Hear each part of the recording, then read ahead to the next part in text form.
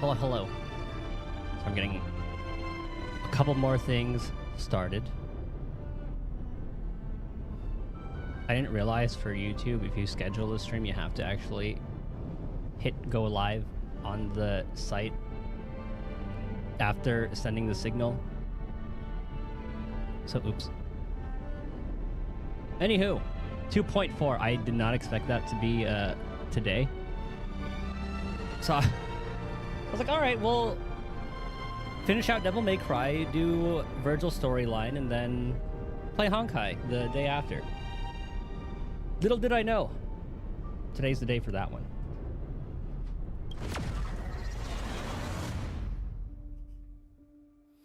And so, we begin.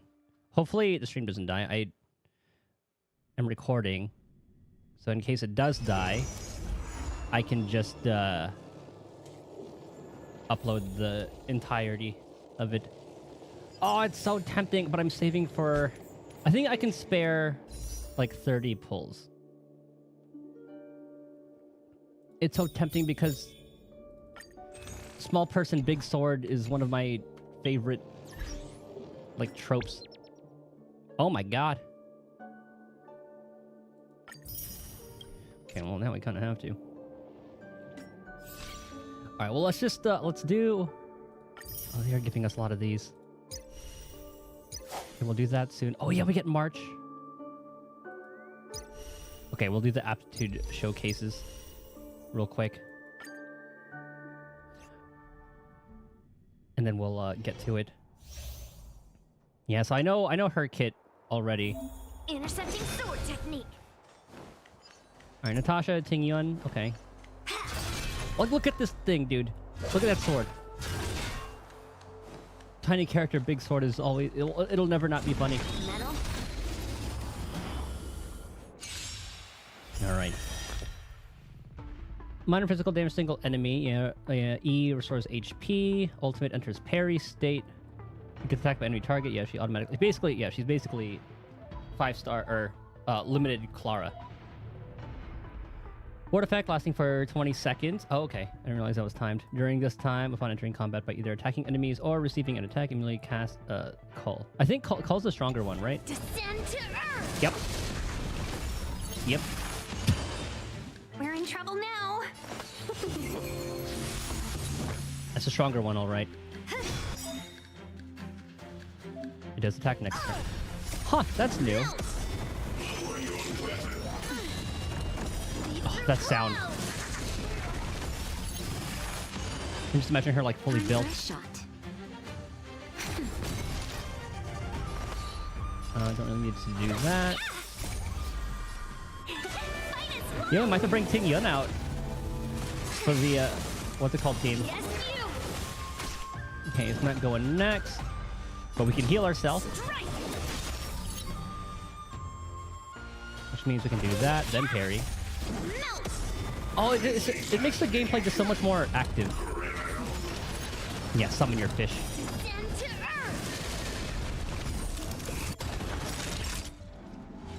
Okay. That's fine. Welcome, customers. Then Ting Yun.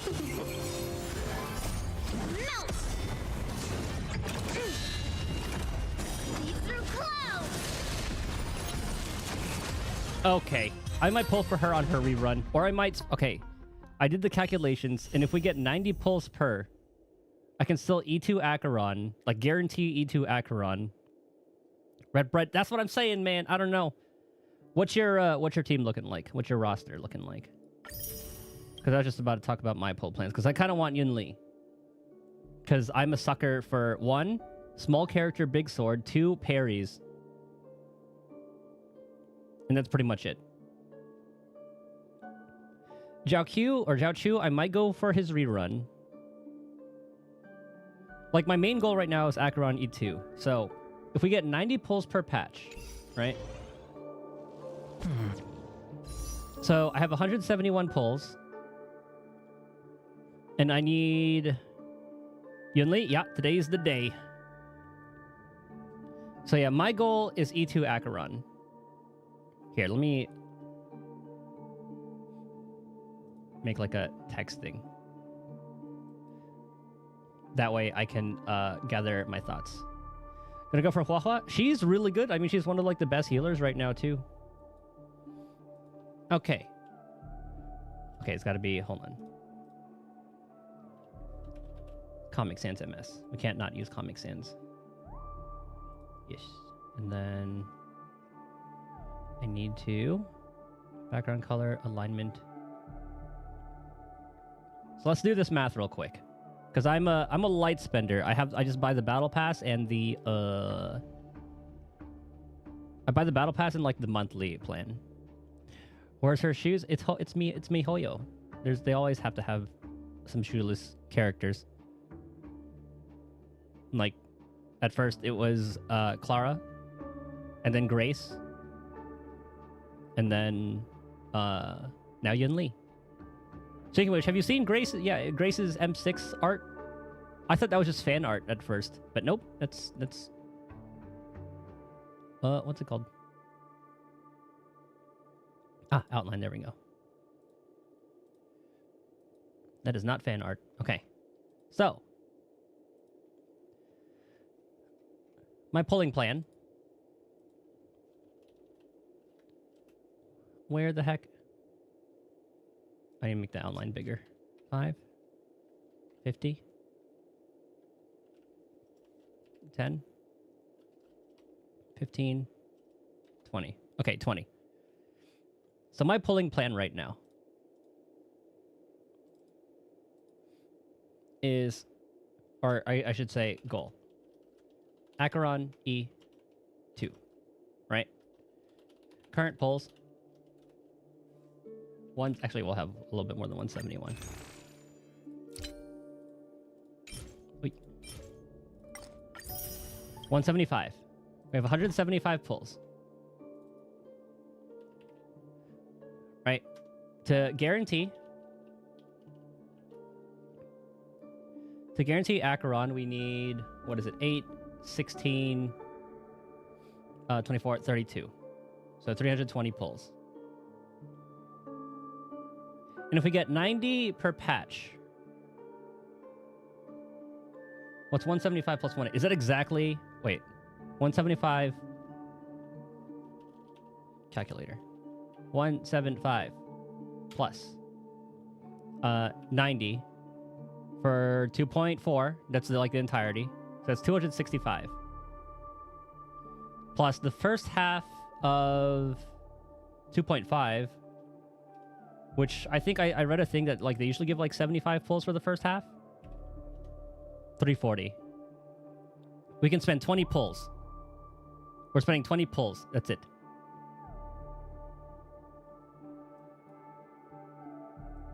And if not, we get her on the rerun.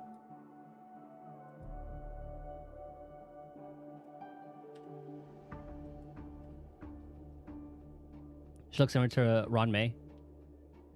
I can kind of see. I don't know if you follow like a lot of like VTubers, but she looks like Crony. She has like the hair vents, blue hair. Eyes are different though. Okay, just 20, just 20. We're not gonna get her. I'll be very surprised if we do. Yeah, nothing there. Just 20, and then that's it.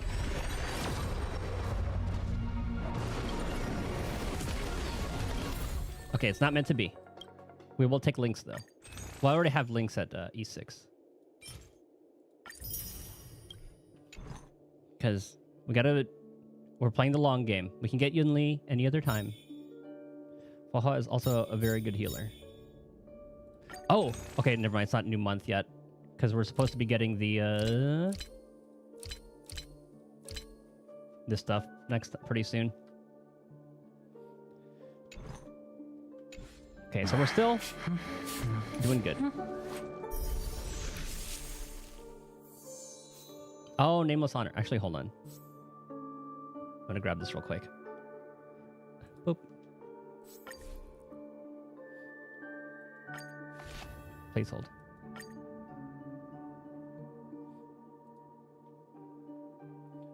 Where's my wallet? I actually only get this and like the monthly.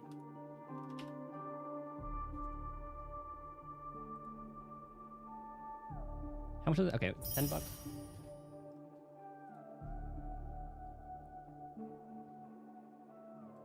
Oh, look at that. Okay, hold on.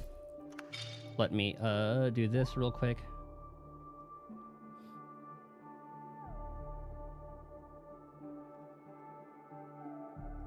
Okay. We are good. All right, let's continue on with the... Uh-oh. When Honkai dropped ratio for free. I was very surprised about that one.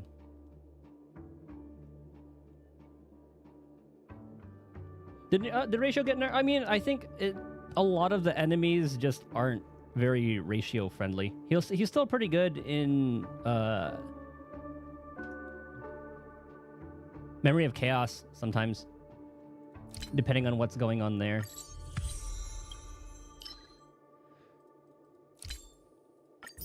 Yeah, I'll just grab that. Wait, do I not have links at E6? Oh, I didn't. Oh, okay, well, good. Boost max HP. Everyone needs some time alone. Okay, you know what? That's all part of the plan. I just wanted to links E6. Do I recommend rolling for Hua Hua? It depends on your account. If you really need a healer, she's a very good healer. Like, she's one of the top tier healers. Like, if I looked at Pridewin, Honkai Star Rail. If you look at the tier list for that, yeah, she's in like the upper echelon of healers or sustains. Hui Hui, Gallagher, Fushwin. And I guess they don't have Clara up here quite yet. Or not Clara, sorry. I'm gonna say Clara, like next Clara 2. But I think she will be... I think Yun Li will be around here. She might be tier 1, tier 0.5.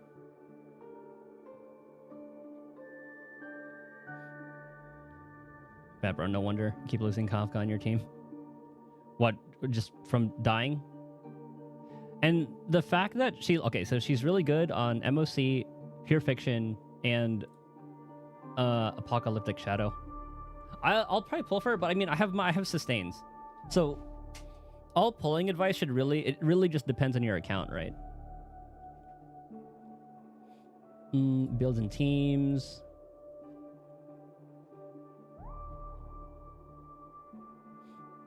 Actually, yeah, she's pretty much good on any team. So here, like, she's a Super Break team, follow-up team, dot team, Dan Hung Hyper Carry, Erudition team.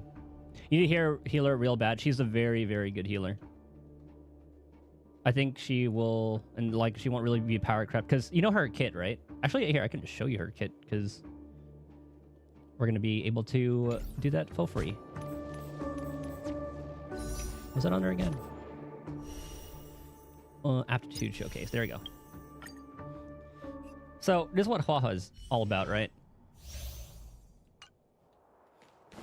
So she does like a heal over time.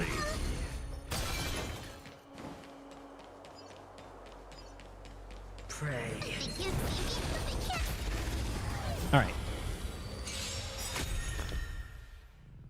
So yeah, basic attack, yeah, it's like everything else. So her skill, right? It dispels the debuff and restores HP's head ally, and it's like a little blast heal, so you can heal 3 characters. And every time you heal, it's not just like a one-time thing. It's kind of like you get like not charges. I don't really. How would you explain that? You get like 3 turns or something, 2 or 3 turns where they continuously get healed and their debuffs cleansed, and their ultimate regens energy. It increases their attack, so it's like really good for like carries who, well, basically a lot of them like rely on attack anyway. Yeah, talent. Divine Provision. After using her skill, if Hua Hua possesses Divine Provision, when an ally's turn starts or when an ally uses ultimate, restores the ally's HP. At the same time, every ally with low HP receives healing once. When Divine Provision is triggered to heal on an ally, it also dispels a debuff on that ally. You have to update. Yeah, it took a little bit of time. So, for instance, so let's restore energy. Fiends or devil, I'll crush them all. The redemption. Judgment is here. It's like, oh, is that Forward. debuff? It doesn't matter. Thanks for the support. So they're like the charges. Enemy data secure. Net markers activated. Time for a good old counterattack. And even when you ult, Rules are made to be broken. it should still dispel that debuff. Yeah, like right there, dispel the debuff. Ready for another? Really SP friendly as well. So you see, we get debuffed again. Turn goes. Doesn't matter.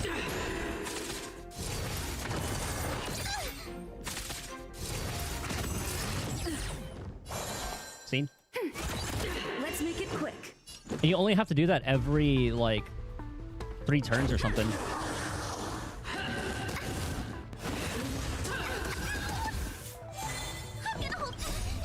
Fiends or devil, I'll crush them all. If I didn't have, Thanks for the support. Enemy data secure. Net markers activated. Time What's for a his good name? old counterattack. if I didn't have Aventurine or Fush Wind, I'd probably roll for Huahua just because how Ready for another? good This is she our is. And chance. debuffs are really, really good to... Or like cleansing is really, really good. We got choosing Stell. Okay, this is the majestic knee slot. Really?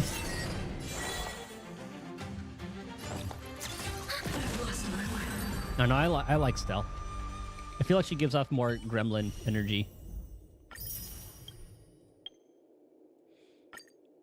Yeah, Hanya, we know, it's just a little bit of a skill point generator. I love her design. Yield.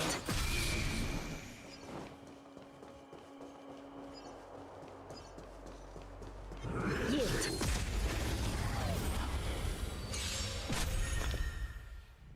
Yeah, we know her kit. The smell of sin. Recount. By the will of the Ten Lords' decree, hereby ordained. The truth of life is sanctuary is but a vision. Break! This is our chance.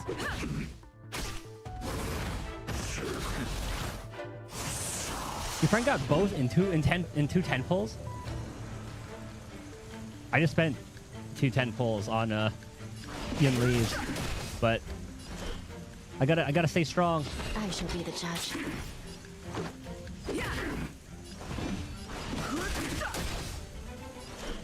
Need that Acheron.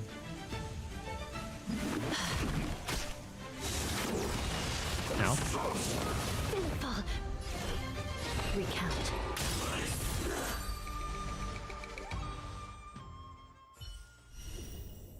I'll definitely go for the reruns, the one Yun Lee, just for the character. Because I don't really need an attack or anything right now.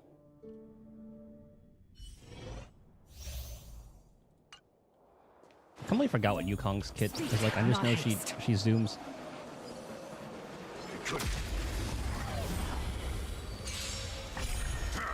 I do want to pull for Kafka too, just because it's Kafka. never dies. Oh, right. She has like those little buffed arrows. Too late to repent. This is our chance. The truth of life and death. With the sanctuary is but a vision. Break! Just a Oh, scratch. I did that too slow. Rules are made to be broken.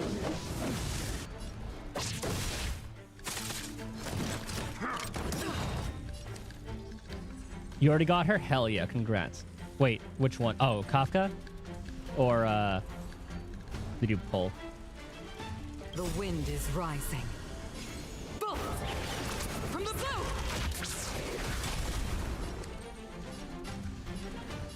To the clouds! Too late to repent. Now, do you have Black Swan as well? This is our chance. Fighting is meaningless. I can just take this one out. Oh, you got... Did you pull Let's her make it quick. on her rerun or the first Have one? no interest in coming. Either way, like, she's a really good character. Not going to be power crept or anything anytime soon. Especially if you have a Black Swan with her.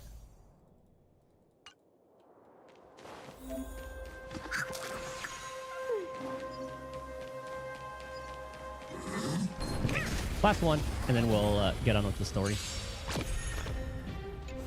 Yeah, we've used You're in Lynx trouble now. for a very long time. We know what she's all about. Gotta stop the bleeding. Here, try this. Much better. A little bit of heal over time. Are made to be broken. Might as well get rid of the other two while we're at it. Customers? Yeah. 1,000 wonders to minus one. Commencing research. Might as well use that, get rid of the debuff. Much better. Yeah. Oh, I probably should have E'd. Paid for that. Now, Rules are made to be broken. should have E'd just for that, like, extra bit of energy regen.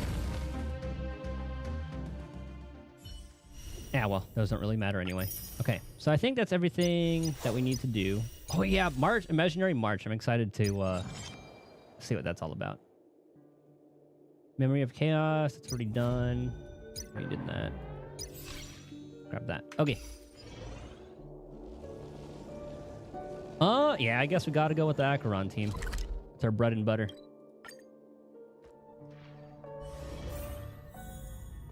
You have an interstellar message. Please check it promptly. Topaz. Hey, we meet again. Oh, I'm getting so bored here that I've started practicing mental math to pass the time. Oh, since you're here, why don't you test me? Make it a hard one. Like, since playing Zenless Zone Zero, I'm trying to see if I can hear Anby at all when I listen to Topaz, but 71,642. is that actually right? I didn't even see what I These are clicked. so easy. You really are gentle with people, aren't you? Come on, one more. And make it challenging.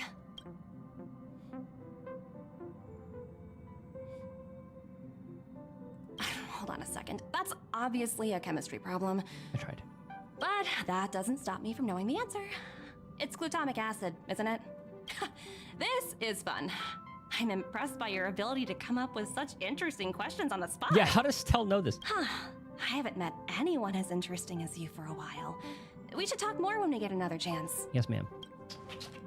Oh, I was hoping we would get something from that. I just bumped into Himiko. We got chatting and well, I never knew she was such an expert. Oh, nothing too interesting. Spaceflight technology. Have they been on the ship before? I know I was Topaz worried that has. the principles of the star skiff would be hard for Himiko to comprehend. I never imagined she'd grasp it so easily. I'm afraid I haven't had much exposure to technical I don't remember if I've fields. heard this dialogue before. Perhaps she has a better theoretical understanding than myself.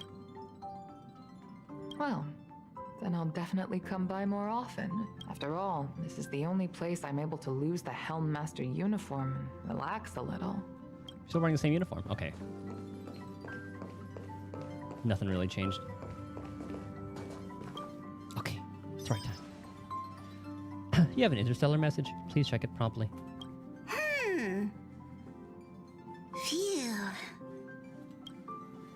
What's that, Pom Pom?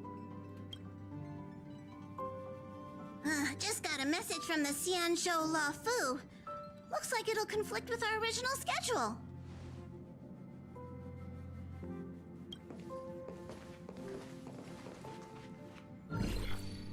It's been a while, my friends on the Astral The Express. general.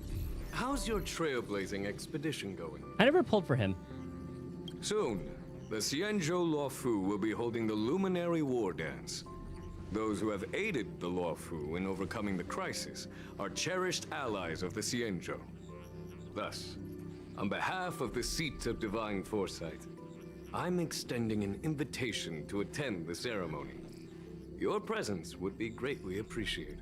I do like him as a character, though. Well, things aren't getting lively.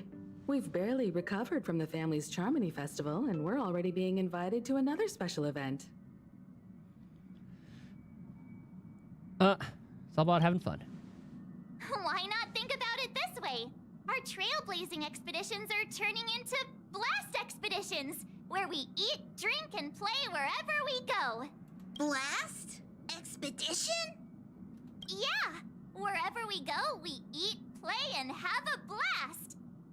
So we should leave March behind to take care of the Express? Hey! That's not what I meant! I'm all for some fun! I just hope there won't be any surprise party crashers, like Friday or Saturday. You mean Sparkle and Sunday? Or, yeah. The Xianzhou Luofu has recently overcome a crisis. By holding the war dance, they're demonstrating to everyone that they've returned to a state of peace and safety. But that's what everyone said before we went to Penacony. You'll be totally safe under the family's protection. No need to worry. The war dance is not like the Charmony Festival with all its hidden secrets. It's just a festival to honor the Rainbow Arbiter and the Cloud Knights, who fought against the abominations of abundance and protected the Xianzhou ships.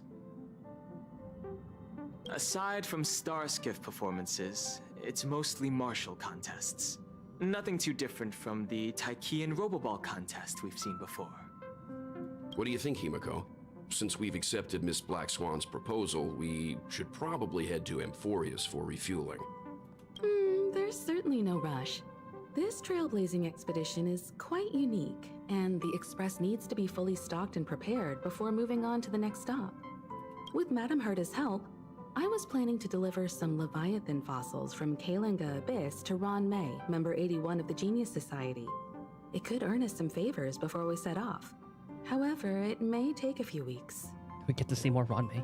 Aw, so that means we're not going to the Luofu. Being an adult means maintaining relationships, whether we like it or not, March. Since we've been invited, it's only right for the Astral Express to attend the ceremony. So here's the plan. Pom Pom will take everyone to the Xianzhou Luofu. Mr. Yang and I will meet up with Ron May and fulfill our promise. Okay, we won't see her. Meanwhile, you, March, and Don Hung will represent the Express and attend the war dance.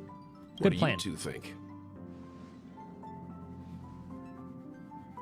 Sounds great. I don't hear any objections. Now that everyone's on board with the plan, it's time to warp to the Xianzhou Luofu. Discuss a travel plan with the other Express members. Okay, so let's not talk to them yet. Kalinga Abyss. What does she expect to find there? Current research on the Leviathan merely proves how little we know about such life forms. I don't know what that is in this universe. That's why geniuses are interested in that field. Science is all about uncovering the unknown. The conversation between the two adults brims with complex jargon from... Oh. Have a safe trip. Don't miss us too much. If I stumble upon some cool Leviathan fossils, I'll bring a few back as souvenirs for you.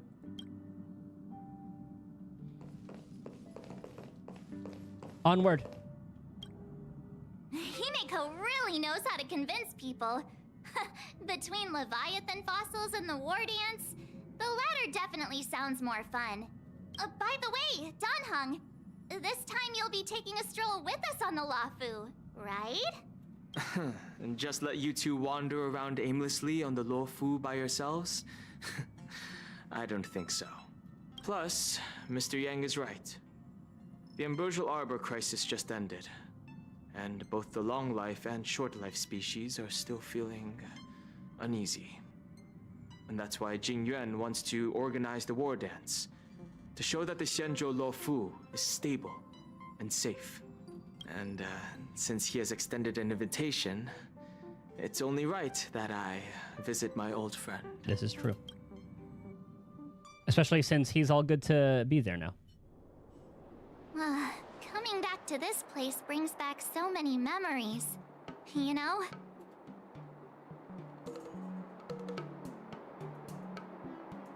Here's something for all of you. Poem by March 7th. Hey, I'm not actually gonna recite a poem. I was just thinking about all the twists and turns we went through when we first arrived on the Cienjo. This time, we're not being forced or enticed or chasing after wanted criminals. And we didn't have to sneak in through the cargo dock. This trip has been incredibly smooth. Quite unusual, I must say. It is nice to start off like this. Don't jinx us. I'm just hoping for the best. You're the one jinxing us. You. The one who stopped me from getting Acheron E1. I lost the 50-50 twice on the first rerun, or like the first time Acheron came out. I got Japard, guaranteed Acheron, and then lost to Yanqing. I saw the Skyfaring Commission's notice that the Express is docked on the Xianzhou. Are you guys on the Lawful already? He's got the Starskip Haven.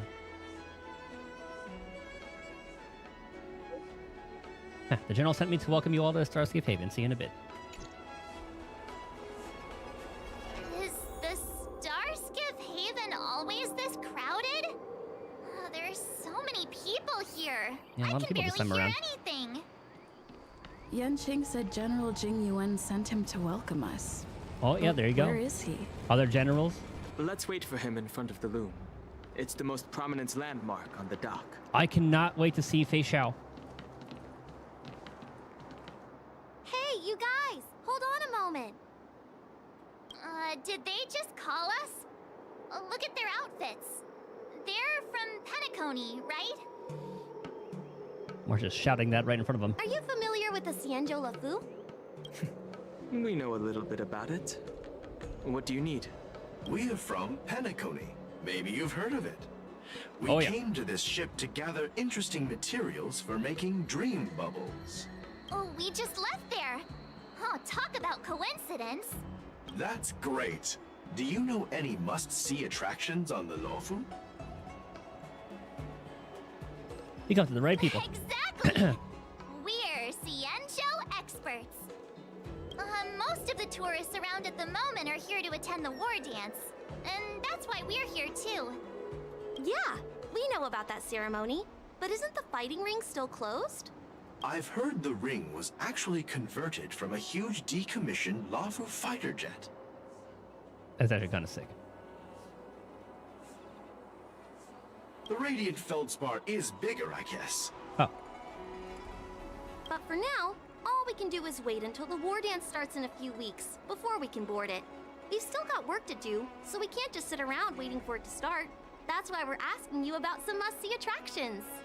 We're looking for unique experiences that you won't find on Penacony. Our clients love these kinds of dream bubbles the most. You're the expert here.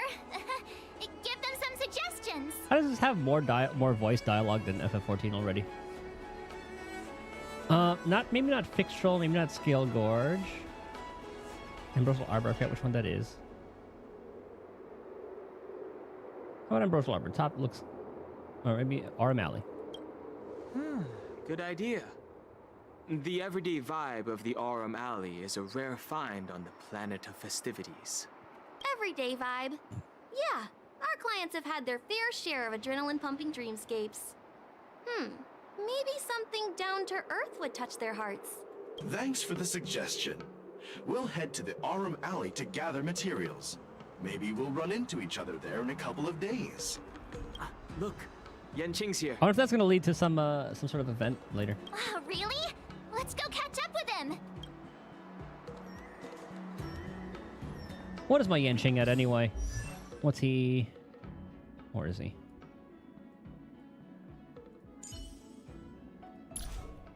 I have him at fucking E2.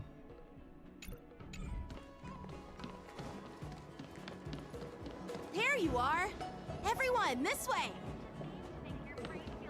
Oh, she knows ratio. What are you all about? This is Jianzhou Laofu. Ah, what an eye-opener. Hello. Only been here for a short while. May I know your name? I'm blank. You're my junior sorcerer. Master told me about you. Eh? Oh, what are my manners? I'm sorry. I was just a bit too carried away. I'm Cleo, a scholar of the Intelligentsia Guild, under the tutelage of Master Todd Jordan. Master has written to me many times, urging me to come to the Xianzhou ship, and he told me that he had found a junior sorcerer for me. Just when I was wondering about what my new peer would be like, you appeared before my eyes. Oddly enough, I lost contact with Master Todd shortly after I received this. Oh, I remember Todd. Yeah. So I came to the Xianzhou ship looking for him, but to no avail. Have you met with the Master lately? We'll be honest. Well, let's find a more private place to talk about immortality. Ever since Master came to the Xianzhou ship, he had been pushing to resume the subject, despite the opposition from other scholars. At that time, I was still inexperienced. I was still an inexperienced scholar and didn't quite understand his decision. After all, the guild had tried many times, but to no avail. We had only meager funds and scholars for the subject. I was convinced that the subject was impossible. I didn't expect Master to... In the end, he glimpsed the secrets of truth, even though it cost him dearly. Perhaps he eventually entered the threshold of erudition. To be honest, his fate is enviable to me. Will a mediocrity like me ever achieve anything like he did? Maybe I won't even have a chance to approach the threshold of erudition in my life. I still remember how he urged me to come here in his last letter. Why, or who would have thought that by the time I arrived, I'm sorry, but I'm not in the mood for pleasantries right now. If there's nothing important to discuss, please leave me alone for a while. We're gonna continue. Okay. If we're still here, I guess, we would have become peers by now. Well, I'm nowhere near as erudite as Master. I'm an authorized scholar in any case. If you have any questions, feel free to discuss them with me. As for Master's subject, forget it. I need to calm down. Perhaps I'll figure something later. Forgot about that part. I do kind of want to talk to everybody here real quick. My friend, that starship you've got there, it's gorgeous. How about it? Fancy a new crew member? And you are? You'll be shivering in your boots when I announce my accolades. Sitting before you is S-rank Starskiff pilot, A-rank damage assessment expert, B-rank ship mechanic, S-rank chef, C-rank IPC sales associate, and A-rank Jade Abacus fixer, Shu Xia. I have to ask the conductor about this. Yeah, we do welcome anybody. Passenger, have you got nothing around here that I can do? Forget it then. I'm not interested in this starship of yours any longer. What? I won't suppose then. Come to think of it, I'm not in a rush to leave right now anyway. What are you doing now? I'm taking a break and waiting for a chance for a voyage while I'm at it. Xianzhou prohibits long-life species from dwelling beyond the ship. Something about ecological disasters. I'm not too sure either, so if you want to embark on a voyage, you need to find interstellar work. To reach that goal, I took plenty of professional qualification certs. The vocations I just mentioned were some of many. I'll give you this, something I found while traveling outside. Though, you must have seen plenty of these. Stellar Jade. Before the next voyage, I'll be hanging around on the Xianzhou. You're welcome to chat anytime you want. Alright then, don't forget to drop my name if you find any interstellar work suitable for me. Did the arbor grow? Where is it? Now. Hey everyone, it's been a while. Well, it doesn't feel like it's been that long since we last saw you. But, Yanqing, are you... What's up, Miss March? They say kids grow up really fast. Yanqing, are you a little bit taller than before? Looks the same to me. We've only been away for a few months. Is that what the time frame has been?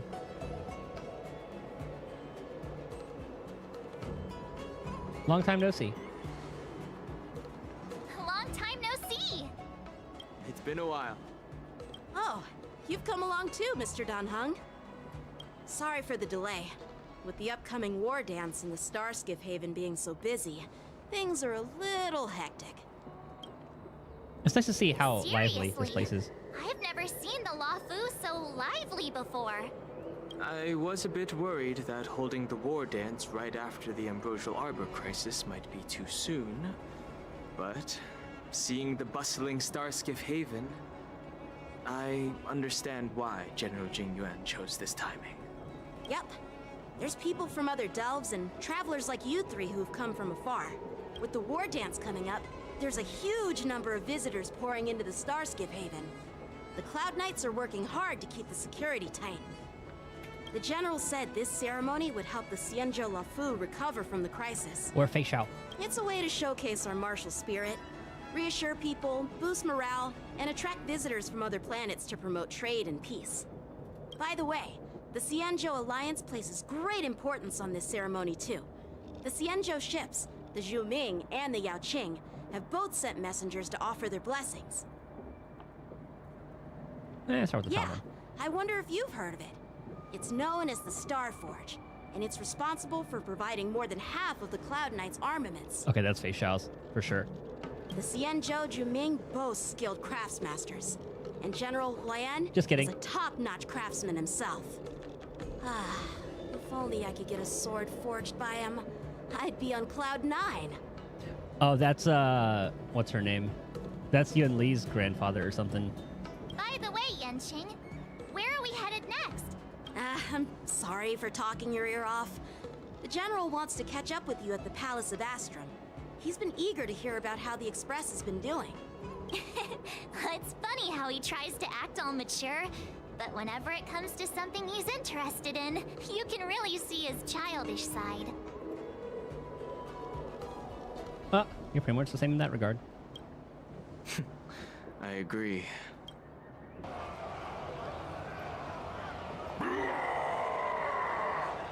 All units, assemble quickly! Get ready to protect the crowd! I just mentioned security, and now all of a sudden something's gone wrong. Excuse me, I need to go check out the situation. Is this going to be Yun Li's intro? You're just a Jinx's March. Hey, what's that supposed to mean? We'll go with you.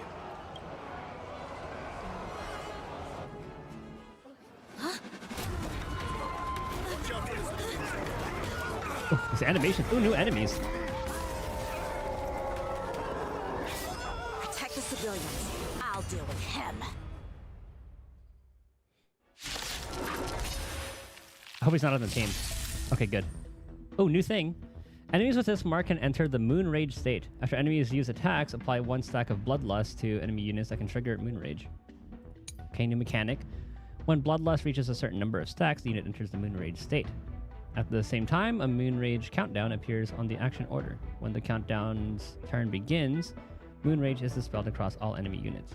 Is that just buff attack or whatever? Orison? Why are there boars in here?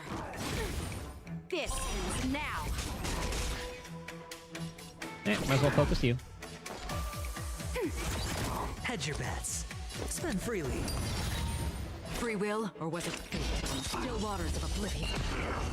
I weep for the Those are kind of beefy. Okay, never mind. It shall fall.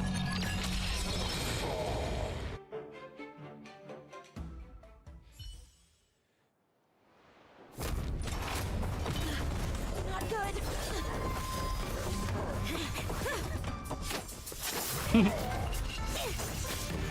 God damn.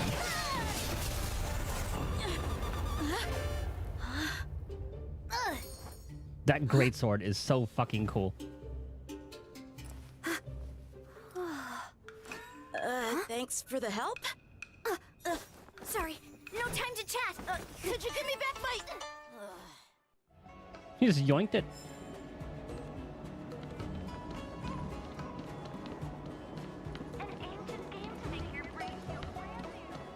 Wait!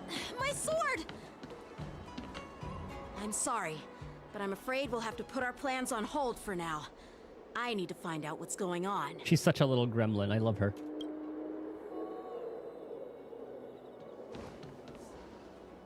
While we appreciate your rescue, my Xianzhou friends, don't you think it's a bit too much to detain us and our cargo?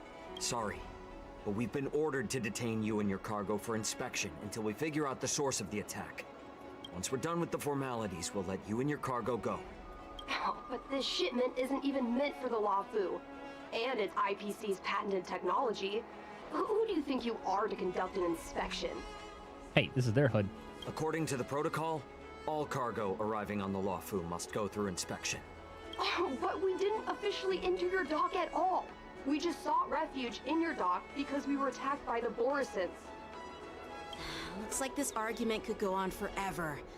Let's not get involved in a heated dispute that won't lead to a resolution.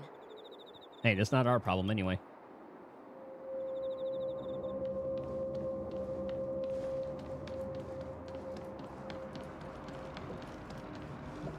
Who's in charge here? I need some answers. It's my fault. We let our guard down for a moment. I take full responsibility. With the war dance approaching, safety should be a top priority. Now, tell me, how did Borisin prisoners end up in Starskiff Haven? According to the protocol, Borisin prisoners should be held on a starskiff and taken directly to the shackling prison under strict supervision without ever touching the ground. Who allowed a prisoner transport ship to dock at the passenger terminal? Oh, is there a rat here? Hope they kind of explain more about who the Borisin are. Please don't blame this captain. This incident involves the Zhu Ming's diplomatic vessel. Oh yeah, he has different armor. Who are you? I'm Liu Jun, an officer of the Patrol Defense Squad. Thank you for your help, Lieutenant Yanqing. The situation unfolded rapidly, and it shouldn't be held against the captain. Here's what happened. An IPC transport ship was attacked by the Borisin just before arriving, and the Zhu Ming's diplomatic vessel came to the rescue. They fought off the Borisin pirates and imprisoned them on their ship.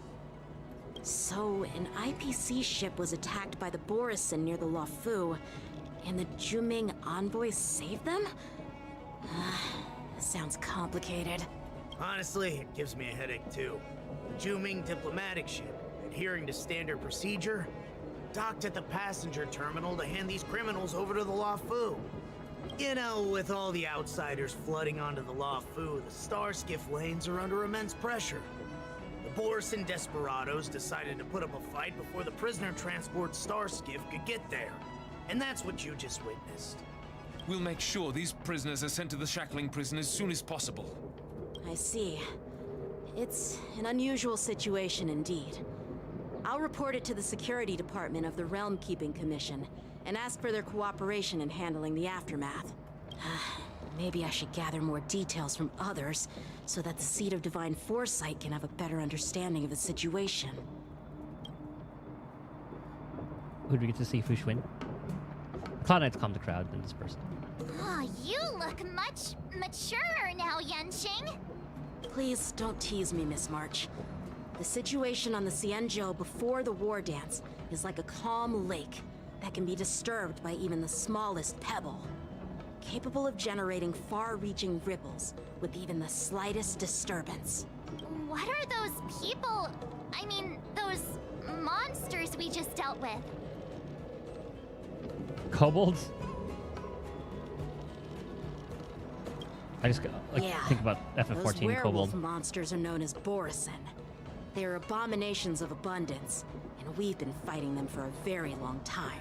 There you go. The Borisin have been a powerful force for a long time, plundering and enslaving many worlds.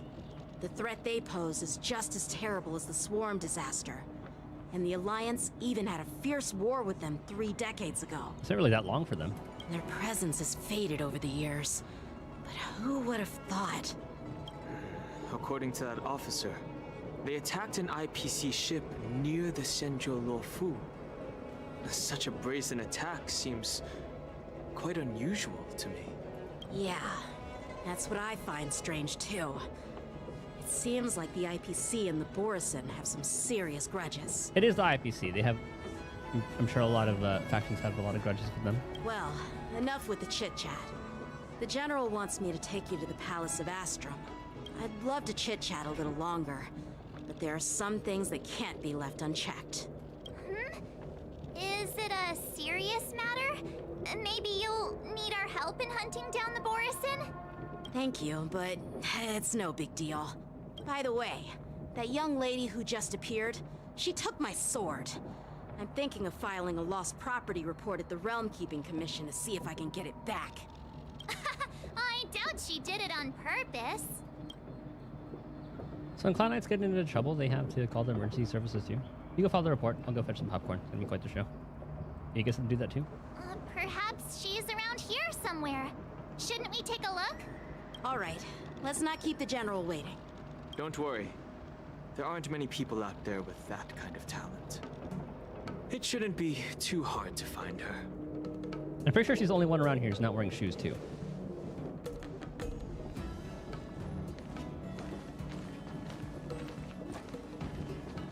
Yeah, you don't look sketchy at all. Sure are a lot of troublemakers around.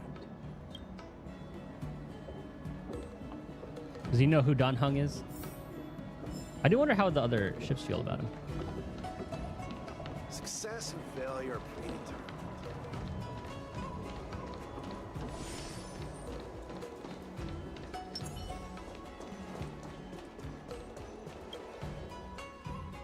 Let's see the old general. It's been a long journey, Elder Hwayan.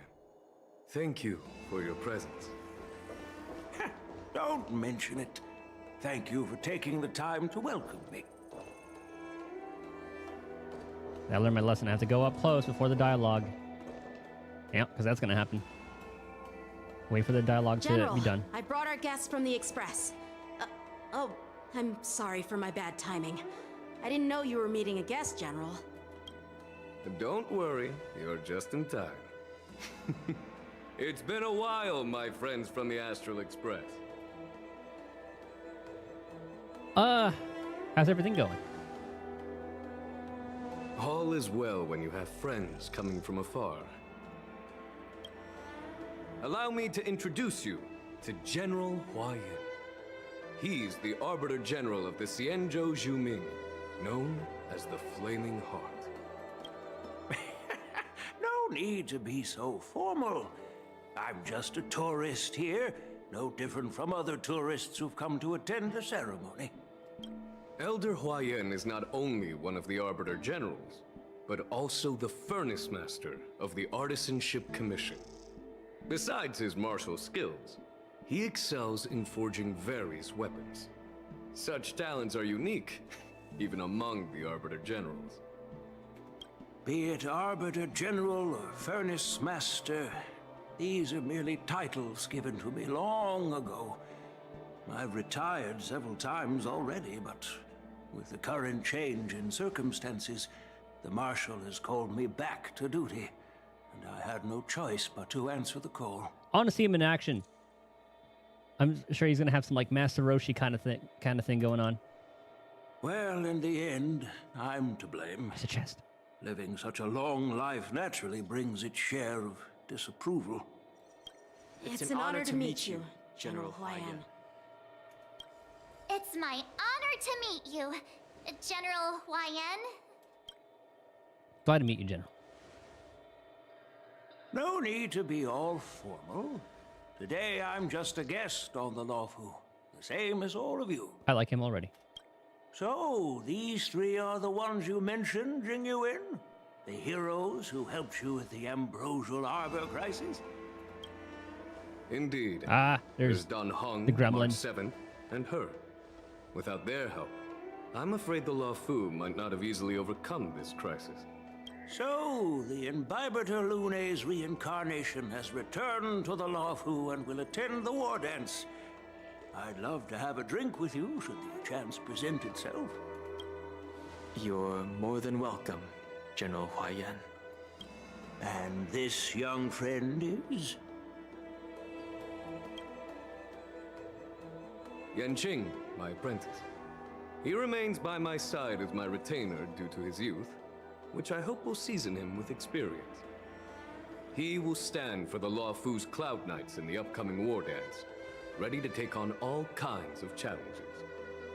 Great, great! It's a real treat to see so many talented young people around here today. Oh, I almost forgot. This is my apprentice, Yoon Lee. I thought that was his granddaughter. Never mind. It's you! Oh, it's you. Hello. Oh, you two already know each other? Guess we don't need any introductions then. What a coincidence! I was afraid I'd have trouble finding this girl. Oh? Now you've piqued my curiosity. Tell me, how did you two become acquainted? She stole his kill. That's how. Get well if I need a sustain. Plus, she's really good at mini teams. Calls me using dot teams.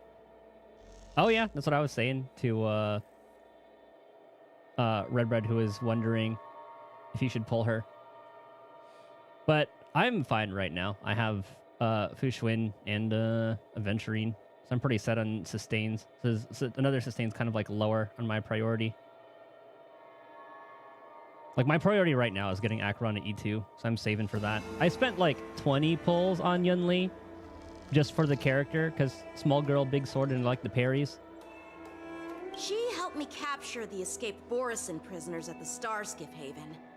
Allow me to express my gratitude for you. But when you left, you took my flying sword with you. Your flying sword?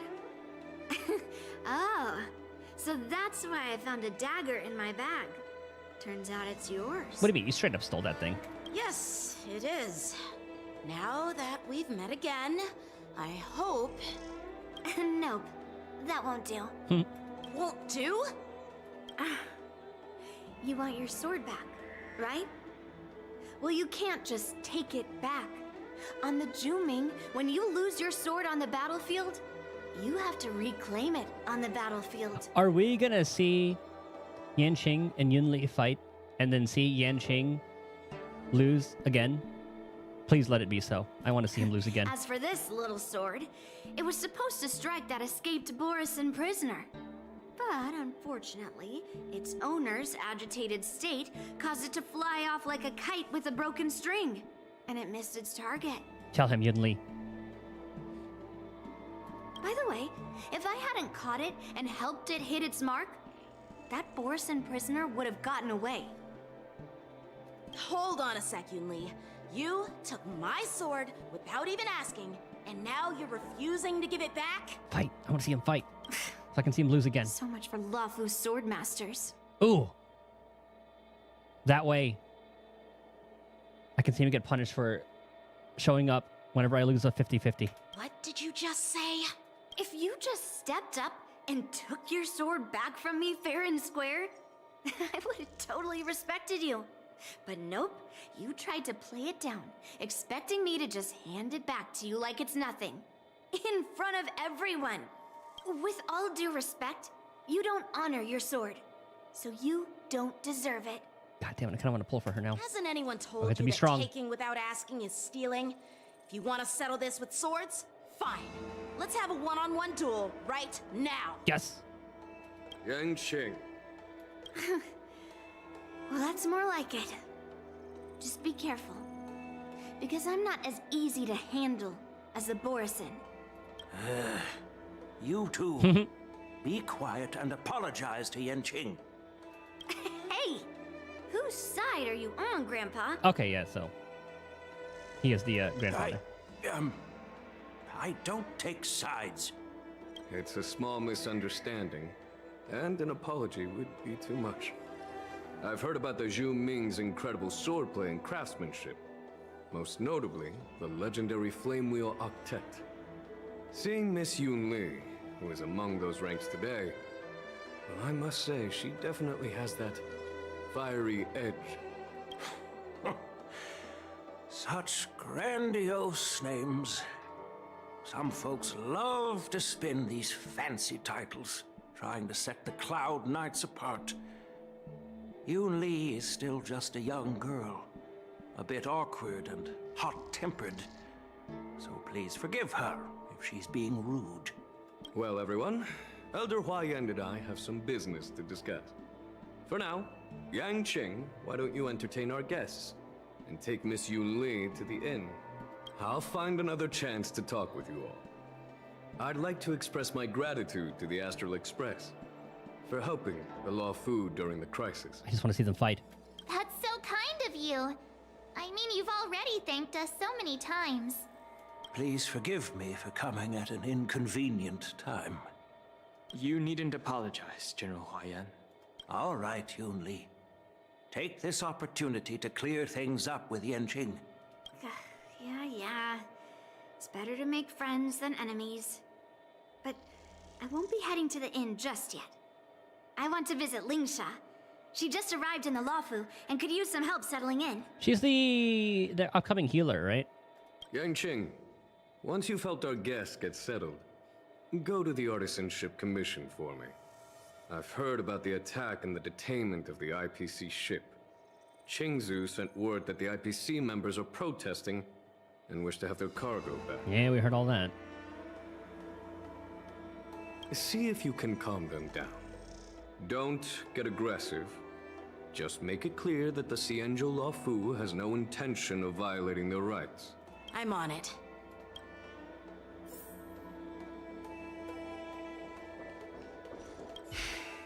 I'm sorry for Yanqing's rudeness. Not at all.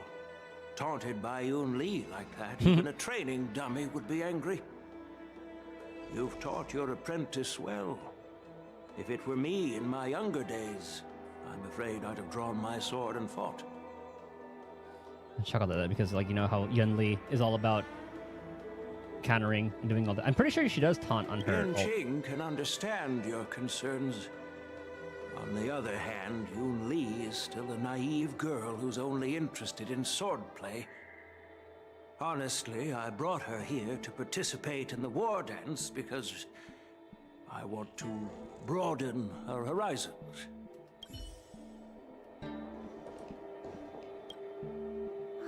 This trip is totally worth it. Compared to the Juming, the Luofu is so much livelier.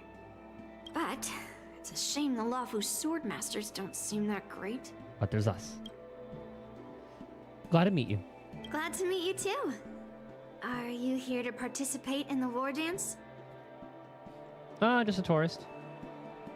Can outsiders participate? Of course. To honor martial arts, the Cloud Knight's ring is always open to outsiders. If you can defeat the ringmaster selected by the Xianzhou, you'll not only win rewards and prizes, but also be making a name for yourself. Stellar Jade. Sounds tempting, doesn't it? Stellar Jade. That's how outsiders refer to my peers in the Juming Cloud Knights and the Artisanship Commission.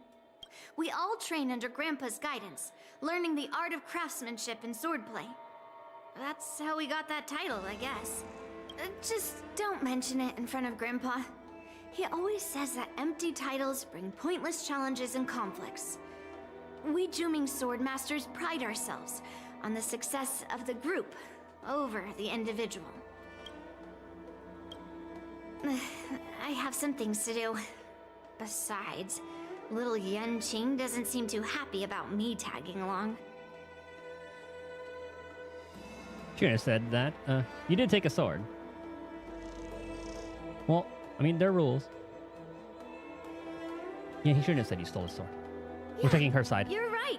I took it with my skills. So I guess you can say I'm a robber or something. How dare he imply I'm a thief? Totally different. Besides, the sword seems scared of its own master. I'd like to ask him, you claim to cherish your sword as your life, yet you don't even recognize the state it's in right now? I didn't intend to keep his sword. I was planning to take this chance to return it to him.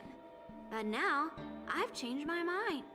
I'll give that poor flying sword some proper maintenance. I won't consider returning the sword unless he learns how to say please, hello, thank you, and sorry. So he can forget about it for now. You scratch your head, feeling a tingling sensation on your scalp as at the thought of the impending troubles Yanqing will face. While you're distracted, the young girl has already wandered off on her own, her whereabouts unknown.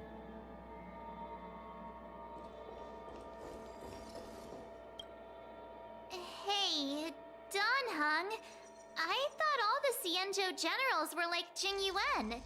But that General Huayan, he looks so thin and scraggy. As if even a light breeze would knock him over. Is that old man really an Arbiter, General? Yeah, she has not seen Dragon Ball Z. Or Dragon Ball, for that matter. Well, each Xianzhou ship has its own division and specialty within the Alliance. Not all of the Arbiter Generals are good at leading the charge. You heard what Jing Yuan said, right? General Hua Yan was once the head of all the skilled craftsmen on the Zhu-Ming.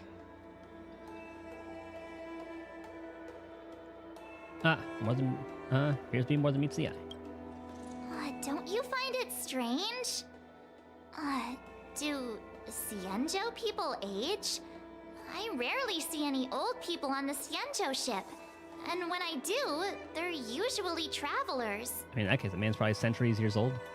But General Hua Yan looks like an ordinary old grandpa. Is he really a Xianzhou general? Good question. He's right there.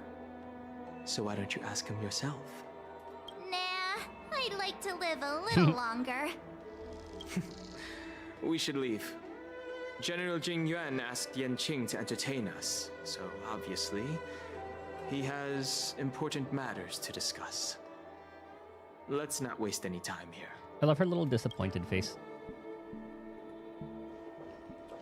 Disappointed, apprehensive. This is the or no, report term would be. Qingzu just sent me. Let me take a look. Looks like the general has given me a tough challenge. He wants me to try and help put the IPC's mind at ease. Yeah, we heard that. Is this some kind of a test? Well, it's not exactly a test. As Cloud Knight officers, we not only learn the art of war and martial arts, but also occasionally have to handle diplomatic disputes. I wonder how many people lost the 50-50. Like the 50-50 on Yun Li's banner to Yanqing. It's just, you know, talking things out isn't as straightforward as duking it out with weapons on the battlefield. This is especially true when you're up against the IPC, with their non-stop corporate babble. We need Topaz. Well, let's not worry about that for now. Shall I take you to the inn? Let's go. After watching Yanqing and the others leave. It is the Luofu's honor to have you in attendance at the war dance.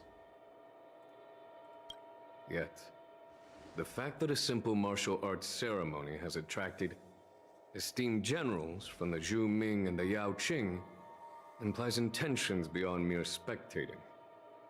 Might there be any specific instructions from the marshal? You're overthinking it, Jing Yuan. As I said, I'm here to broaden my granddaughter's horizons. I have no ulterior motives. However, I have no clue what the Yao Qing Arbiter General has in mind. That has to. I think that one's Fei Shao. Do you remember when you accepted this position? I told you that an Arbiter General's battlefield goes beyond the physical one. You'll need to lead and manage everything on the Xianzhou. The title of Arbiter General holds a weight far greater than its literal meaning. So many years have passed, and you've done well. However, longevity for the Xianzhou people can be a curse. Living too long means that every mistake you made will lurk in the shadows. And one day, they'll eventually catch up to you. He's speaking from experience. The Marshal knows everything that has happened on the Luofu. As for the Merlin's Claw of the Yao Qing, she has come specifically for you. Speaking of which, why hasn't she arrived yet? They say the Merlin's Claw strikes like lightning. Being late isn't her style. That's not true, General Hua Yan. She's been here a while, but I'm sure you've heard of her unbridled nature. Ah, there's Zhao Chu. As soon as she disembarked from the star skiff, she mentioned having something to attend to and simply disappeared. You must be the messengers from the Xianzhou Yao Qing, I assume. Ah, so that's who they were a part of. We are Jiao Cho and Moza, retainers of the Merlin's Claw. It's an honor to meet you in person, Arbiter Generals. Now this is interesting. A guest who doesn't come to visit but sends a message instead. What does she mean? Tell me, what could be more important to her than coming here? Master heard about a spectacular view in Scale Gorge Waterscape. I believe she went there to enjoy it. The dragon? A spectacular view? Ha! Did you hear that, Jingyuan? This person is being sarcastic. Please do not misunderstand me, General Huaiyan. I was simply stating the truth. Master thought it would be inappropriate to keep you waiting, so she sent us here. Once she's finished with admiring the scenery, she'll personally come and apologize to the both of you. I'll probably pull Zhao Shu on during his rerun. I'll have to see how the numbers are for Acheron teams for E2S1. Drat! I forgot to ask Yun Li to return my sword. I don't think you'll ever get it back. Unacceptable. Every sword is precious to me. If it weren't for the General's interference, I would have taught that shameless girl a lesson in swordplay. I want to see them fight. By the way, I don't know if it's just me, but the General seemed a little reserved. Could it be because of Elder Huaiyan's visit? Reserved? Really? Seemed the same to me. Maybe I'm just overthinking things. No, you're not. When I entered the Palace of Astrum, I realized that the messenger from the Xianzhou Zhu Ming was actually the Arbiter General himself. So, the messenger from the Xianzhou Yao Qing must be the Merlin's Claw herself, I presume. That's right.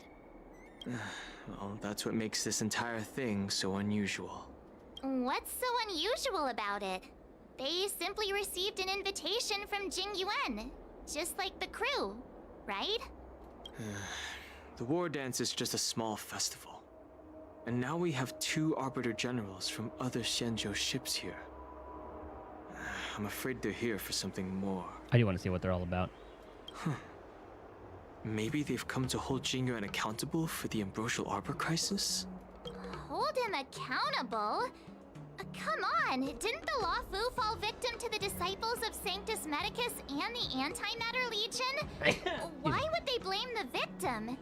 Don Shu's rebellion and Ventilia's scheming are merely one side of the story to the other Arbiter Generals of the Alliance. Only a single piece of incontrovertible evidence remains, creating an endless source of potential complications. The Ambrosial Arbor. Yes. It's undeniable that the plague mark, which was subdued by the Xianzhou Lo Fu, has resurfaced. But was it really a conspiracy instigated by the Antimatter Legion? Or does it indicate a traitorous intent from within the Lo Fu, implicating Jingyuan himself? Once the spark of suspicion is kindled, it proves hard to extinguish. We can vouch. Yeah, we can vouch. The General must have had that in mind when he invited us to attend the war dance. What was I thinking? Seriously, here I was looking forward to a carefree and enjoyable trip. But it seems wherever we go, drama is just around the corner. Disappointed March is the best. Aw, I was so excited. I thought those Arbiter Generals were just here to see the ceremony. I just want to see Fei Xiao. By the way, I heard that an alchemist from the Zhuming diplomatic ship has arrived, and rumors say that she's to be the new Cauldron Master of the Alchemy Commission on the Law Fu. That's Lingsha, I believe. An alchemist from the Zhu Ming serving as the Cauldron Master on the Lo Fu? While it's not unheard of, the timing itself... Thanks to your words, Mr. Dan Heng. Now I finally see the underlying tensions. The General is under tremendous pressure right now, but I was completely oblivious to his troubles. How naive of me. Come on, don't think like that. Leave the adult matters to the adults. Even if you wanted to do something for the General, it's not like you can do anything. Did I say something wrong? Again? Wait. Leave the adult matters to adults, even if you want to do something for the General. It's not like you can do. Here, you'll master Miss conversation. March is right. I don't have the skills to share the General's burdens at the moment. Still, I'll do my best to follow his instructions. Let's go. Once I've taken you to your accommodations, I need to go to the Artisanship Commission to handle the IPC's protest. He looks like he has a lot on his mind. We can't just let him go alone. Why don't we accompany you to the Artisanship Commission? This is too much trouble. While I appreciate your kindness, dealing with the IPC's workers could be tricky. I'm afraid this will cause trouble for the Express. No worries. We're pretty experienced in dealing with the IPC. You've heard of the 10 Stone Hearts? We've dealt with quite a few of them, right?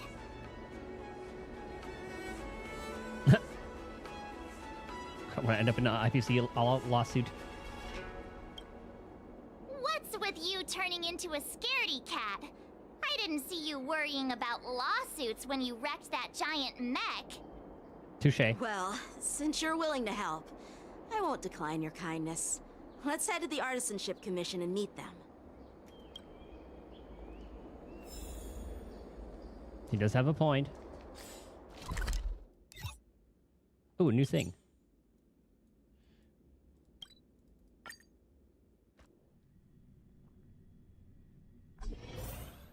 Can I really reason with you Xianzhou people? Uh-oh. I think I get it now. In your words, this is called looting a burning house. Oh, that's right? fucking Scott. But I am trying to reason with you here.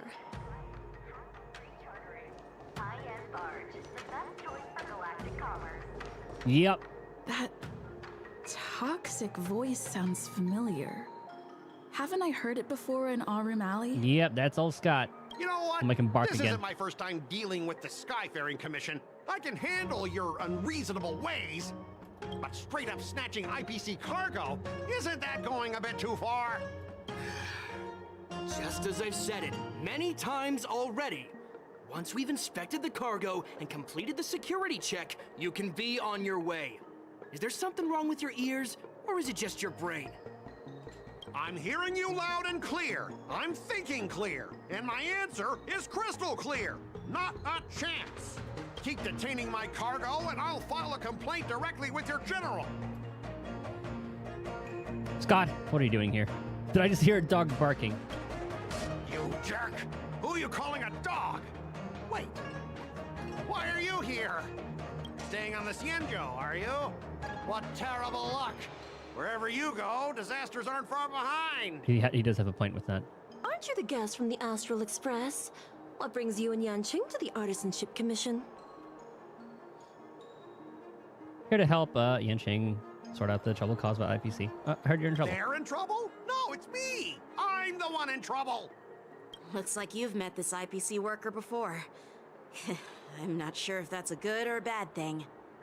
We need Gwyn and Shusheng here. I was Actually, I sent forgot here if to Gwyn deal was a with part the of that. IPC protest, Miss Shikue. What's going on here?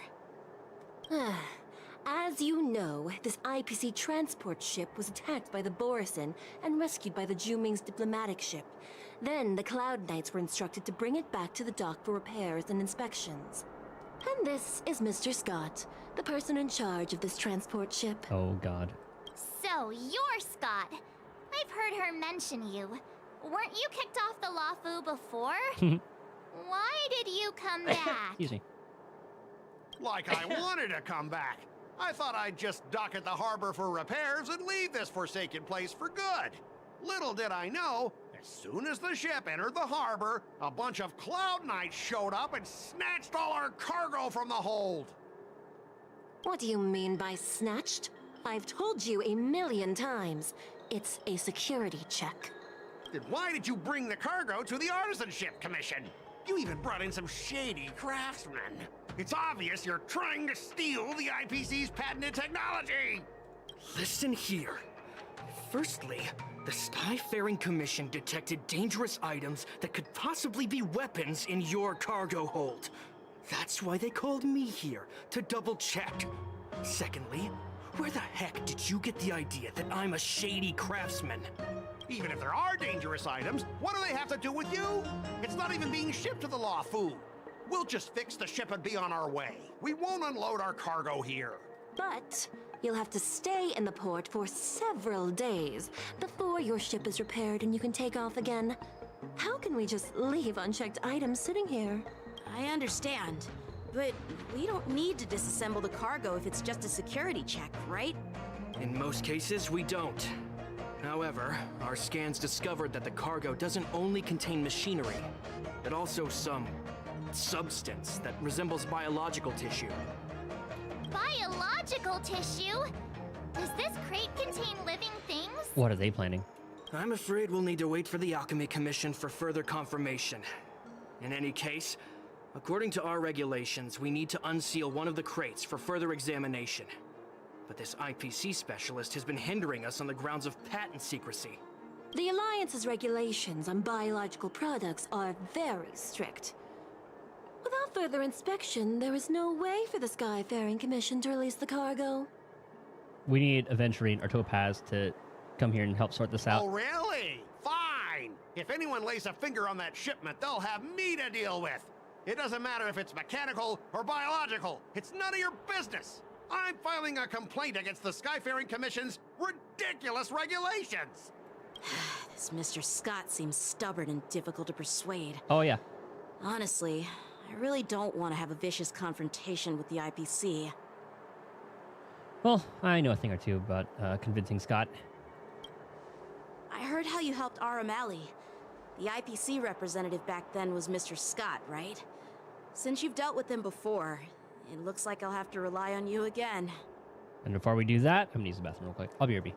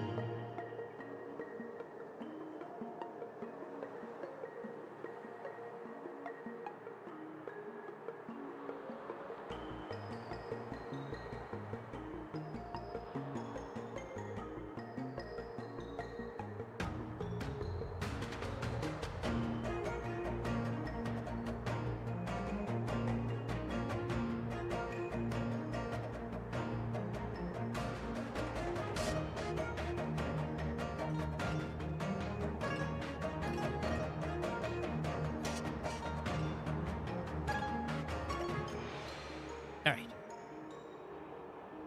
What are you guys whispering about over there? Just hurry up and give us back our cargo. Let the debate begin. Oh, they changed it up? At the end of negotiation, if your morale is higher than or equal, it's considered a success. Otherwise, deemed a failure. Okay, so they expanded on this a little bit. Before it was like some straight up Ace Attorney kind of thing. During the negotiation process, if either party's morale drops to 0, the negotiation immediately ends. Your negotiation choices will lead to different outcomes, which can either increase, or decrease your morale. As you make choices, the negotiation progresses until the number of negotiation rounds drops to 0, at which point it ends. During your negotiation turn, you can use strategies to apply various negotiation techniques. Here, you can view your opponent's information. Okay. As I recall, this guy won't listen to reason and can only be persuaded with intimidation. But he does seem to follow rules to some extent. Let's use that against him.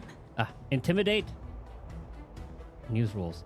Speaking of regulations, we have our own laws and regulations too. According to Article 4 of the Cienjo Alliance IPC Trade Consensus, the Alliance and IPC shall never infringe on each other's intellectual property rights.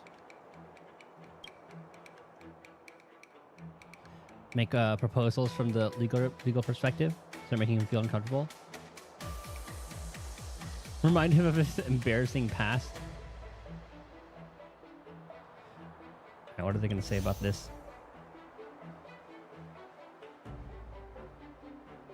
Okay, so how can I spin this against him? The rules. Well, like make proposals from the legal perspective? The Alliance can sign a non-disclosure agreement with you. That way, you won't have to worry about any infringements, right? Did they change the mouth animations in this? They look different. Like, they look more natural. Like We what can they're... sign a mutually acceptable non-disclosure agreement in accordance with the IPC's rules. Well, that makes sense, but how can we trust you to honor the terms? Even if we set aside the secrecy of intellectual property, these prototypes built by the Intelligentsia Guild are incredibly valuable, beyond your wildest imagination. If anything goes wrong, you won't be able to pay for it even with your lives.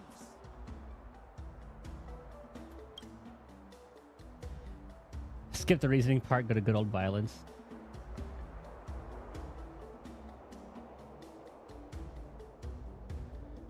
Can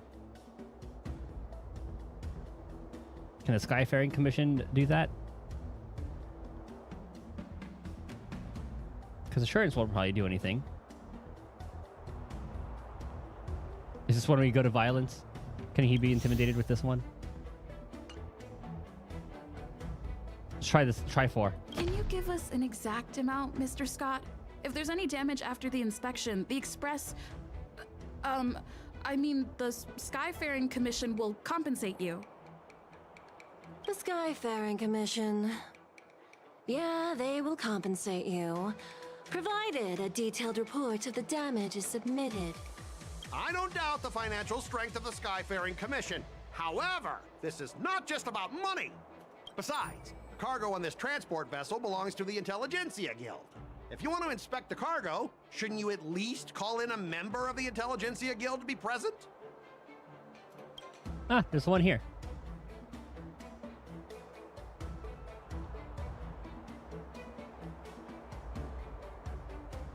Show my extensive connections.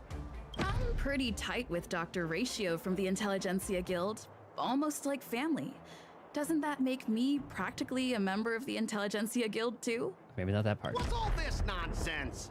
Even if you were married to him, you still couldn't represent the Intelligentsia Guild. We both need to follow the regulations, because that's how the IPC and the Cienjo operate, right? As an IPC worker, I have to abide by its regulations. Yeah, I figured the IPC one would be the right and answer, allow but you to inspect the cargo, it'll spell disaster for me. I wanted to flex with the I needed to flex with the connections.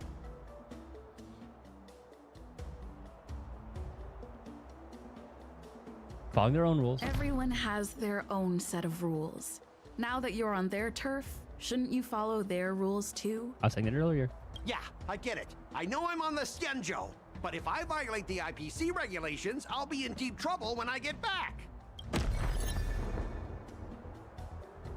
Well, you guys sure know how to argue your case. Fine, I'll allow you to do the security inspection. It's just that, I need some time to sort things out. This is a big deal. Let me talk to headquarters first. I would hope I could see, like, the entirety of that dialogue. So, Mr. Scott, are you just stalling for time and planning to leave the Cienjo as soon as your ship is repaired? To avoid the Skyfaring Commission's inspection?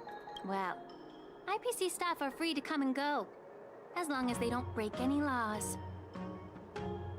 Is this Fei Xiao's voice or Ling Sha? This sounds like more Ling Sha, based on what I've seen of the character. Yeah, you've got some insight there. Who are you again? Yep, Ling Sha. Allow me to introduce myself. I'm Ling Sha, Cauldron Master and head of the Alchemy Commission on the Lawfu. Could she be? Yeah, she's the new Cauldron Master assigned here from the Cienjo Zhuming. I received a report from the Artisanship Commission about cargo containing samples of unknown organisms. It said they needed help from the Alchemy Commission. I had nothing better to do, so I came myself. She's like a little bit of Sparkle, a little bit of Shushang, and a little bit of Ron It's Mei. fine, Mr. Scott. If you really don't want your cargo to be inspected, it doesn't matter. It doesn't matter? How can you say that? Why are you being so nice all of a sudden? Well, since you're not going to check it, I'll take this crate and be on my way. Is that okay with everyone? Yeah, sure. Why should I object? Not only this sample, but all the goods on the transport ship are yours to keep. Like I said, we won't inspect them. Wait a minute! I'm waiting for some big brain move. What's she planning? Well, that's more like it. If only the young displayed a more reasonable attitude, we could have sidestepped that altercation just now. Our ship will leave in a few days once the engines are repaired. Your ship can leave whenever you want, but I'm afraid I can't say the same for your cargo. According to the import and export regulations signed between the Xianzhou and IPC, all biological shipments can only leave the port when they have confirmed to be of no threat, or when all biological activity expires. Ah, that's the point. Since we can't determine if your shipment is safe for the environment, I guess we'll have to wait for its biological activity to expire. Let me check the previous cases. Normally, it'll only take around 47 star calendar years. Only 47 years? Why so surprised? You're still young and full of energy. I'm pretty sure you'll live a few more decades. Have some confidence in yourself. I like her already. Ha! Typical of a long-life species. Your words are dripping with sarcasm. While you may not care about time, I do. I'll be demanding double compensation from the Skyfaring Commission for every minute wasted. Sure thing, Mr. Scott. You seem pretty confident that your career and life will last long enough to witness this victory unfold.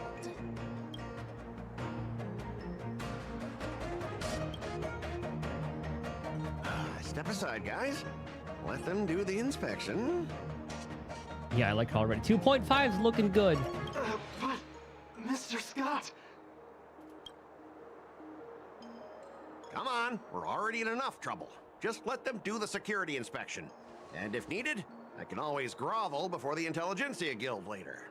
I'm just using my head for what it's apparently good for, right? Nice wised up for once. Well, honestly, at Smug least you're not look. as annoying as that woman. Just get on with the inspection. Don't act all chummy with me now that you've got your way. This lady is really something else. Is this the IPC product? Listen up. Any damages caused by inspections will be filed with the IPC.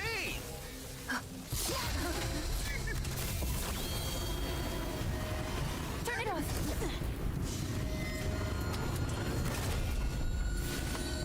Does it have like a little Anubis head on it? Hold on, are you gonna be able to play as Lingsha? When an ally is inflicted with a Terror Grip, attacking the caster of Terror Grip can dispel Terror Grip. When Terror Grip ends, if the caster of Terror Grip is not attacked to dispel Terror Grip, then the affected ally will fall into the terrified state, unable to perform actions. That's easy enough to deal with. Well, how unexpected. That was a surprise. Here to crap. Dang, no Lingsha. Dice have been cast. Bust. Or maybe I'll take So I guess this is the new elite enemy. Abnormal. This combat. This is double speed. Get the debuff applied. Time for a good old counterattack. I weep for the departed. It too shall fall. Kind of wanted to see what the attacks would be like. Were you seriously planning to leave this stuff unchecked at the dock for days? That's way too dangerous. I had no idea about it. You must have accidentally triggered the cargo's defense program. I don't think trying to shift the blame is a wise choice. But seriously, I don't know why that thing suddenly started moving. I swear on the Amber Lord. To jail. Enough. Miss Shikwe, please escort our IPC guest to the Skyfaring Commission. I'm on it. Please follow me, Mr. Scott.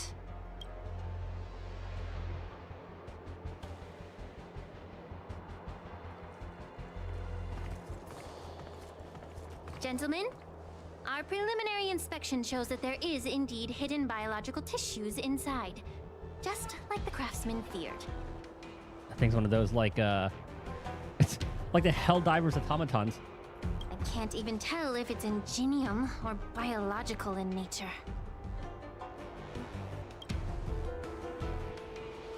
The core of this device is what they call wetware in industry slang.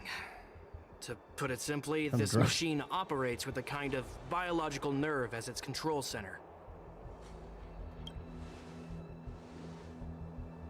I'll take some samples for the alchemist to analyze and figure out where the biological tissue comes from. The little wolf pirates, mayhaps? Why would the Intelligentsia Guild use such unethical technology? Perhaps they're trying to create a new weapon? Whatever the reason is, it's probably why the Borison attacked the ship. Ah, the Borison. Yeah, those guys. No wonder the IPC were trying to obstruct our inspection. I'll contact the Ten Lords Commission and ask the judges to come and give their final verdict on this. According to our rules, all prisoners and weapons involving dangerous creatures must be taken to the shackling prison for further sentencing. After all, it's the safest place on the Luofu. I do wonder if they're gonna go into why Lingsha is like red. As for you, at the end of her Mr. limbs. Craftsman, please go with the Cloud Knights and explain the situation to the judge. After a while, everyone disperses and goes their own way. I had a feeling that the IPC members would cause trouble, but I didn't think they'd be this tricky. Thanks for your help, Miss Lingsha. I should thank you for saving my life. Your sword skills were impressive. Taking down that big guy. I thought the General's retainers were all burly martial masters. I didn't expect Yenching to be so... Okay, don't gas him up now. Miniature. Huh? As for you, you must be the guests from the Astral Express, right? Saving the Luofu from that crisis. It's so impressive. It wasn't a big deal. Really. No, praise us more. It's still early. So why don't we get some tea at the Alchemy Commission? We can discuss your suggestions for revitalizing the commission. I'd be happy to accept your invitation. And you three are coming too, right? Yes, ma'am. Okay, where's that? Are there any new... Okay, I guess we're gonna go to the shackling prison at some point. Are there any new places? Okay, not quite yet. I'm here. The news is spreading pretty fast. What news? Or got around? Sister told you about it? Caused quite a stir. Healer prescribed a pellet to a patient. Turned out the patient swallowed the entire pellet without reading the prescription in full. Pellet sealed in wax was as big as someone's fist. The prescription laid it out clearly that the patient had to cut the pellet open, consume the medicinal extract inside. Oh. Okay. I thought I was going to be talking about the war dance. All these years. And the view at the Alchemy Commission hasn't changed a bit. She from the here? The tides come and go, but the ancient sea remains the same. For us Vidyadhara, there's nothing more nostalgic than our homeland. Oh, she's Vidyadhara. You're a Luofu native, Miss Lingsha? Yes. I grew up here, listening to the sound of waves while researching prescriptions with my mentors and peers at the Alchemy Commission. It's kind of sad, isn't it? Everything changes, but somehow remains familiar. Just like you, Don Hung, I traveled far from home, and now I've returned. Seeing the familiar scenery brings back a hint of nostalgia. The view here would be even better without the Ambrosial Arbor. It's kind of funny because she is abundance. Oh, really? That towering tree looks pretty impressive. Even if it's impressive, it's a plague mark. The Xianzhou have been fighting abominations for thousands of years. And now that the Ambrosial Arbor has been reborn, it's only natural for everyone to feel uneasy. Well, once a seed is planted, no matter how long it takes, it'll eventually sprout and bear fruit. In my humble opinion, the rebirth of the Ambrosial Arbor and the resurgence of the disciples of Sanctus Medicus were inevitable. The seed was already planted when the ancestors of the Xianzhou sought immortality. So we're here to have some tea, but where's the tea? Why such a serious topic all of a sudden? My bad. Well, since you went through the entire Ambrosial Arbor crisis firsthand, Dan Heng and Lieutenant Yanqing, I'd like to discuss something with you. What would you like to discuss, Miss Linksha? I was lucky enough to be chosen by the Alliance to come in and clean up all the old grime in the Alchemy Commission. Ooh, are we gonna do this place up? It's gonna look a little bit better. Honestly, the Alchemy Commission is riddled with problems and has reached a point where fixing it seems impossible.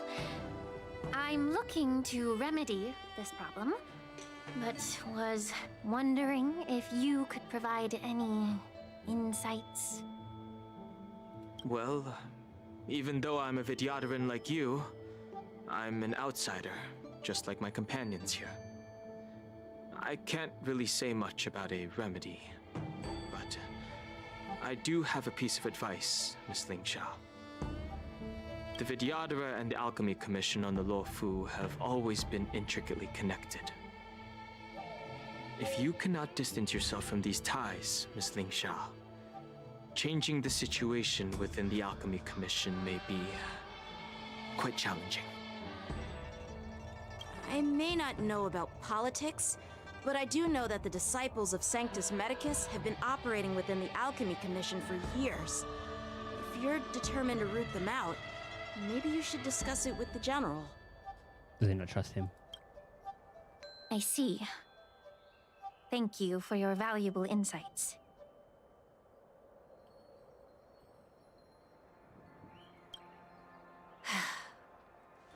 While the Lux Arrow from the Rainbow possesses unparalleled power to sever the Ambrosial Arbor, it can't sever mortals' desire to prolong their existence. Just like how the Cloud Knights can eliminate the remnants of the disciples of Sanctus Medicus, but are unable to calm the hearts and minds of the people within the Alchemy Commission. Our Xianzhou forebears knew this well, and that's why they entrusted the duty of guarding the roots of the Arbor to the Vidyadhara. However, the Vidyadhara are still only mortal beings. 30 years ago, my mentor served as Alchemy Commission's Cauldron Master. She recognized the emerging undercurrents and sought to cleanse the source of the disturbance. Unfortunately, even though she was skilled in the art of healing, she didn't understand the human heart or how to eliminate the sickness lurking within the depths of the Alchemy Commission. In the end, she was framed and exiled to the Juming. I was also implicated and had to leave the Luofu. And guess who arbitrated the case and handed down the sentence? None other than General Jing Yuan himself. Oh. What? You heard it right. The ones responsible for the corruption in the Alchemy Commission are not just the remnants of the disciples of Sanctus Medicus, but even the Divine Foresight himself.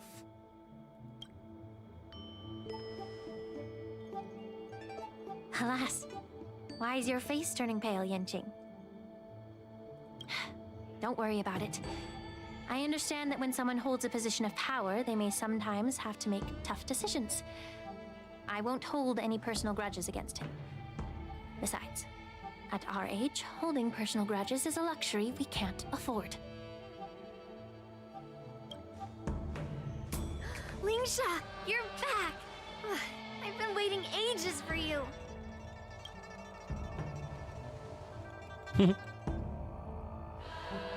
Yunli! Why aren't you with your grandpa? What brings you to the Alchemy Commission? Well, let me take this opportunity to introduce you to Yanqing. Again. What a small world. You stole my sword. Give it back. Ooh, are they gonna fight here? I see. Let's skip the introduction part then. Why do I keep bumping into you? Are you stalking me or something? Of course not. Unlike you, Miss Yunli, I have important things to take care of. You, on the other hand, seem to have all the time in the world to wander around without returning my sword. Grandpa used to say that a sword reflects its master. I talked to your sword, and it told me that you've been distracted. You hesitate when you should strike, and you struggle to stay calm when your sword is unsheathed. Now that I see you again, I realize your sword was right. It wasn't me who took your sword. It was you who lost focus.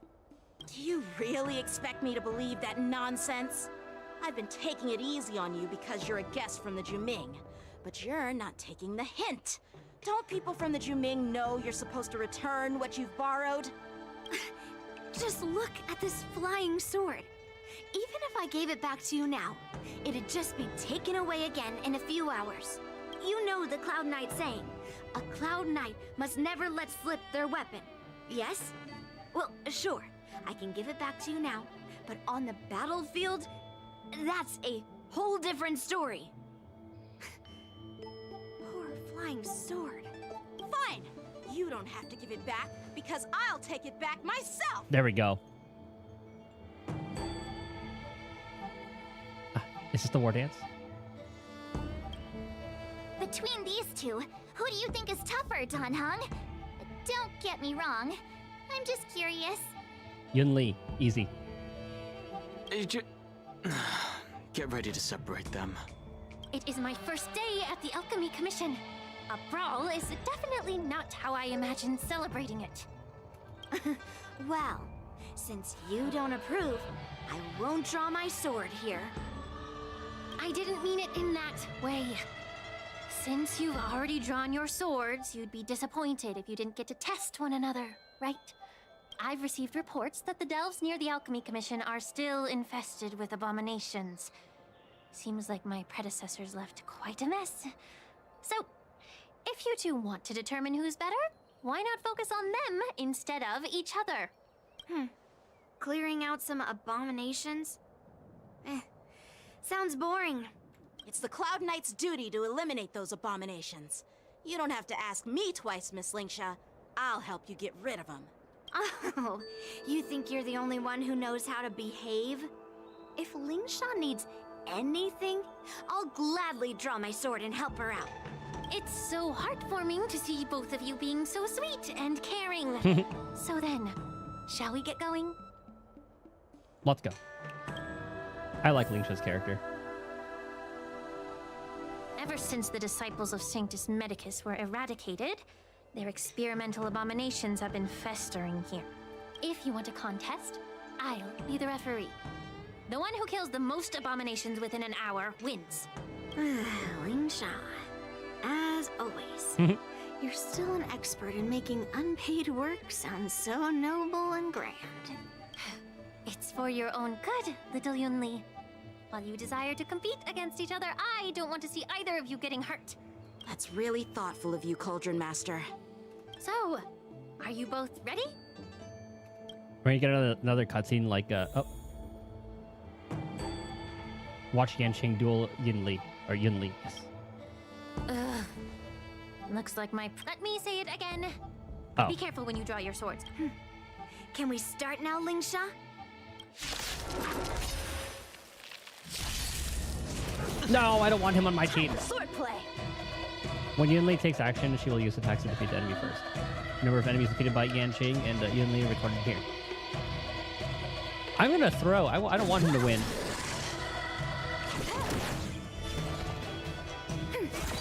I hit the mark. Spend freely. We're just gonna auto attack with him the entire time.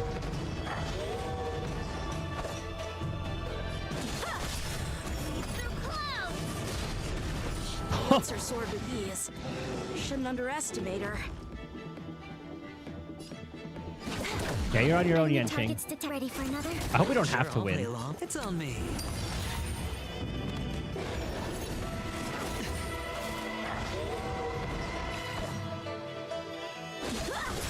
Don't kill him? Okay.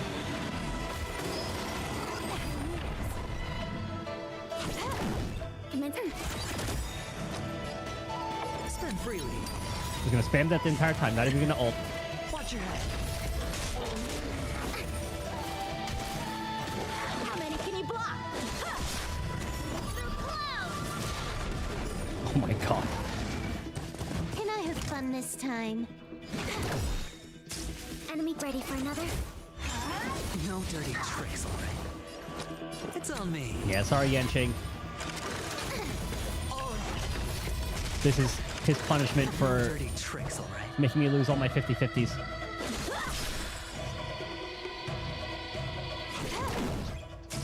Commencing support. Though, Aventurine should be pretty good with Yanqing because he's not actually taking damage.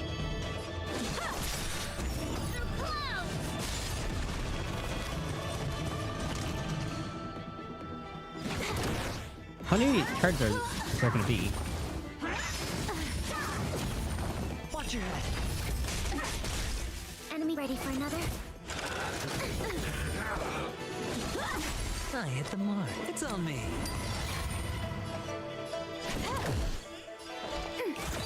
It has to be this way.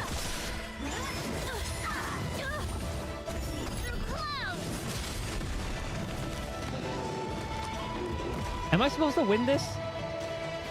Is it gonna take forever unless... Because I don't see like any turn-ending things. Time for swordplay. Commencing support. And it Ready is for impossible another? for us to die with this team. Unless I just straight up auto with Aventurine, I guess.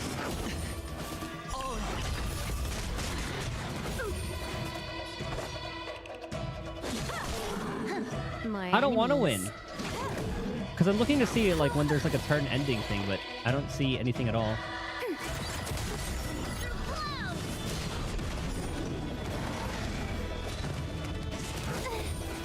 Hedge your bets.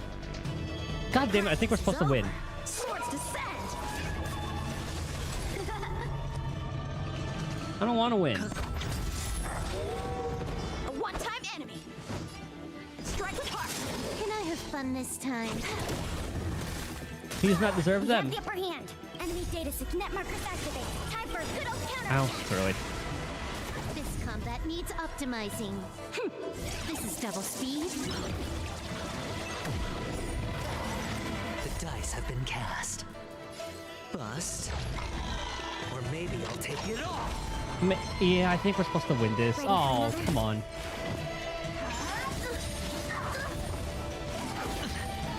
Watch your head. A one-time enemy. Bladed flight. Sure, I'll play along. I don't even know what his kid's really all about. You took the bait.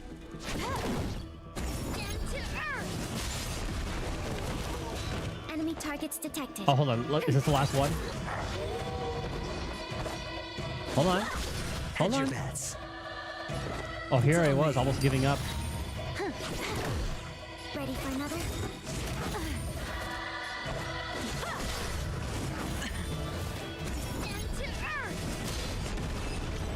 Okay. See? I won. Good job. Your technique was all over the place, and you relied too much on speed. Is this really all the Cloud Knights of the Lawfu can muster? So disappointing. Tell him. All you did was chop down a few monsters. Don't get carried away with yourself. Oh. Well, then I'll give you a chance. Defeat me or hand over all your swords. If you're trying to pick a fight, just ask, because I'm ready for you. Please. Oh, damn.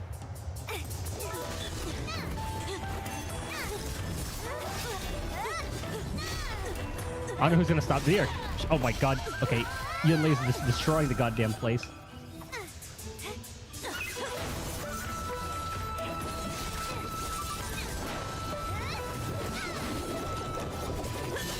Jesus Christ.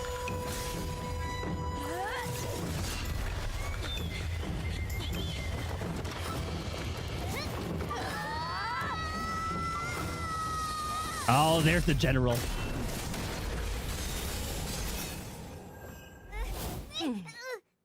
She's so cool.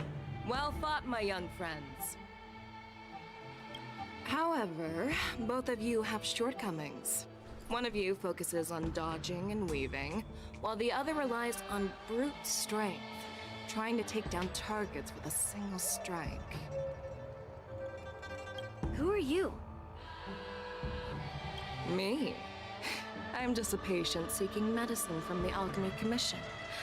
A passerby, if you will. I swear, Acheron's rerun is going to come out on her banner, and I'm going to be very sad.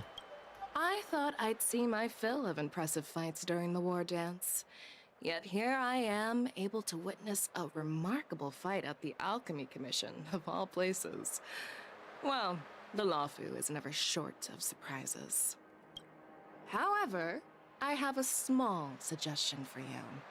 Why don't you settle this dispute fair and square in the war dances ring? That way, you can resolve your differences with a proper duel and put your grudges behind you. Grudges? No, not at all. Yunli and I, we were just sparring. Sparring? You summoned your flying swords and she swung her sword with full strength. No grudges between you. I don't believe it. Aha! What brings you here, Lady Feixiao? Have you finished your health consultation with the Dragon Lady? Oh, is she talking to Bailu? Feixiao? Grandpa always talks about you. Could it be that you are... The Merlin's Claw of the Xianzhou Yaoqing? Looks like I'm quite famous on the Xianzhou Lawfu, too. Of course. Everyone has heard of the great general. Known to all, and unbeknown to none. Great General? Isn't that title a bit too narcissistic? I don't like it. Ooh, I heard there's a dozing general on the Lawfu, so I came up with a humble nickname for myself.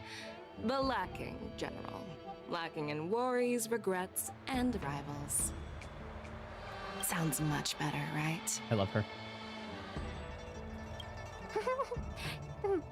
Yeah, that's a befitting title that sounds both humble and impressive. Now that the sparring session is over, Yanqing and Yunli, shouldn't you politely thank General Feixiao for her guidance and bury the hatchet? Here's your sword. Keep it safe. Or it might get taken away again. By the way, we haven't settled the score yet. I'll defeat you fair and square next time we fight. This is how she apologizes? Now that I finally got my sword back, I should report to the seat of divine foresight. I'll take my leave, General Feixiao. I cannot wait to see that fight. And I hope he loses.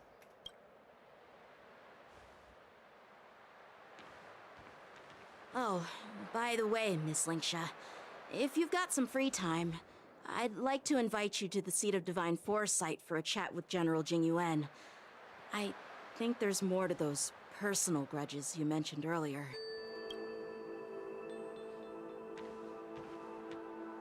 Thanks for stepping in, General Feixiao. Otherwise, I'd have had to knock them out with my incense.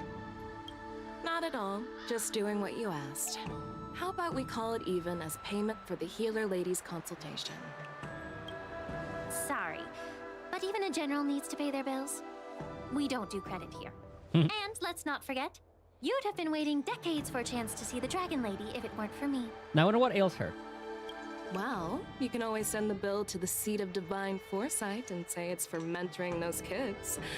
After all, it was quite the effort splitting them up. I nearly had to get tough. Now, if you'll excuse me, I need to find a spot and get some fresh air. I don't know about that. She kind of just stopped them going 100% by grabbing their blades. A moment later, Fei Xiao leisurely walks to the ancient seaside shore to rest.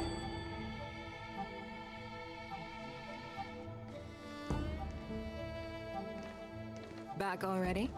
You've met with Jing Yuan and wandered around for a few hours. So, what do you think? It appears that the Divine Foresight is using this war dance as a show of strength to convince everyone that the Luofu is prospering after the Ambrosial Arbor crisis. But... I know you're going to say but, right? But the influx of people attending the war dance is like a breeding ground for disorder and rumors. One wrong move, and the Luofu could be in a world of chaos. The Cloud Knights on the streets remain vigilant, so at the very least, General Jing Yuan is aware of this. As for other matters, I'm unable to say. Isn't your Mo's like louder than everybody? I'd prefer to be excused from future meetings with generals. I'm just a military healer. Liar. And now all of a sudden I'm thrust onto the center stage having cordial chats with two generals? My work doesn't lend itself to being in the limelight either.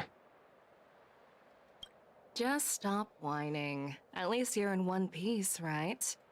Before getting in touch with General Jing Yuan, I wanted to put aside my assumptions and see his momentum. That includes the overall bearing of the Cloud Knights on the street, what people are saying, and how those close to him behave.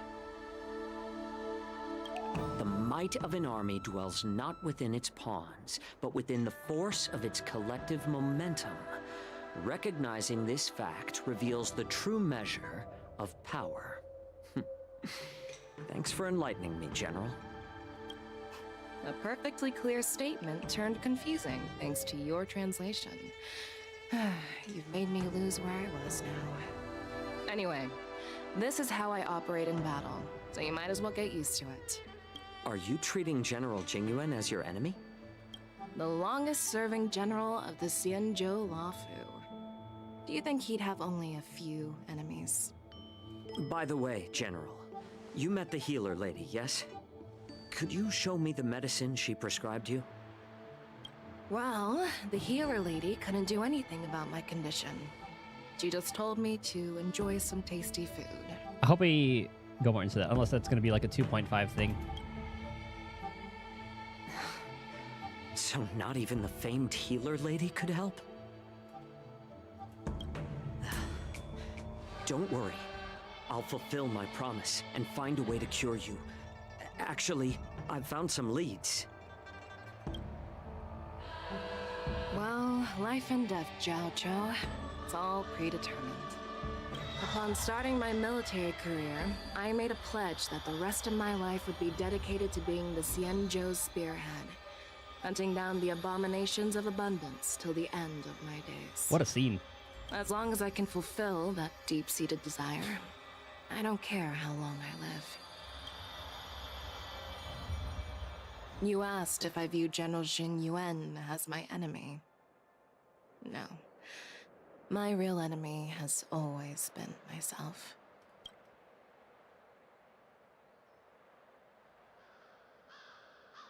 Enjoy some tasty food. So, what's for dinner tonight? Jeez. You really know how to read the room, don't you? You guys figure it out for yourselves. I'm due to catch up with an old war friend I've not seen for quite a long time. Meanwhile, Yanqing and Trailblazer return to exalting... I forgot the Sanctum. Hey! Was that the Yaoqing general who just dropped in out of nowhere? Oh, she's so awesome! Agreed. I mean, when Yun Li swung that massive sword, she just casually blocked her attack with ease. Mine too. Yeah. But to go up against Yun Li is quite impressive, you know? That aura of heroism and grace. It almost makes me want to learn Xianzhou swordplay. Oh, this is the beginning of Imaginary March. You think so too, right? The general's totally something else. I agree. General Fei Xiao is indeed impressive. I was actually hoping you'd give Yenching some praise. Thanks for the kind words, Miss March. The war dance is coming up, and I've been chosen to represent the Cloud Knights in the ceremony.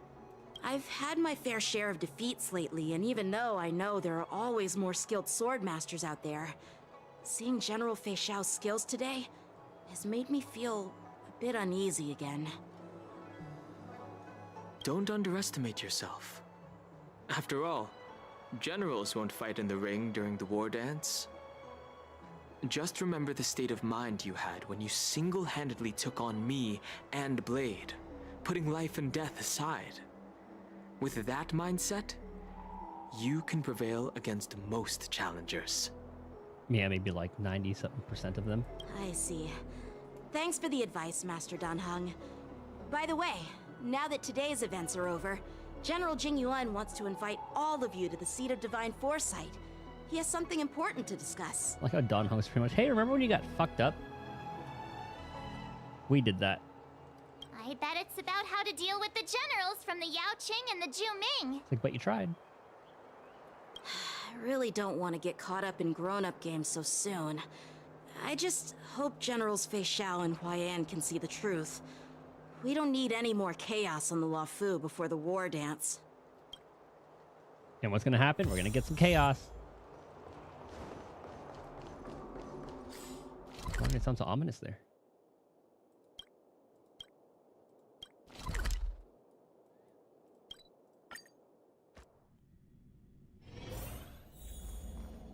See if there's any dialogue before walking up there. Nope. And there's Yun Li.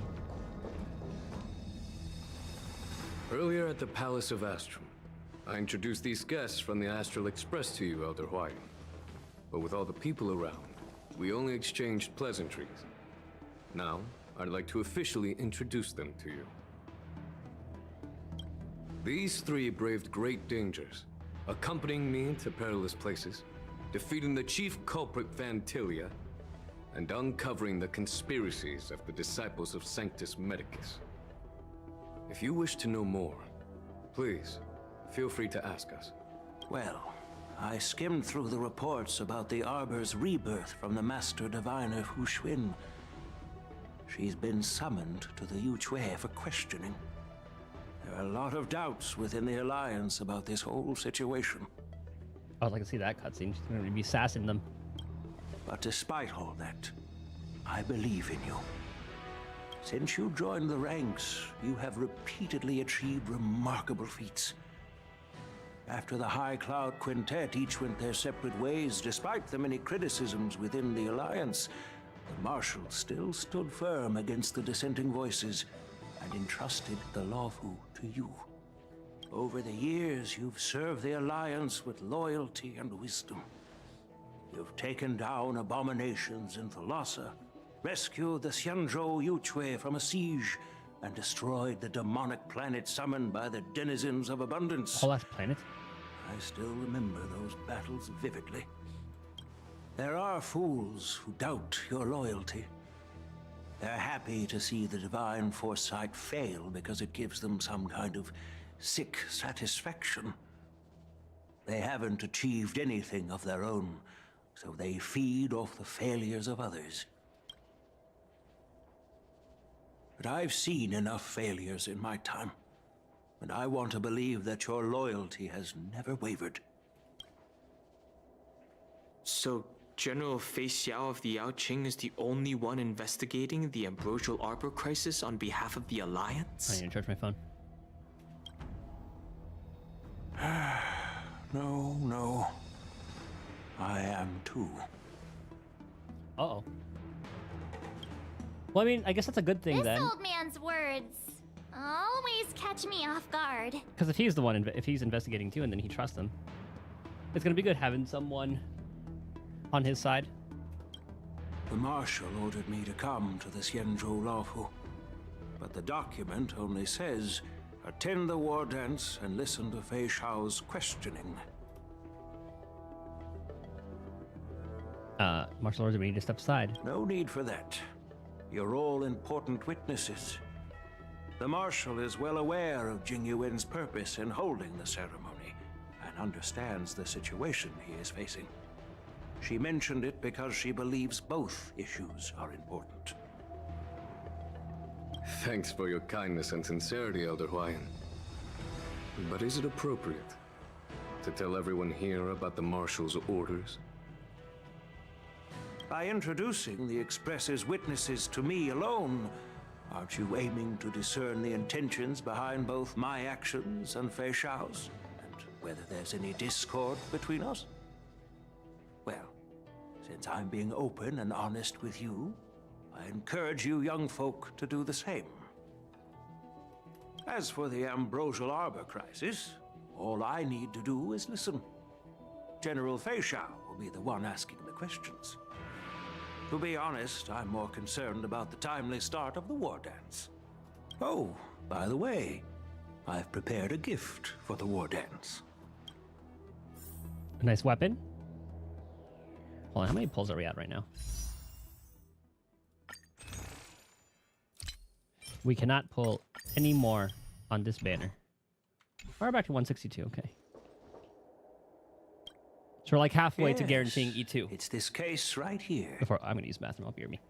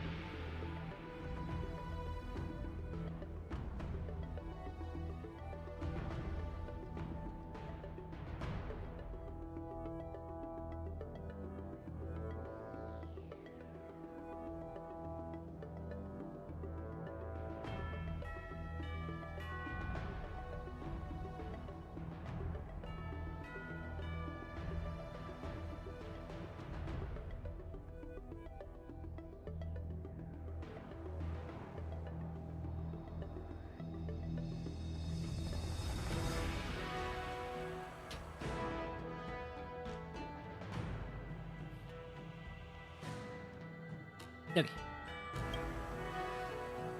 This case gleams with a muted luster.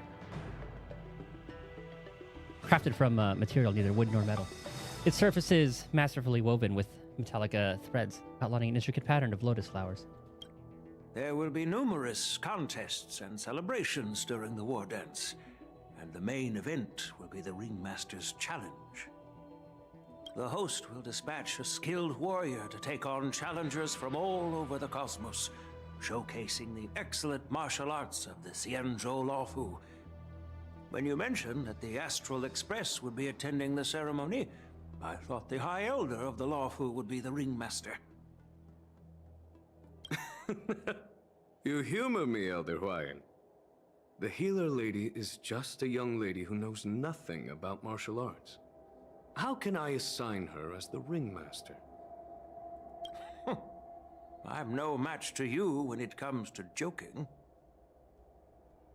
What's this box for? Why don't you open it, General Huayan?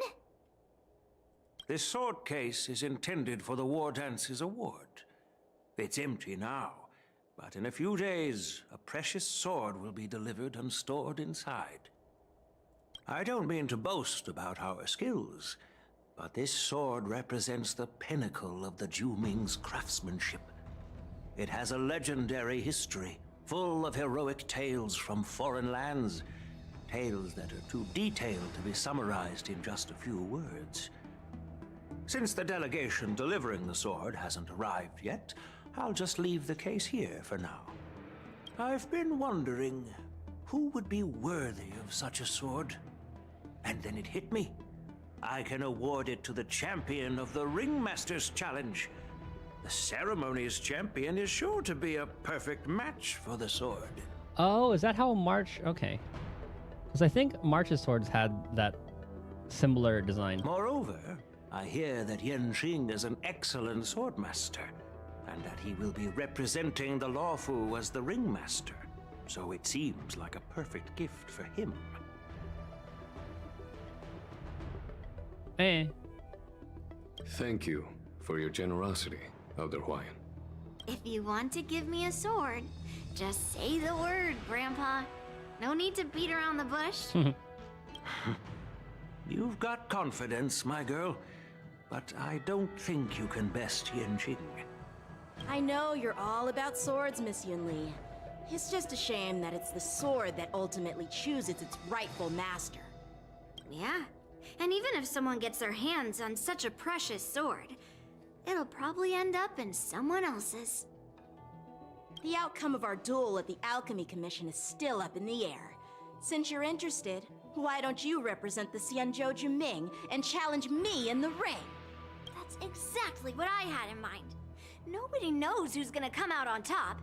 It could be me, could be someone else. It'll probably be me. But whatever happens, it won't be him. It'll be either death or disaster when these two clash. Looks like Feisha was right. Not to be rude or anything. We've been watching their drama. I'm dying to find out who beats who. Me too. Quiet down. We have other guests here. I've prepared this sword to add some excitement to the ceremony, not to have you two squabble. It's not a good look for the Alliance. While you both seem confident that you'll win, you need to remember there can only be one winner and one loser in the ring, which could lead to hard feelings. Actually, I have an idea. We don't know who the winner will be, and it might not be either of you. But if you're eyeing that prize, you'll need to work together. I want you to take on an apprentice who will take part in the war dance and win at least one match. Ah, okay. I kind of wish that they didn't really... Maybe not spoil. Oh, I guess it technically is spoiling it, but... They kind of all, like, in all of the streams and stuff, they're gonna be like, oh, hey, Yunli takes on March as her apprentice, blah, blah, blah. How does that make sense? In my humble opinion, while a Cloud Knight is commendable by securing victories, it's even more so to pass on your skills and spread the way of swordplay.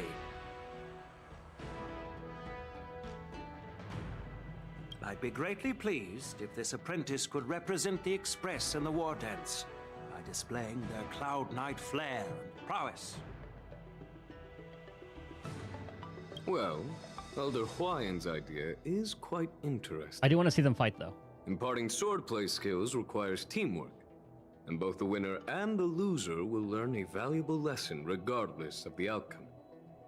The question is, whom should the two of them take as an apprentice? Yeah, I wonder who Yanqing is gonna pick. Huh? Who? Wait, me? Oh yeah, you did say you want to learn swordplay. I noticed just now that Miss March seemed quite interested in the outcome of your sword fight.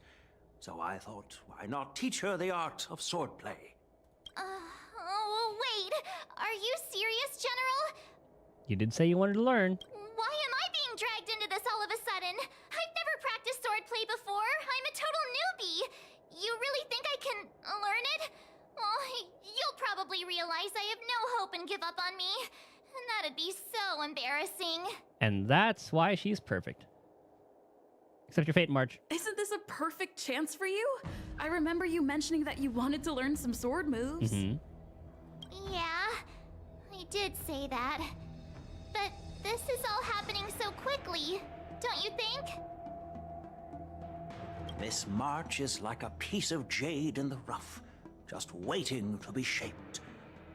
The war dance is the perfect opportunity to see what heights she can reach. I appreciate your kind words, General Huayan. But won't teaching me swordplay be a waste of Yanqing and Yunli's time? They should be preparing for the ceremony. Plus, I heard that each swordmaster has their own special moves.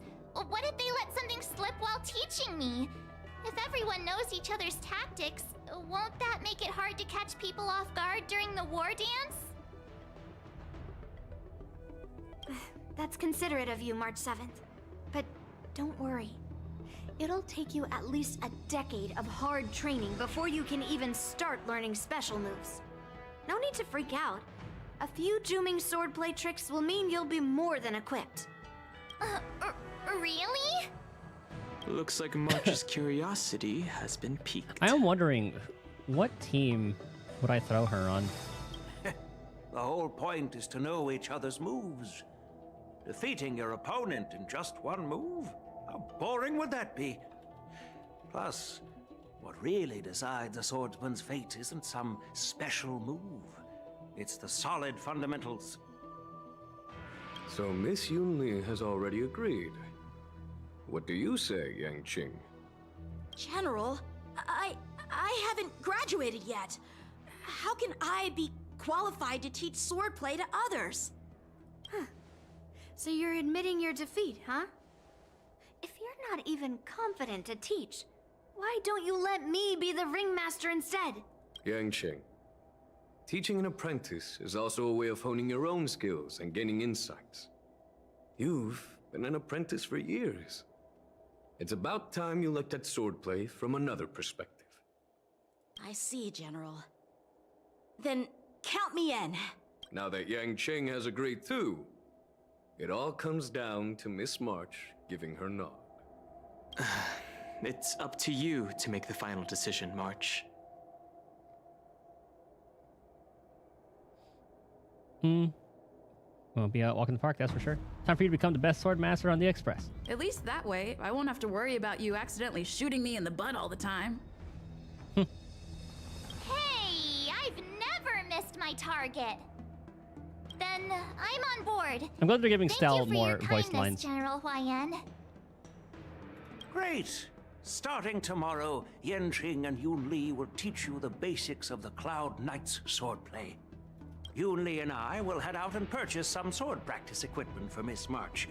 Think of it as a little initiation gift. Also, that was the most... That was completely different from what the text said. You're too kind. Wait, you're giving me a gift?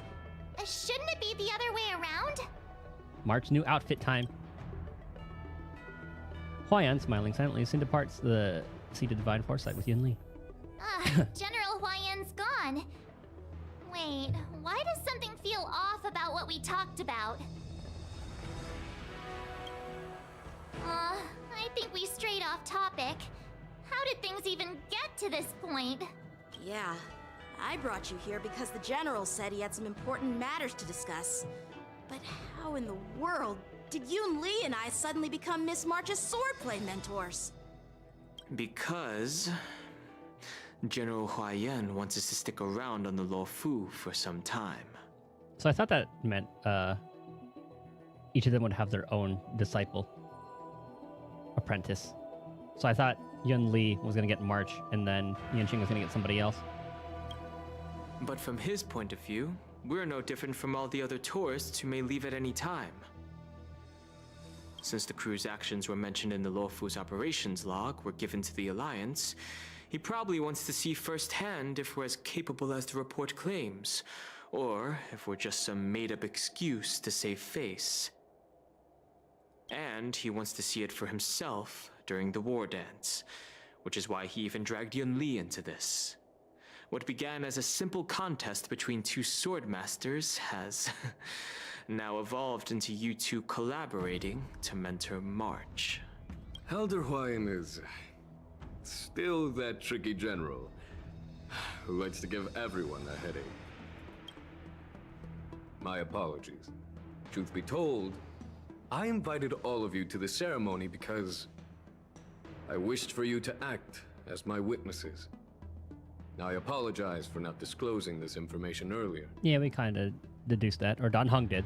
In the coming weeks, I'll also invite all of you to a meeting with General Fei Xiao, where you may need to answer her questions and clear up any doubts she might have. So please, be prepared for the meeting. No worries. Answering a few questions, no big deal. Don't worry, General. No matter what happens, I'm prepared to stay here as the Express's witness and answer any questions. Thank you, everyone. General, I know there isn't much I can do to share your burden, but as the Lawfu Ringmaster, I won't let anyone defeat me in the war dance. I know. They better have Yunli win. In Arm Alley, Fei Xiao meets with her old comrade in arms. The illustrious Merlin's Claw waiting for me? Alright, good old And for Yukong. so long, too? It's quite an honor. It's been a while, General Fei Xiao. I was wondering who she would be meeting with. It's been 30 years since we last saw each other. Right, Yukong? Yes. Back then, you were the vanguard of the Yao Qing's Verdant Knights, and I was a pilot of the Law Fu's Rainbow Orbit Fleet. Who would have thought that upon meeting again, you'd be a general, and I'd have given up flying? Really does feel like a lifetime ago. Well, I wouldn't say I haven't seen you in 30 years. After all, your great victories are announced through the Yellow Bell resonance system every day. So I'm well aware of your great feats. How's your health holding up? Oh, looks like that's no secret then. Still stable, I suppose. Do you still remember the medic who saved me in battle? That healer with the odd name and peculiar temperament. What was his name again? Pichu. Was it Pichu? Or Kachio? Jiao Cho. He's been my retainer and personal healer, delegated by the Alchemy Commission from the Xianzhou Yao Qing. Over the years, he's dedicated himself to managing my condition. It's thanks to him that I'm still in good health today. Given my background, I'm happy to have made it this far. I'm relieved to know that you're safe and sound. Well then, since you and Elder Huayan are here, I imagine you must have received orders from the Marshal? As your friend, may I ask how the Alliance intends to punish the General of the Lawfu? The Arbor's rebirth has frightened the elders who lurk behind the scenes. They fear the resurgence of abominations, much like what happened 30 years ago. Although the report from the Lawfu explained all the details, we don't know if the Ruin Legion really invaded, or how exactly the Stellaron Hunters and the Astral Express became involved. This puzzle has many missing pieces. Funny enough, it was the Celeron Hunters who told us to go to As the you Luofu. know, the fugitive Jing Liu, who mysteriously disappeared many years ago, has resurfaced. This time, she has brought along an outworlder and a coffin, claiming to offer the Marshal a method to fight against the Eons. The Lawfu Preceptor has also leveled accusations against Jing Yuan for neglecting the Alliance's principles. She asserts that Jing Yuan enabled the exiled Imbibitor Lunae to re-enter the Lawfu, thereby unlocking the lunarescent depths within Scale Gorge waterscape, which in turn disrupted the Vidyadhara's dutiful watch over the Ambrosial Arbor. It is for these reasons that I have come here to the Lawfu today. Well, duty calls.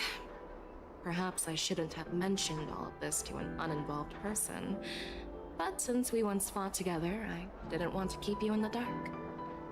Perhaps pretending you didn't hear any of this would be for the best. I understand. I'm sorry. I was out of line. I know I shouldn't be defending General Jing Yuan right now, but... well, you know how I am. The Lawfu has enjoyed centuries of stability since the end of the sedition of Imbibitor Lunae, much of which can be attributed to General Jing Yuan's masterful strategizing. Unfortunately, for long-life species, enduring through the ages always culminates in a failure that undoes all previous achievements. A moment that our adversaries relish. That's true. And that's why I'm also here for another purpose. To visit Hule. Hule? Hule? You mean that Hule? The Borisin warhead? The same Hule who has been imprisoned in the shackling prison for over 7 centuries? Guess that's who we're fighting later. The nemesis of the Foxians who will never be forgiven and shall be imprisoned until the end of the cosmos. I can't quite remember the exact wording, but yes, the very same Hule. Usually, only emissaries from the Xianzhou Yaoqing Skyfaring Commission visit him once every century. Why do you have to visit him now, of all times? The Foxians and the Alliance made a pact to combat the abominations, aiming to achieve justice and free their kin. That werewolf monster is to be forever imprisoned in the dark recesses of the shackling prison, facing unending retribution. I wonder what his moveset's going to be like. Given the situation on the Luofu, those on the Yaoqing are concerned about Hule's imprisonment. I'm afraid that the routine visit every century is no longer sufficient to ease their concerns. That's why I was sent here, to reassure them. It's all bad news. Well, not everything. There might be a silver lining. Oh, by the way, I found some clues about the thing you asked for. Tell me more. The Verdant Knights followed the route you mentioned and discovered the wreckage of the Whistling Flame ship. Unfortunately, there were no survivors and no cargo. This is about her friend. However, someone had already been on the scene before we arrived. Our people? Or someone from the IPC? No, neither. Yukong, have you heard of a person named Ron May? Oh, Ron May was there.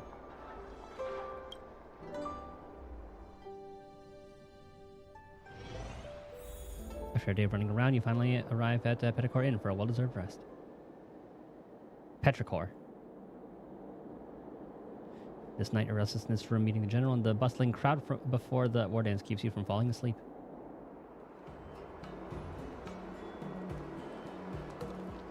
Day 2. I'm still feeling sleepy. Did I oversleep? Where did March and Dan Heng go? This is the inn.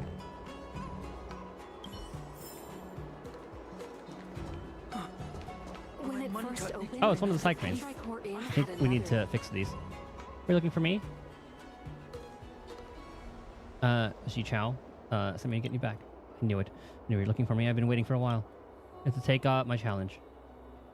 What's the challenge? You seem calm, like you're not even complaining. That's a surprise. Are you gaining self-awareness? I didn't leave Heron Express immediately. I kept doing courier work for a long time, but after a while, I came to realize you humans are weird. All those addresses don't even exist. All those contact details that can't actually reach anyone.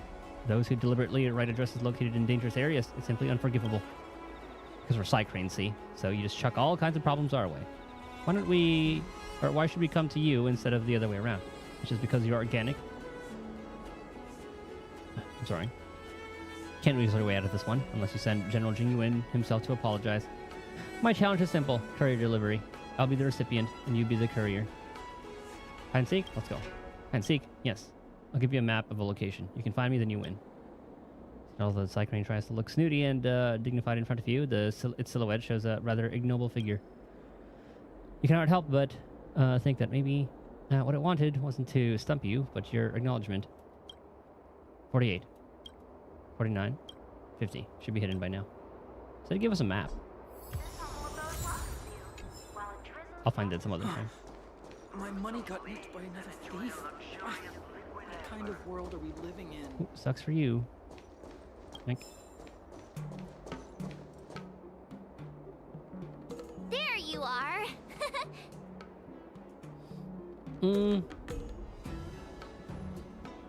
Show some respect to your master. It's an honor to learn from you, Master Yanqing. Oh, in all those immersions and novels I watched, when apprentices want to pay their respects to their masters, they usually bring fancy gifts, kneel, and bow. really sorry, but I haven't prepared anything yet. Hey, why are you blushing, Master Yanqing? This is, the first time someone has called me Master. I need to, get used to it. Imagine if you met the maids. Let me make it clear. Swordplay training is about improving your body, mind, and strength.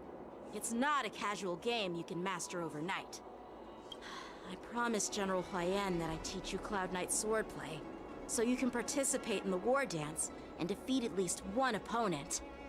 I'll do my best, but if you break your master's rules... March is always a good girl. Fine. A promise is a promise. Since I promised to study hard, I'll do my best starting today. Great! That's the spirit. March is in your hands now, Yanqing. Don't be too easy on her. Dan Heng, do you even have a heart? Did you lose it somewhere? By the way, where's Yun Li? I've found a quiet spot in the back garden of the Palace of Astrum for our first lesson together.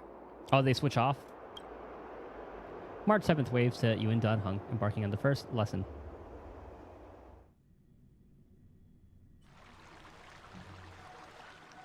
Seriously? It's the first day, and you two are already late? Why is everyone on the Luofu so laid back? So disappointing. Master Yun Li, you're already here. Sorry for keeping you waiting. Oh, wait. Were you trying to teach her in secret? That's sneaky. I'm just showing you what Luofu etiquette is all about. She might be my apprentice, but it's customary for the master to personally escort their apprentice to the place of learning. As the host, I'll be teaching Miss March the essence of Luofu swordplay, after which she'll emerge victorious in the war dance ring. You won't be complaining about Luofu swordplay then. Stand aside, rookie. Let me show you how we Zhuming sword masters treat their apprentices. Quickly, over here, Miss March.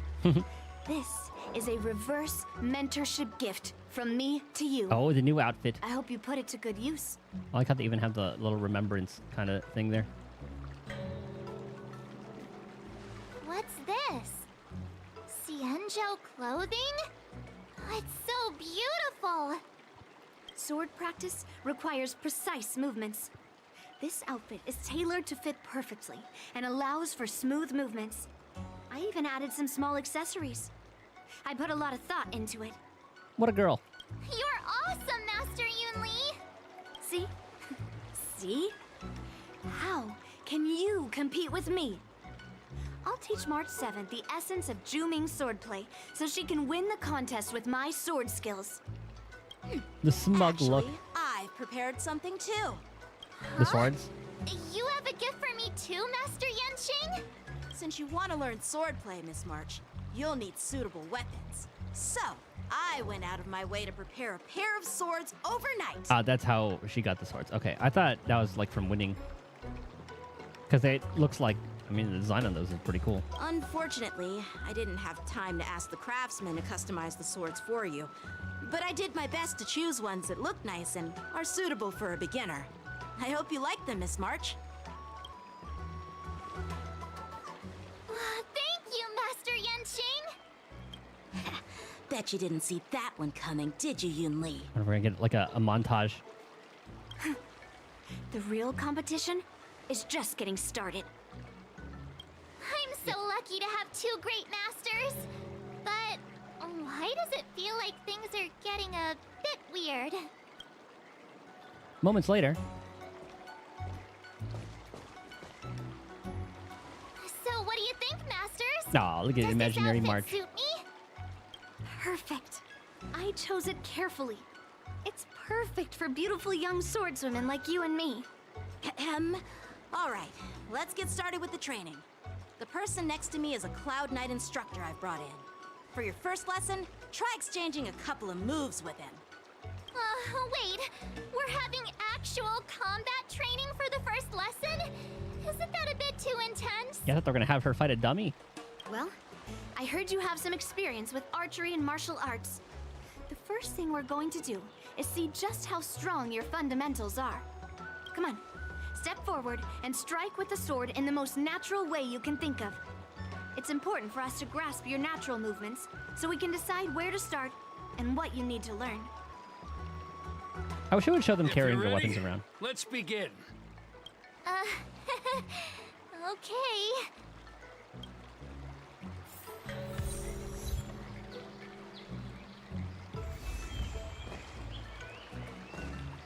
I Well, want to talk to them real I quick. heard you have some experience with archery and martial arts.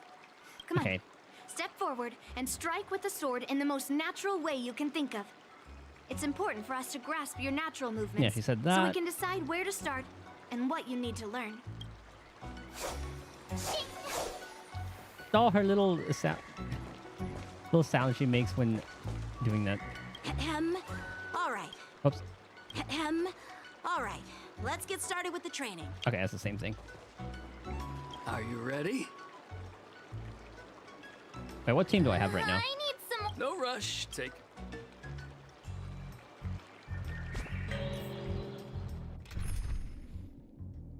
What team would she be good in?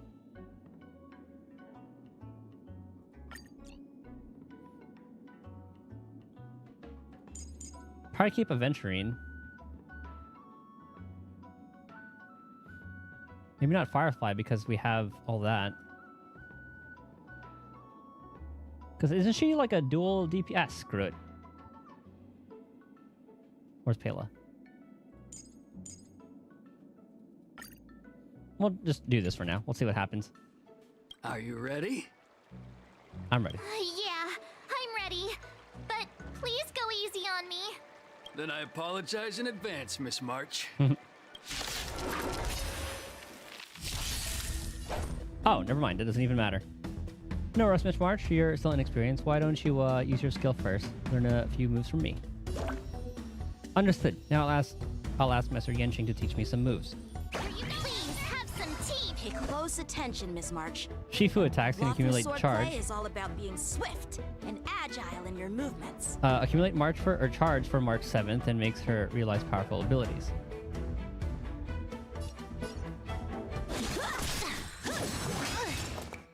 Yes, you! Right on time. Ignore him. Strength is everything. Get some heals going. Yes, you. Like this? Well done. Definitely putting that on Yun Li. Nice job. Melt. Lead through clouds. I'm starting to get the hang of it. Practice is God, Yun over. Li's so fun to play. Swords descend.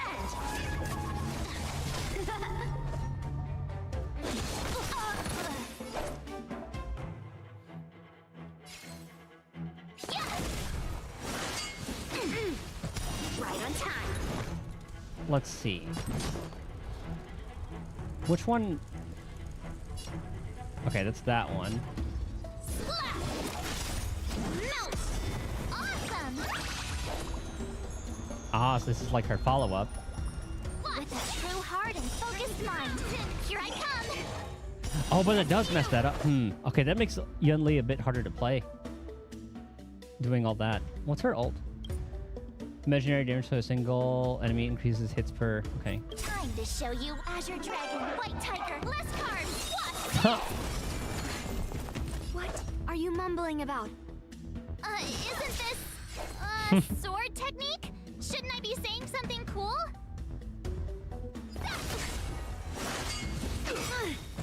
Right on time. Descend to earth. Gosh, he's so fun to play. Strike.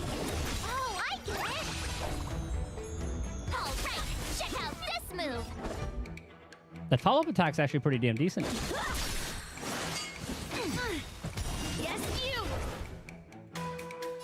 Yeah, I guess that doesn't really matter. Within the self, not the soul. Slap. Melt. Lead through clouds. Oh, god damn it. Okay, we're gonna get her on the rerun. I didn't expect the first lesson to be so intense. Miss March has quick hands and a flexible body. She's a perfect fit for practicing Lawfu swordplay. However, she lacks strength, and her strikes were a bit unfocused. But don't worry, that's totally normal for beginners. Once she starts practicing Juming swordplay, she'll make heaps of progress. I mean, you can kind of see where this is all going. It's like, you know how Fei Xiao talked about how she's too, or Yun Li is going the whole brute force route. Yanqing focuses more on dodging. This is gonna somehow make March the best of both worlds and let them teach these guys a lesson as well. Given the situation, I believe Miss March should start by working on Strength. her strength. Seriously, do you actually know anything about swordplay, or what? I could ask you the same thing. Dual swords require agility. So what's more important than footwork? Instead of focusing on her strengths, we should address her weaknesses. The drawback of wielding two swords is not generating enough force. What good is being quick on your feet if you don't have strength? It's not like we're dancing here. Skilled sword masters know how to play to their strengths and work on their weaknesses. Start with what you're good at, then tackle your weaknesses. That's the right way to learn. You're quite the theorist, huh? Theorist? You claim to be able to talk to swords. So what does that make you? A lunatic? Hey, it's only my first lesson, and you're already arguing. Come on, calm down, masters. I'll have to improve both my footwork and strength anyway, so it doesn't matter which one comes first. But it does matter. Just listen to me, March 7th. Aww. Thus begins the journey of March 7th sword training.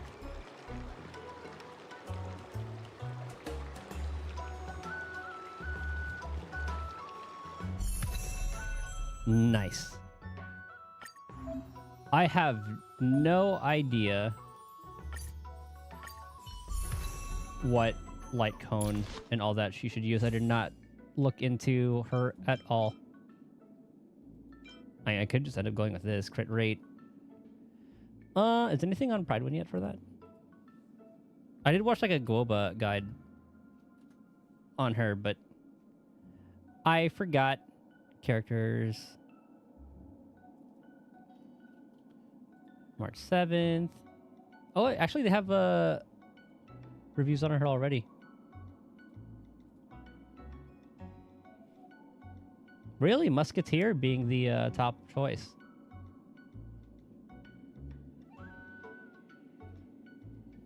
Musketeer with Rudolint Arena. Or Izumo if I have two hunt characters. With the usual crit rate, crit damage, speed, attack percent, imaginary damage attack, or that.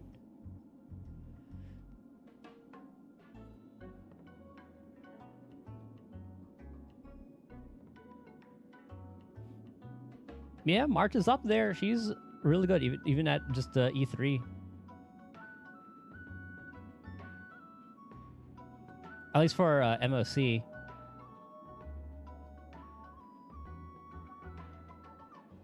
Decent enough on Pure Fiction. Really good in Apocalyptic Shadow. Oh yeah, what light cone?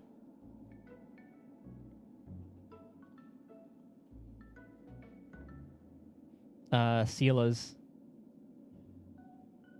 Best tips in Pure Thought, don't have that. Swordplay, S5. Really? I have that at S3.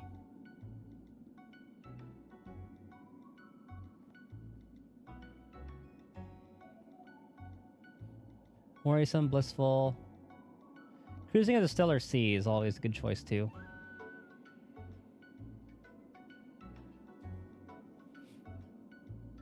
And if I'm most likely not using Sela, we might as well use this on her. Wait, did we get her at level 80? Ah, 60. We'll have to build her at some point. And then the relics are... Oh yeah, this is new.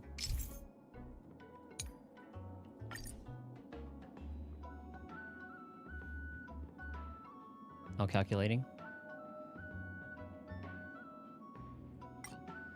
So they're saying Musketeer was the way to go.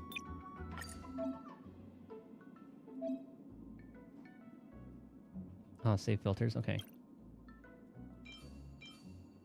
Speed, crit damage. I could see if that's any good. Crit damage, speed, crit rate.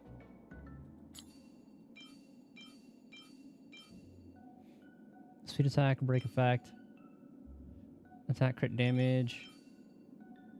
Attack percent, speed, crit rate. This is actually a pretty good roll. Let's take it up to 3. Let's see what happens. Effect res. So that means everything is going to go into effect res, isn't it? I had to say something. I had to fucking say something. I had to say something.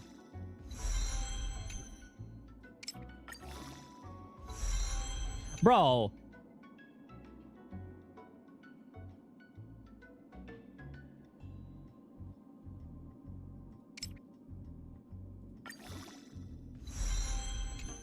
You gotta be shitting me. Well, that one's a choice. Doo-doo. Doo-doo. Let's see how this one is.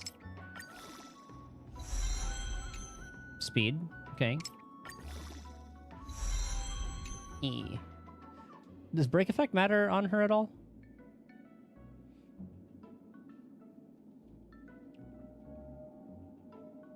Yeah, what are her teams? I could have her as a super break team, but we already have Firefly. Follow-up carry March, follow-up support March. So Topaz, Gallagher, Harmony MC.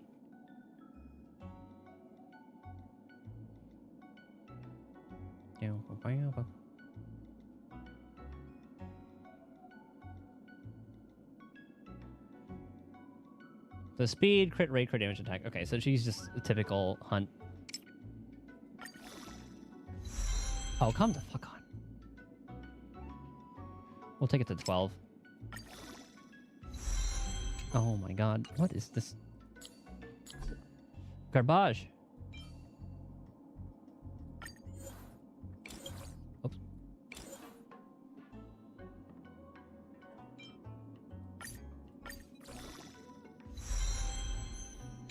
Okay, crit rate. Much better.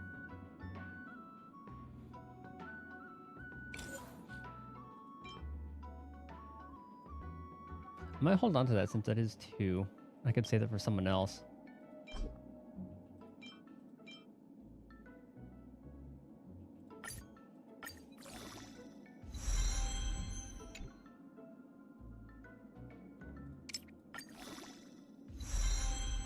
Okay, not bad. I'll take that.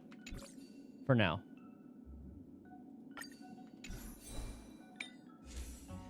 I'm a dingus. I guess, like, if it's story, we'll get like a buffed version. Alright, what do we got? Doo-doo.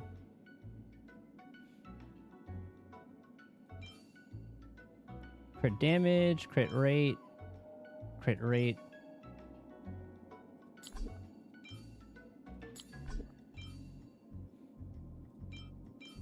Hopefully I can find one with both. Crit rate, crit damage.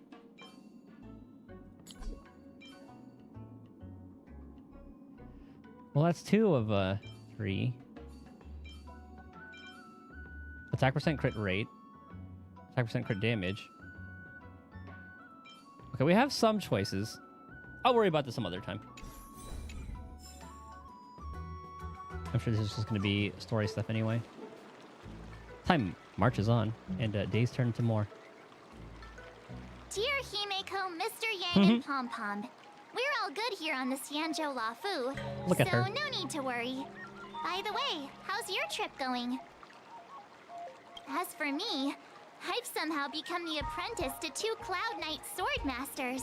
and I've been honing my sword skills with their guidance. One of them is Yanqing, the boy we've all met before. The other is Yun Li, the granddaughter of General Hua Yan from the Xianzhou Juming. Both masters are super strict, giving me a real taste of how hard sword training can be. Hold on, I kind of like this. I'm gonna... I can use this as like a thumbnail. Well, I think this is what we're using right now as a thumbnail. Or at least the other version of this.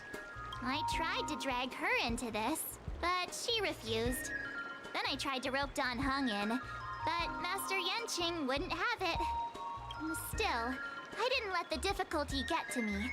In just a few weeks, my sword skills have improved a lot. Both my masters think I have unique talents in swordplay, and are literally fighting each other to teach me their skills. Thanks to their guidance, I've actually made some progress. When I get back to the Express, I'll definitely show off my skills and impress you all. Looking forward to your reply. Yours, March 7th. Days and nights fly by in the Dell as the war dance fast approaches.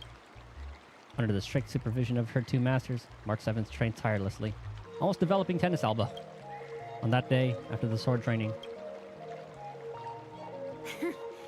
Well done.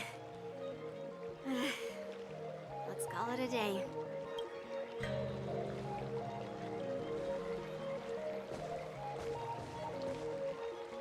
Miss March's sword skills are really coming along.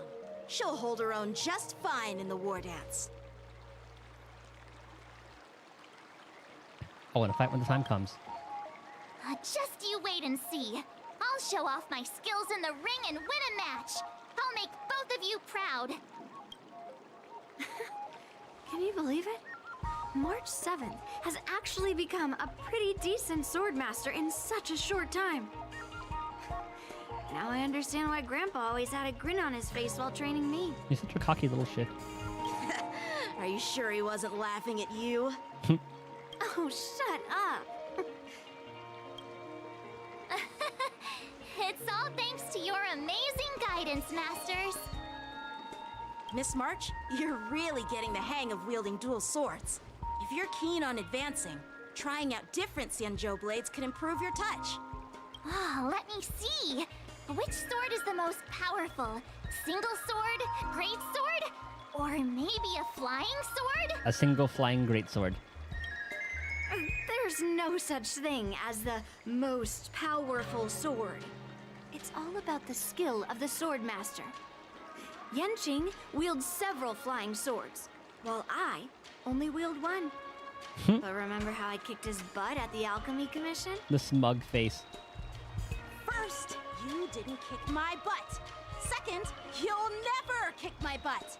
Third, how about we settle this right now and see who kicks whose butt? Yeah, I'm up for that. And if I kick your butt, you'll drop out of the war dance. March. Deal? Why are you two arguing again? I thought things had been improving between you lately. A little details. They even did her nails. There was talk Zhao that the Chu. leading disciples of the Law Fu and Juming generals were supposed to face off in the war dance, but for some reason, they suddenly teamed up to train an apprentice of their own. Turns out, the rumors are true. They haven't met him yet, right? Well, March. Tomorrow is the big day of the war dance. Shouldn't you two be focusing on honing your skills instead of teaching swordplay here? I mean, March probably saw him walk in when they were outside of the Skyfaring Commission area. You're... Oh, that's right. You're the pink-haired fox from the Yaoqing. Yeah. What are you laughing at? You've got pink hair too. I'm Zhao Cho, the healer working for the general of the Xianzhou Yaoqing. Ah, got it. So, you're the participant attending the war dance on behalf of the Yaoqing. And you were trying to sneak a peek at our training?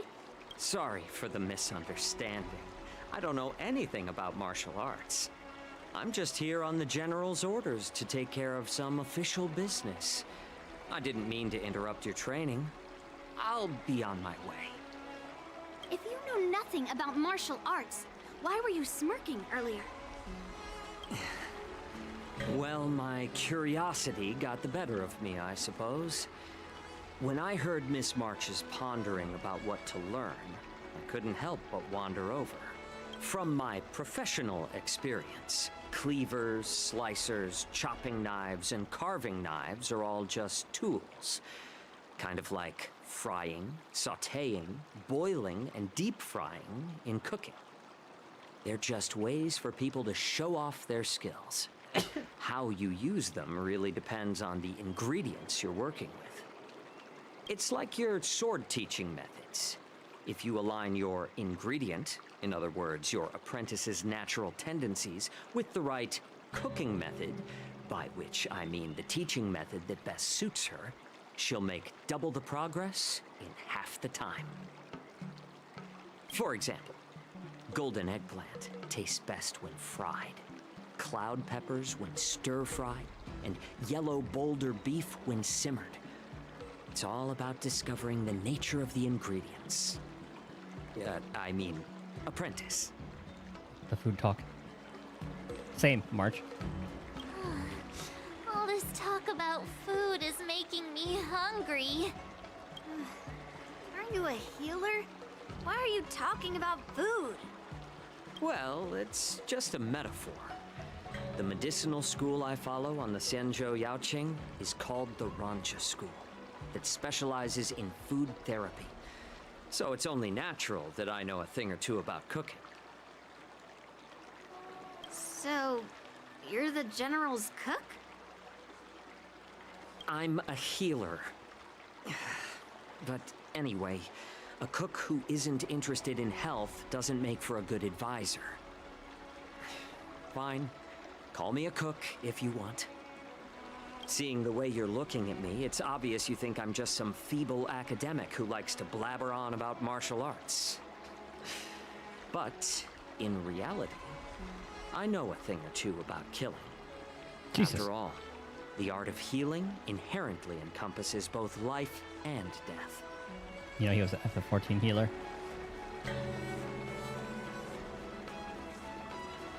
Why is this guy suddenly getting all serious with kids? Do you recognize this bottle of medicine in my hand? Nope. No. This is called tumble dust, an extract from an exotic flower named Yabra. I can't take that name so serious. Is it poison? Well, it depends on how it's used. With just one drop, it's able to numb a patient's body during surgery, making them painless throughout the entire process. However, increase the dose or the potency, and it'll slow the metabolism, making the blood thin and resulting in the loss of all senses. Even long-life species cannot escape its effects. This thing can save lives or take them. It's more powerful than the swords in your hands. That may be so, but still, I prefer settling things with a sword than, you know. Huh. Looks like I did get you all wrong. You're not a feeble scholar, but a sinister and despicable one. Hey, why the insults all of a sudden? I'm just sharing some medical knowledge here, not persuading you to poison anyone. Seems like you get real excited when talking about poison. I can't tell if that's an honorable thing or sinister. Getting Ghost of Tsushima flashbacks. Picture this. Two individuals. He's Jin Sakai. The one standing is full of malice. The other lying down is honorable and righteous. How can the one who's lying down label the one standing as sinister? In the throes of combat, where life and death hinge on a singular moment, every idea fades into nothingness. The only thing that matters is staying alive. Surviving the battlefield reshapes all notions of worth, be it integrity or treachery. In my eyes, their significance is negligible. Perhaps you've underestimated Yunli and me, Mr. Jiaoqiu. We may be young, but we've seen our fair share of war. Well, well. Then you should know that the war dance is nothing more than a contest. So why are you so focused on it? Pride. When I was appointed as the ringmaster for the war dance, I asked the general, we Cloud Knights are supposed to charge into the fray and slay enemies. Why do we have to swing swords in a ring just to please an audience? And this is how the general replied. To unsheath your sword in a ring is no different than on the battlefield, as your sword reveals the might of all Cloud Knights. The war dance is the perfect chance to showcase martial virtue and forge alliances from all over the cosmos. When we unsheath the sword without drawing blood, we not only display our might, but also the martial virtue of the Cloud Knights. That's quite an insightful statement, Yanqing. Well, my apologies for being so short-sighted. I've been on the Luofu for quite some time, but I haven't had the chance to see the ceremony venue for myself yet. Hearing you speak so highly of it has piqued my curiosity. Would you mind showing me around? You want to see the Sky Splitter ship where the war dance will be held? Let's go! I bet Yunli and Miss March haven't seen it either, right? Well then, I'll give you all a tour. Ooh, new map. Well, now I didn't even need to change my team layout. Well, I guess we'll have to keep it like that. Oh, whoops. Had Silverwolf in that spot. Okay. Oh, okay, the story version is level 80.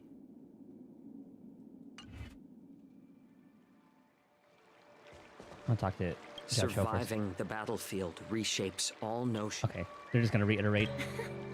Can you believe it? March 7th has actually become a pretty decent... Yep.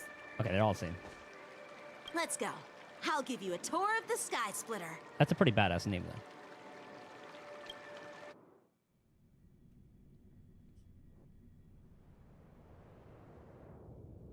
It's so quiet. Looks like a lot of other visitors have also come to catch a glimpse of the Sky Splitter.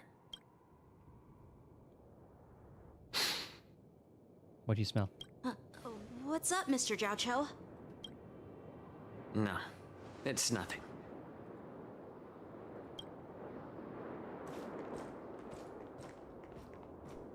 Do you see that airship in the distance? That's the Sky Splitter, the venue for the war dance ceremony. It doesn't look all that impressive from this distance. Really? It looks pretty fucking cool to me, and even though it is the same as all the other ships. The Sky Splitter is actually a decommissioned Luofu military vessel. People aren't allowed on board until the war dance officially commences. Tomorrow, when the bell rings and the ceremonial cannons roar, I'll be there representing the Cloud Knights of the Xianzhou Luofu, standing in the ring, ready to take on challengers from all over the cosmos. The Aurora looks really pretty. Since I was a kid, I've been training in swordplay and the art of war under the general. Every day, I'd swing my sword 10,000 times, and then thrust it 10,000 times, repeating the process over and over. I understand that I'm not like other kids. I never envied the toys and freedom they all had. I never found sword practice boring or hard, even in the thick of battle. Facing down savage abominations, I never felt scared. Each day, I could feel myself getting stronger and stronger, and I racked up countless victories. It's the best feeling in the world. But then, I faced a really tough opponent. and just one slash shattered my confidence into 1,000 pieces. That's when I felt true fear for the first time. Maybe that's what Mr. Zhao Cho meant by life and death hinge on a singular moment. Good old Jing Liu. Every idea fades into nothingness. After that, I had to pick up the pieces and try to put myself back together. But no matter how hard I tried, I couldn't seem to find my old happy self again. I often ask myself, why do I wield my sword? If defeat is inevitable, why do I continue to fight? Is it to reclaim the joy of victory? To meet the General's expectations? Or to secure my honor among the Cloud Knights? While the General could teach me the art of swordplay, he couldn't teach me why I should keep on going. He said the reason must come from within myself. I've been struggling to find that reason. But after talking with you, Mr. Zhao Cho, I think I already have that reason in mind. As a member of the Cloud Knights and the General's apprentice, I've had a weight on my shoulders. And I know there's still more to shoulder. But when I wield my sword, it feels like I'm letting go of everything. I love the feeling of giving it my all, facing any obstacle in front of me, pressing forward. That's why I wield my sword. Oh, Yanqing. So young, yet so grown up. By the way, how old are you exactly? Age doesn't really matter. All sword masters will understand how I feel. It's like, what, 100 in Zhengzhou? So, very, very young in... I get it. Looks like all the kids on the Luofu live tough lives. So, how about you, Miss Yunli? It's not polite to ask a girl her age, no matter which Xianzhou ship you're on. I'm not asking your age. I'm asking if you have a dream like Yanqing has. You don't talk like a cook. You sound more like a TV host or something. Need I repeat myself again? I'm a healer. He's very persistent about that one. Well, I don't have a dream like Yanqing does. The only reason I'm participating in the Ringmaster's Challenge is because I made a promise to my grandfather that I'd win the precious sword he's contributed to the war dance. Sounds like that mind of yours is just filled with swords. I bet you've got nothing better on your mind. My father was a craftsman on the Xianzhou Juming. Because of his foolishness, many innocent people fell victim to the cursed swords he forged. Since I was a kid, it's been clear to me that not everyone deserves to have a weapon in their hands. Giving them a sword is no different than being cruel to the innocent. So, whenever I come across someone unworthy of a sword, I can't help but want to take it away from them. Given that Yanqing is the war dance ringmaster, I'm stepping up to challenge him. To ensure the precious sword doesn't fall into the hands of an unworthy master. Hey, what do you mean by an unworthy master? I see. It's not easy for kids on the Juming either. Well, it's better to have a reason for wielding a sword than to be lost and confused. I've saved countless Cloud Knights in my life, and there are plenty of exceptional warriors, just like the two of you. What happened, Mr. Zhao Cho? Oh, nothing. I was just reminded of some old friends and old tales. Judging from my professional perspective as a healer, Both of you possess remarkable vitality. Your energies flow like raging fires and mighty gales. The upcoming fight will definitely be impressive. How many times has he had to reiterate that he's a healer? Well, we've seen the Sky Splitter and toured the Stargazer Navalia. I guess it's time to say goodbye for now. What? You're leaving already? But you haven't asked me about my dreams. I've been working hard too, you know. It's getting late, Miss March. Unlike you lot, I'm a grown-up bound by responsibilities and duties. The tasks entrusted to me by the General won't complete themselves. By the way, Yanqing, is it normal to have so many people wandering around in an automated area like the Stargazer Navalia? Actually, this is a restricted area. But since you're all guests, I made an exception, so you could take a look around. I understand. Well, I'll take my leave. I wish you both the best of luck in the ring tomorrow. He waves and leaves.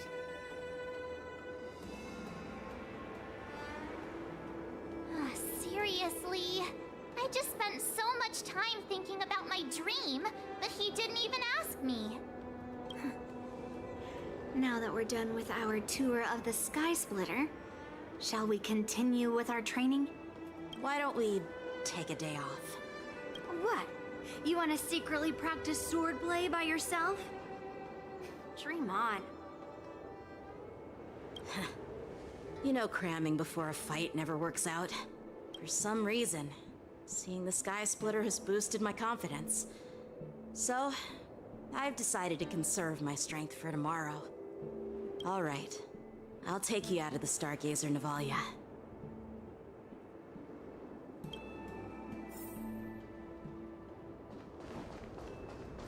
Looks like I can't teleport out of here. Or it wants me to find something here, apparently. Or does it? Oh, we get to see what these guys are about. Oh, just shut up, Red Fang. This is not a beast ship. I need some time to take care of things. Ah, the people canoodling. You willingly donned the skin of a lowly beast to join this mission, dedicating yourself to our glorious cause. And now you're telling me you can't handle it? Do you realize how many ships we need? Ah, looks like I forgot what the pirates were called, but I guess they can turn into humans, or I guess Foxians. I'm doing my best, all right? It takes time to figure all this out.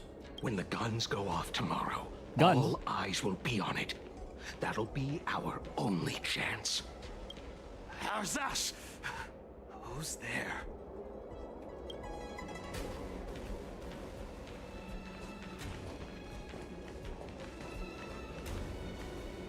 Who are you guys? An impromptu inspection. Why are there outsiders loitering in Stargazer Navalia? And a bunch of kids at that. Oh, that just gave themselves away. Hey, kids, didn't your parents ever tell you to stay away from the Stargazer Navalia? I know it's an automated facility, but it doesn't mean you can just break in and do what you want. What are you calling kids? First of all, I'm an adult. Second, I didn't just break in. Yeah, we flew here on a star skiff. Like, whoosh. Well, I'm not trying to tell you off, but this place is off limits to the public, you know? Big sis, let's go. I want to play in Ever Hunt Planes. Are we gonna watch them, see what their plans are? Ever hunt planes? Yeah, sure. Big sis will take you there. Chua! You should have let me. Shh, the overhaul is done, and everything looks good. We should leave.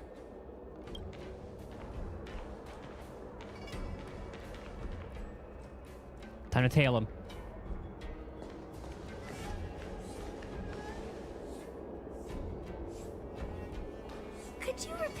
just said, Yanqing? What did I say? Big sis, let's go. I want to play in Everon Plains. Come on. Can't you read the room? Something is definitely off about the 3 people we just met. Yeah, anyone could see that. I just wanted to hear you say it again. That pink-haired fox tried to say something. I'm pretty sure he sensed something fishy. Since he's not familiar with this place, he just dropped us a hint. But you didn't seem to be paying attention at all. I knew that from the beginning.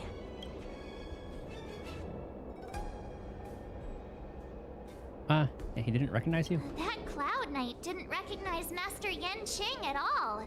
That's really weird. What? Is he famous on the Lavu or something? Not even the Cloud Knights on the Juming, who all know my glorious name, might recognize my face. You have a point. A Cloud Knight, a member from the Skyfaring Commission, and a craftsman. They're from various departments, and the reason for the overhaul seems legit. But one of them blurted out some weird language just now.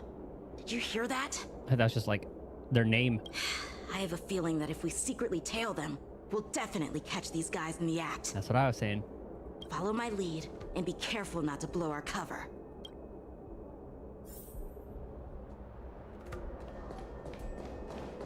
Never mind who they are. Let's just film them. This is true.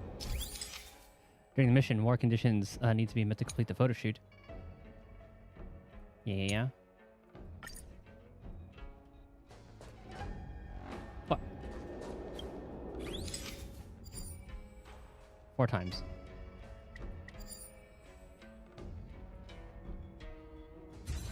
Well, we need to get the red one's face. We should have just killed those lowly beasts. Those little brats won't take up much space. There are boxes all over this place. Just dump them into one and no one will notice. Cut the theatrics, Grulok. Even the slightest slip-up could interfere with Lord Moktok's plans. Was that the name of the guy who's like chained up that Fei Xiao was talking about? So where are we heading next? To check the freight skiffs. We've got a lot of preparations to do. Also, don't forget to take those crates with you. Weapons, supplies. We've got to be well prepared. Otherwise, we're screwed. So, are they smugglers? What exactly are they up to?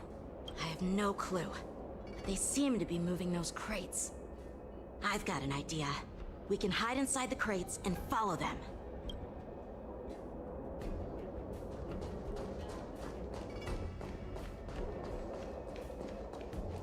He's just turned into like a stealth mission to uncover a conspiracy. Taking advantage of the temporary absence of the group, you cautiously approach the crate and crawl inside. So cramped in here. I can hardly breathe. Just hang in there. You hear footsteps pacing back and forth beside the crate. If someone were to open the crate at that moment, they would certainly catch you in your ridiculous hiding position. Fortunately, that didn't happen. The floating mechanism at the bottom of the crate is activated. You feel it begins to drift slowly forward. After what feels like an entire Amber era holding breath in silence, you heard the sound of the crate touching down. Let's just put the cargo here for now, all right? Then we'll move on to inspect the ships. Lord Moktok said that as soon as we're done, we're to board the freight skiff and leave this place. Don't worry, I've changed the shipping schedule. You two, come with me. Is it just me? I keep smelling that stench of lowly beasts everywhere we go. Don't be so paranoid. The departing footstep sounded like a signal, prompting you to breathe a sigh of relief. Looks like they're planning to escape on the skiffs in Stargazer Navalia. They keep talking about their plans, but where do they come from? And what do they want to do on the Xianzhou? They're definitely up to something bad. Wait, they disappeared. Let's catch up to them. That's a little hiding spot. Tread softly, breathe quietly, and make sure to keep an eye on them. Hide out of sight as soon as there's any sign of activity. I don't know if we've ever gotten one of those before.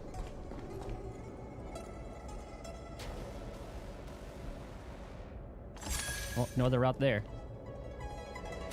Ah.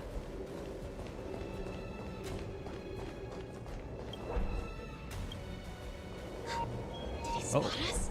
Quickly, hide!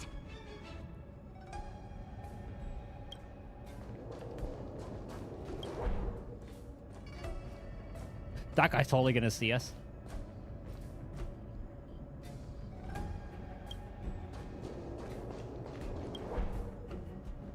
Don't be so paranoid.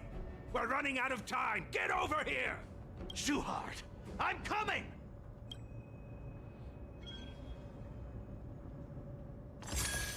Oh. They're leaving. We should catch up to them. Quickly! Did he spot us? Quickly, hide! Watch out! They're on high alert! You really are. There's another hiding spot here. Okay, we're safe.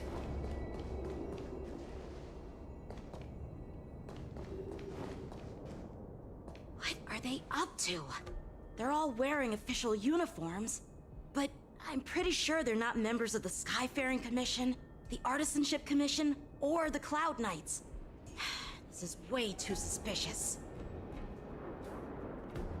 Never mind who they are. Let's just film them.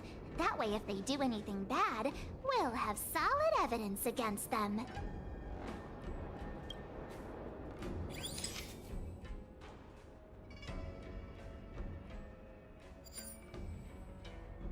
Maybe times 3.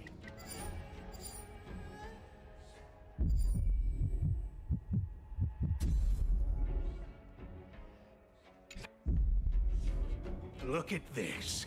A freight star skiff with enough room to fit at least 20 of my men.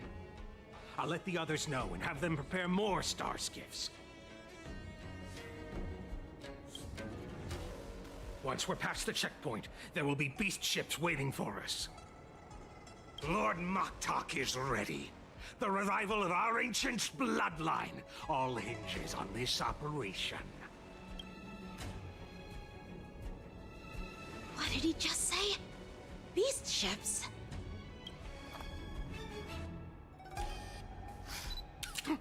Who's there?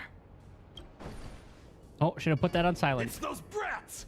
I told you to get rid of them, but you didn't listen, you idiot! Wipe them all out!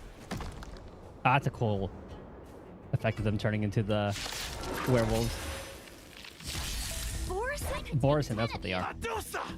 Die, you lowly beasts! You go,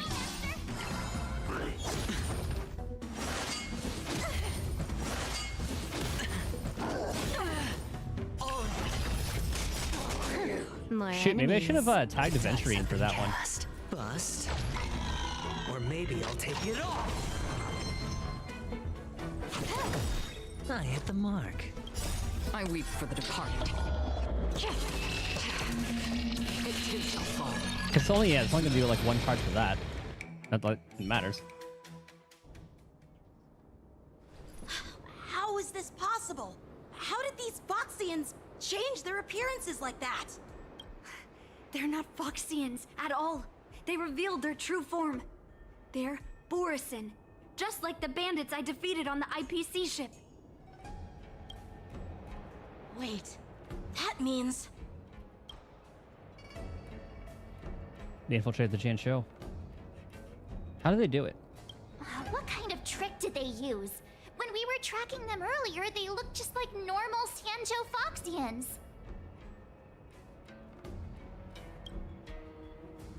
It's not just a simple disguise of wearing our clothing and shaving their whiskers. They're somehow able to alter their appearance to be indistinguishable from Foxians. They even have official IDs for the Skyfaring Commission, the Artisanship Commission, and even the Cloud Knights? I mean, it's like how Ting Yun got yoinked. Fintelio was able to do that perfectly. Cloud Knight's tag. Maybe it'll give us some clues. Lu Jun, an officer of the Patrol Defense Squad? Wait! What's the matter? I encountered a patrol officer named Lu Jun before. It was a few weeks ago when we Oh, were yeah, transporting he did look the sketchy. Thorson prisoners. If they can forge official identities and move around the Xianzhou without raising suspicion... Oh no, this is bad. Even worse. If you find one cockroach on the Express, it usually means... There are more Borisin hiding on the Xianzhou. I bet their plan is much bigger than just stealing information. We've got to report this to the Seat of Divine Foresight. How do we know who to trust?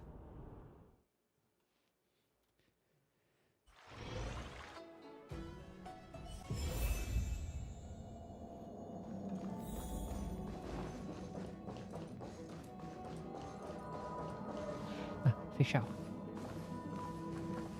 Oh, it's time for to answer the I'm questions. glad to finally meet you in person, guests from the Astral Express.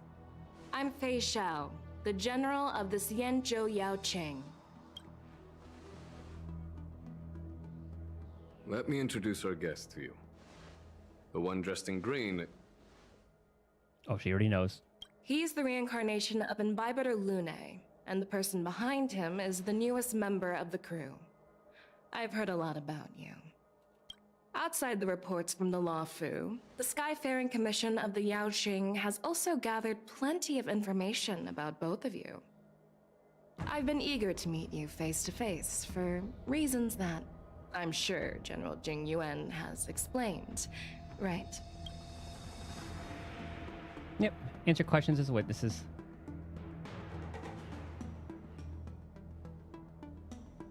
The Ambrosial Arbor's resurrection. Yeah, answer your questions as witnesses. That's right.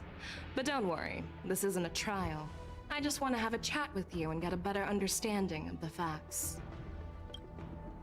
Like, how did we get there? According to General Jing Yuan's report, the Ruin Legion is to blame for the Ambrosial Arbor crisis. This is true. And all Arbiter Generals should pay attention to the Ruin Author's movements. Yep, Vantilia.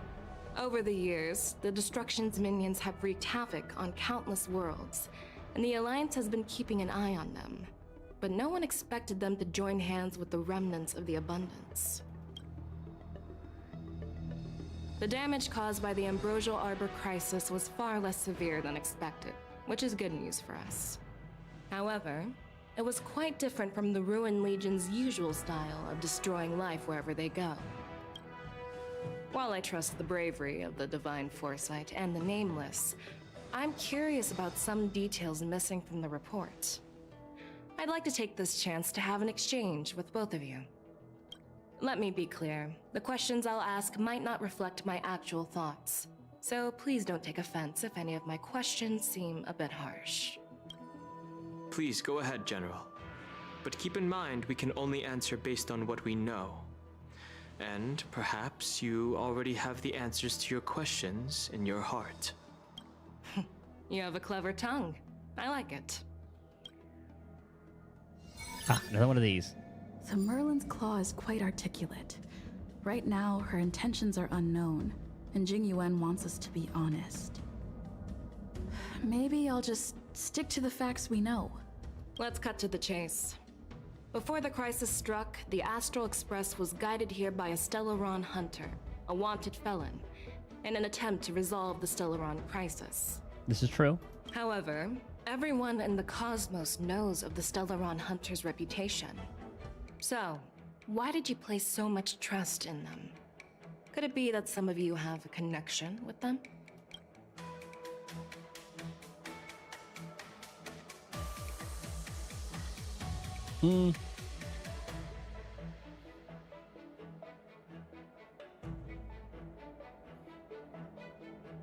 Yeah, I'd say Elio has some sort of prophecy.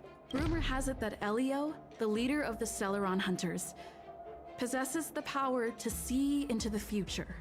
He foresaw that the Xianzhou and the Express would have important roles to play in the war against Nanook. That's why we were lured here to the Law Fu, to deal with the Stellaron crisis and fulfill the prophecy. General Jing Yuan believes in this prophecy too, as mentioned in the report. I'm curious why you didn't question it at all. it comes down to the Stellaron. Could it be because one of the Stellaron hunters is actually an old acquaintance of General Jing Yuan? Please be cautious with your words, Merlin's Claw. Let's avoid sowing doubt among our comrades. That Stellaron hunter used to be my disciple. So are you putting my loyalty in question too? I'm simply bringing up the doubts about General Jing Yuan that exist within the Alliance. Since I'm representing them, perhaps you can just imagine me as one of those old geezers. Let's move on to the next question.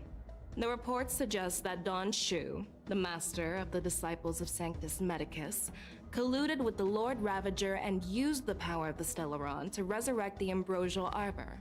But here's the thing. Don Shu was just a chief alchemist.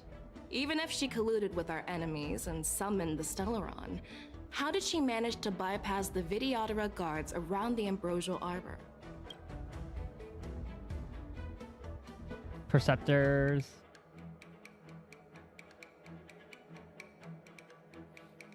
Oh god, this is kind of tough because I don't really remember all the details.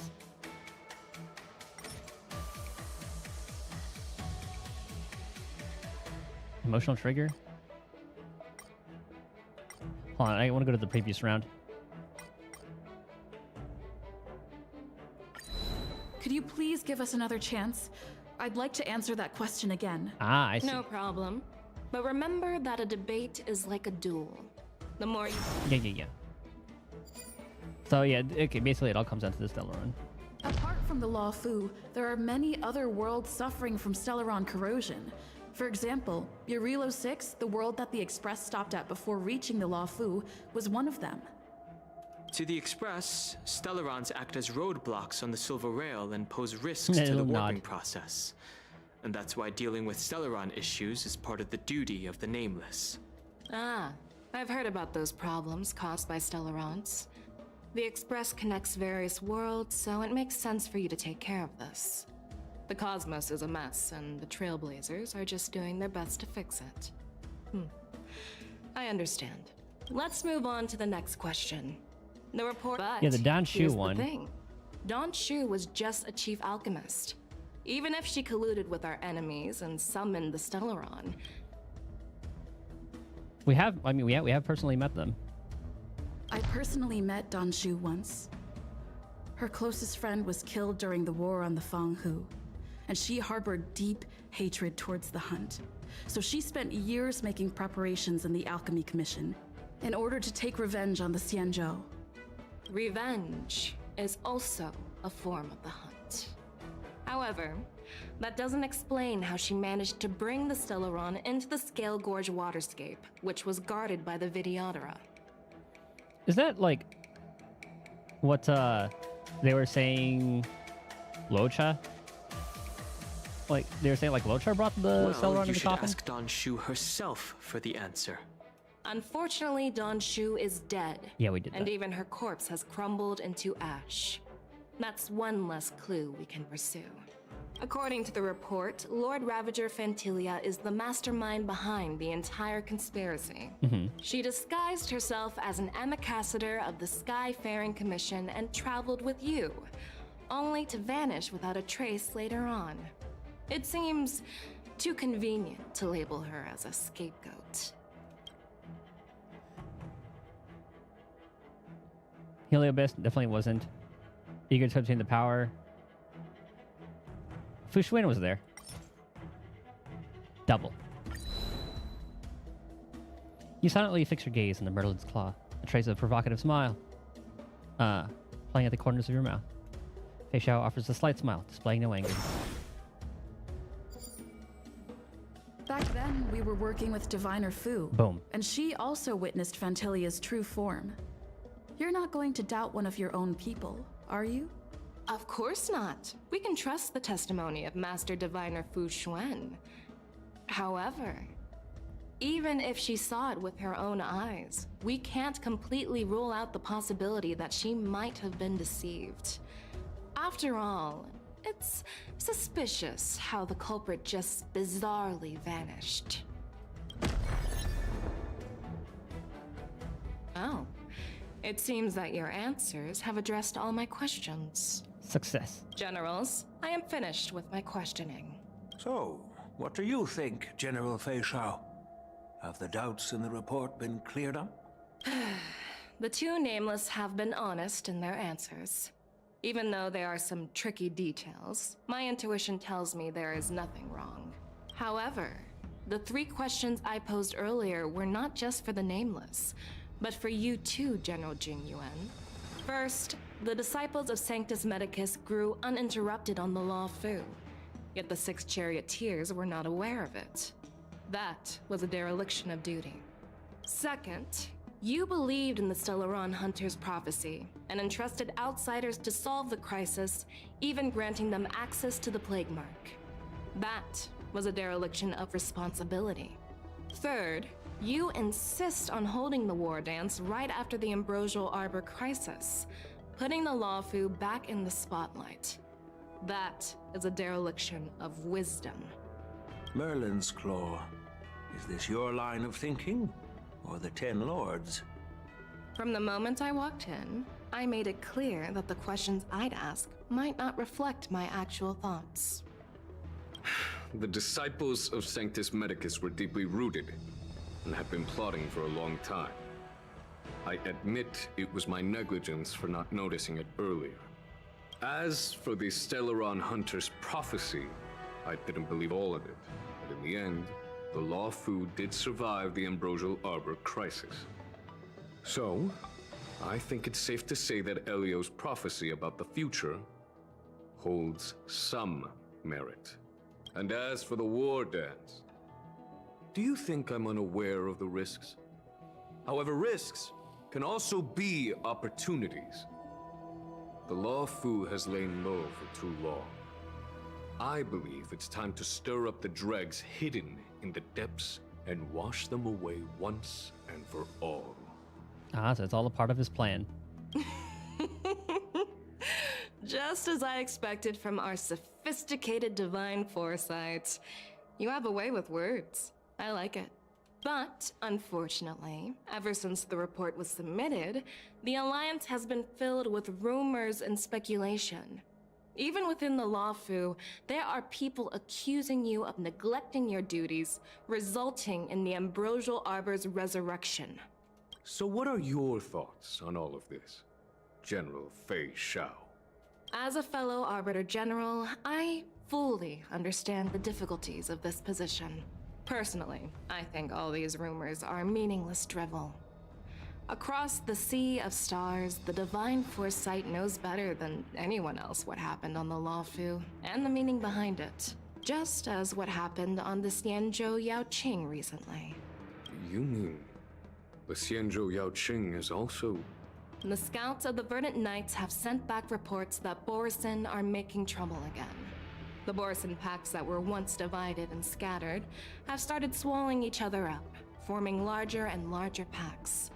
Moreover, there's an entity named Mongus behind it all. An entity? According to the report, this entity isn't actually a Borisin. It's a woman claiming to be the messenger of the Master of Immortality. She's described as having 12 faces and 12 pairs of fangs, as cruel as poison and as elusive as quicksand.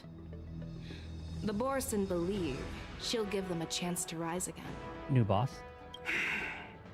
That's Ventilia. That's right. You're lucky that I'm the one who came this time. If it were the Patina Justice or the Seer Strategist, this conversation might not be so friendly. I've always had faith in my instincts, so I don't doubt your good intentions. But the Alliance has its fair share of questions and doubts about the Lawfu. So, my plan is to come up with an acceptable answer to satisfy the Alliance. What's in this plan, General Fei Shao? General Jing Yuan, you already know what has to be done.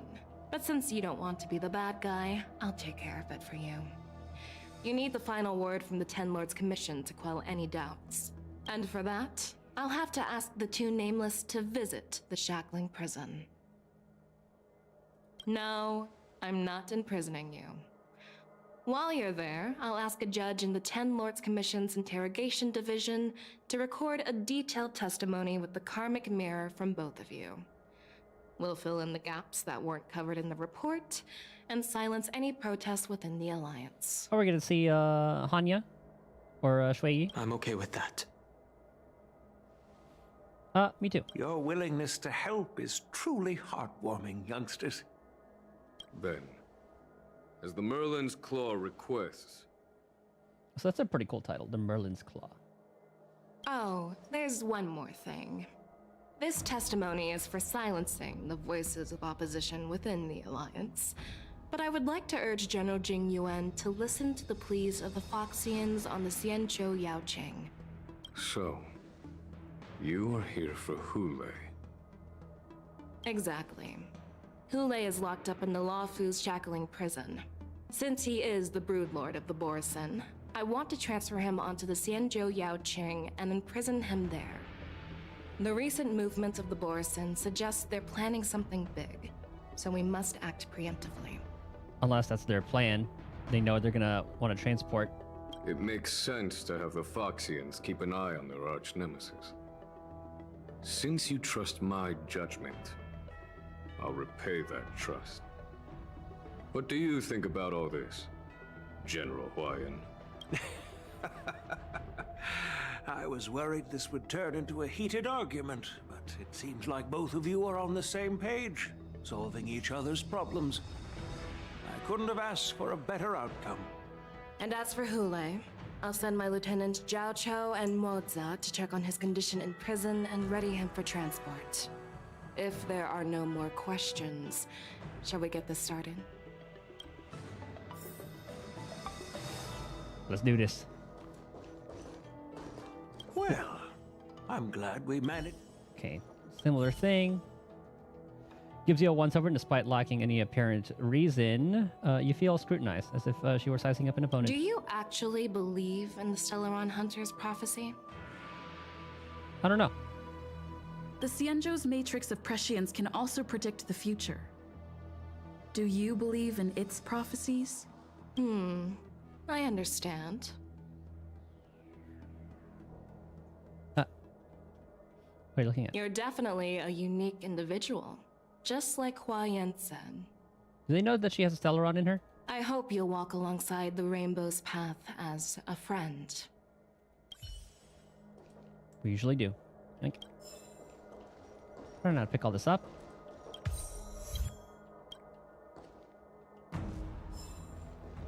Okay, it should be everything. Okay, before I talk to him, I'm gonna use the bathroom. I will BRB.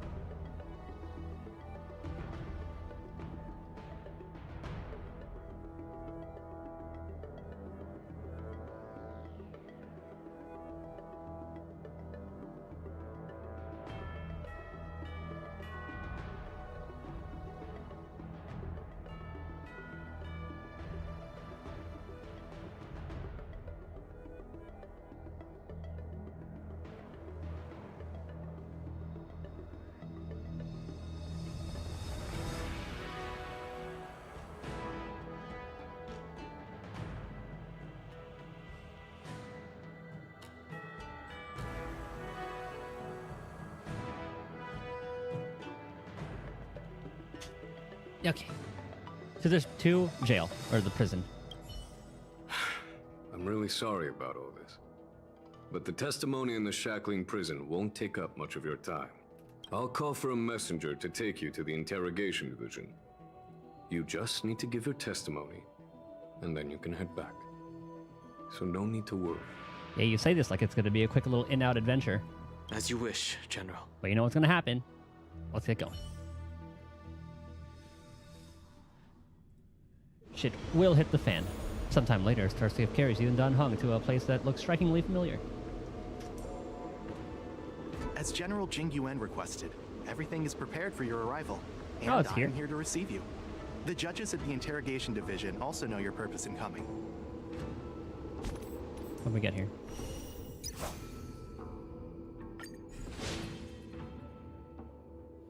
Ooh, there are 5 different endings. Okay, hold on. We'll get to that at some other time. Oh yes, Stellar Jade. Yes. Oh, more. Oh. Not now, March. Oh, let's talk to them real quick. Do they have anything to say? Both of you are ready, please follow me. Yeah, that's pretty much it. Warden seems to recognize you and understand your purpose of visit. She steps aside and motions for you to enter the shackling prison. Alright, here's the new map. The shackling prison. I didn't expect to be back here after all these years. Dan Heng. Don't worry about me. If you're ready, I'll open the gate for you. This is the entrance. Wait. The shackling of prison scale gorge? Well, technically, the shackling prison is spread out across multiple delves, and the ancient sea is just where they overlap. Please, come on in, dear guests. He's very chipper about this place. We're ready.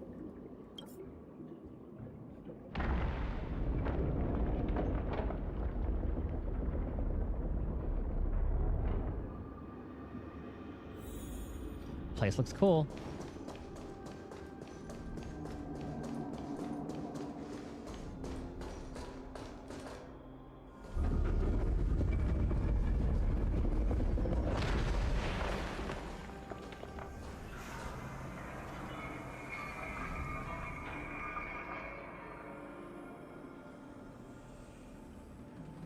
Now where are the prisoners?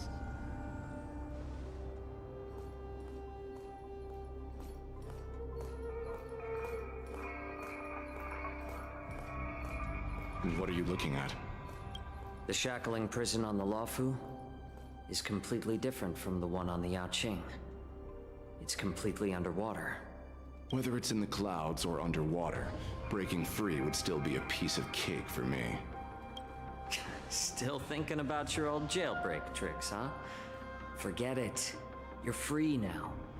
Just don't do anything stupid, or the judges will throw you back in there and lock you up for a few hundred years. You'll see me again in just a few days.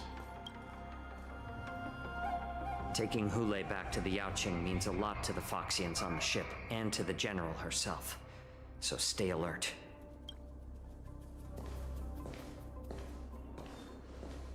Shui Yi. Guests, my name is Shui Yi, and I'm here on orders from the Incarceration Division of the Ten Lords Commission. We're Jiao Cho and Moza.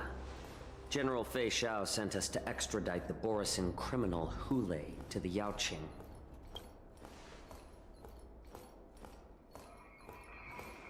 We're here to inspect the conditions of his imprisonment and make preparations for the handover and transportation. I assume you've been briefed, Your Honor. Your visit request has been approved. I'll be your guide for this trip. Prisoner Hule, the warhead and brood lord of the Borisin abominations of abundance and the arch-nemesis of the Foxians, is responsible for 2,123 wars of aggression and countless associated crimes. Good God. Due to his heinous acts, he has been imprisoned in the depths of the shackling prison and subjected to the punishment of the Forest of Swords until the end of time. He shall never be pardoned. No need to repeat his crimes and sentence, Your Honor. He is the greatest enemy of us Foxians. The stories of his atrocities are used to terrify our children. I'm well aware of every crime he's committed. Let's move on to the next step. When it comes to visiting criminals, there are rules in place to ensure your safety. I know you've heard legends about Hule since you were children, but your knowledge about him is likely very limited. Only the judges of the Ten Lords Commission truly know what kind of abomination is locked up at the bottom of the shackling prison. It has been centuries since Jing Liu, the former sword champion of the Luofu, captured Hule. And during all those years, we never provided him with any food. Jesus Christ. Yet he somehow managed to stay alive. Jinglu's built it different. defies all the documented physical characteristics of the Borisin. Unfortunately, she's been benched for me. Jinglu's role on my team now is simulated universe breaking the barrels. The Forest of Swords, forged by the Punishment Division, is a device of intense torment, used to execute sinful abominations. Most Borisin die within 3 days in the forest, but Hule is different. Every time the blades pierce him, his body instantly heals. Despite the brutal punishment, he somehow manages to survive. The complex rules are there because of his abnormal characteristics. Do you understand now? I apologize for any offense caused. Please continue, Your Honor. I've given you the instructions regarding Hule's visitation. Please make sure you read them carefully. Why was that highlighted? Because I'm not reading that. Not my job. God damn it. Prisoner, Hule. Summary of crimes. The Borisin warhead, a denizen of abundance. Accountable for numerous acts of invasions and associated war crimes.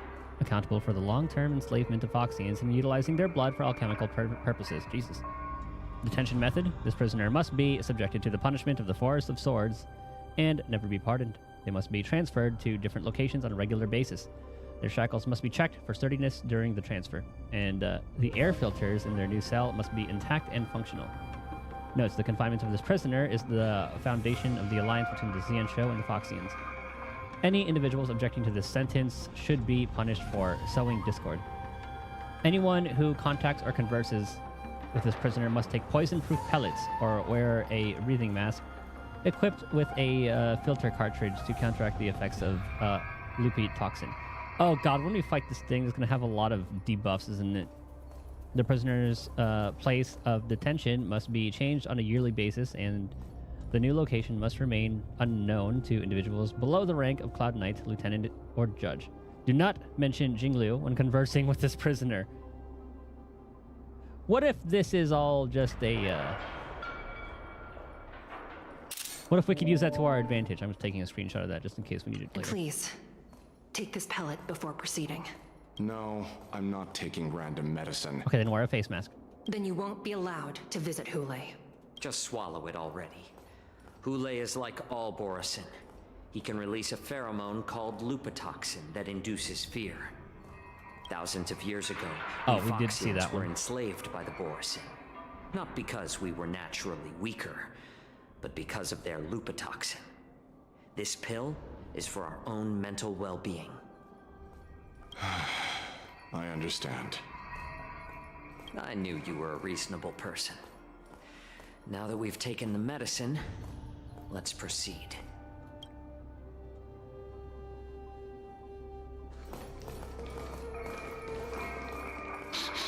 Oh, yeah, some of them are here. Your Honor. What is it? God damn it, Jiao Chu, you better tell her.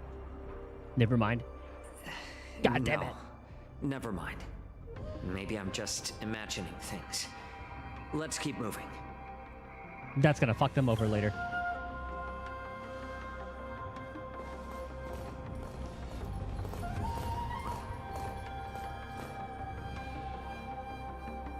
Here we are. Her Honor hasn't arrived yet. Please wait a moment. Her Honor hasn't arrived yet. No. This place... it's still as cold as it used to be. Poor Don Hog. A little bit of PTSD. Are you okay? Sorry. I was just reminiscing about some unpleasant memories. Well, then we get some context about what he was kept in. Once we're done with the testimony, we'll leave immediately. If you can't escape your past, we're always here for you. Thank you. It's all my fault that you were involved in the Xianzhou's problems. You shouldn't have to see the inside of the shackling prison. I'm so sorry. I wish I could show you the real sights of the Luofu. Hey, still got a lot of time. I'll see what the other one would have said. Thank you. It's all my fault. Okay, I wish I could show you the... Why can't they record our testimony outside? The 6 charioteers might have more power over the rest of this Xianzhou ship. But here, in the shackling prison, is the judges of the 10 Lords Commission who call the shots.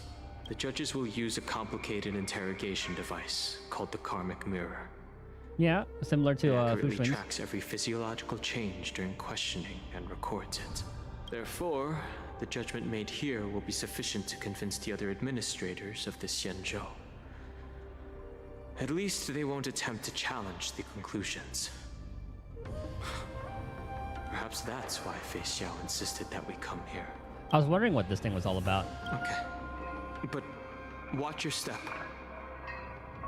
This place is not like the others.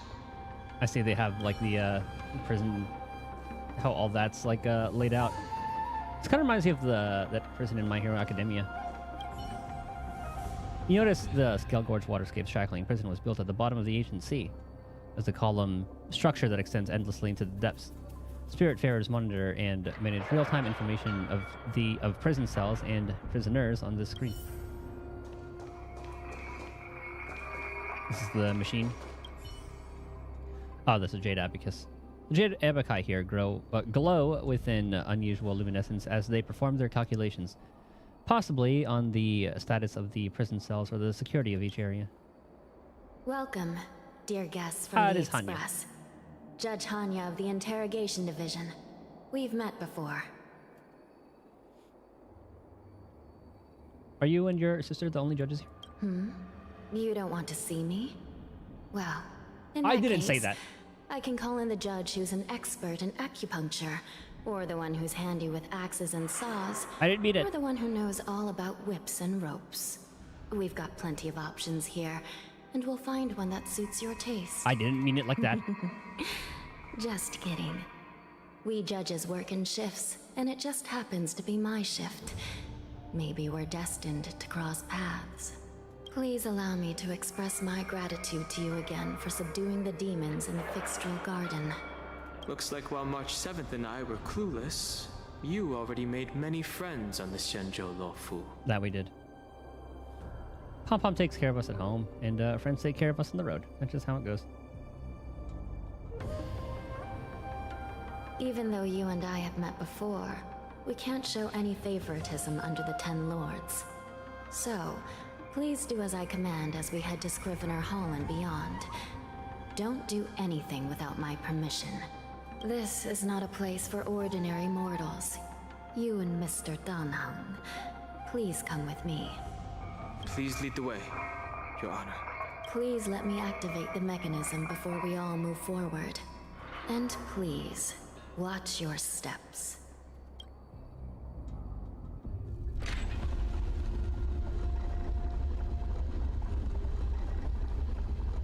Is there gonna be some sort of like puzzle that we have to calculate with this thing? Be very careful and watch your step as you make your way through. The terrain inside the shackling prison is treacherous. One wrong move, and you could end up plunging into the depths. And if you're really unlucky, you might be frozen solid or burned to a crisp before anyone can help you. Gee. I want to see how fucked up this place is. With your skills, I don't think you need to worry about that. It's just walking. I mean, we know why. Prisoners. Are there really 18 floors? You're funny. This prison does contain many layers. We even brought in Videodora Icor line craftsmen to introduce the ingenuity of Delve enchantment. What you're seeing now is just one part of the shackling prison. Perhaps. Judging from the appearance, much of the architecture in this prison has a Vidyadoran style. So, perhaps they did have a hand in building this place back then. As for how many floors there are, well, not even us judges know for sure. But there's a legend among us judges that a short-life prisoner once tried to escape, but ended up falling into the depths. And when we found him at the bottom, he was already an old man on the brink of death. Did he spend his whole life falling? Or did some long-life prisoner drain his life essence? We'll never know. Anyway, please don't try anything like that. Please, come this way.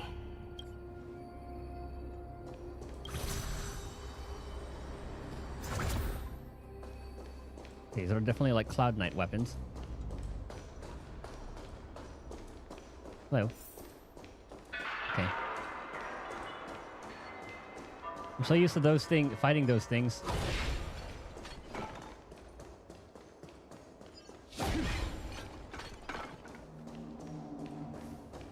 Is that the entrance to this? Yeah, that was the entrance to this place.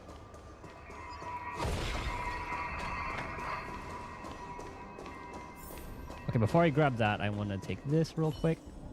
Anya blocks your way forward. She has been entrusted with the important task of ensuring that you only explore areas she deems safe. Ah! Our teleport point. Hope you're fine with me doing this. I heard the war dance is about to be held in the mortal world. I remember watching a sword duel at the war dance with my sister when we were young. The Cloud Knight, who was the Lorfu's ringmaster, was an amazing swordsman, and their sword flashed like lightning. The Outworld Challenger had fiery red hair and a hand made of steel, which roared like thunder. They battled for a long time before a winner could be declared. How about Luca?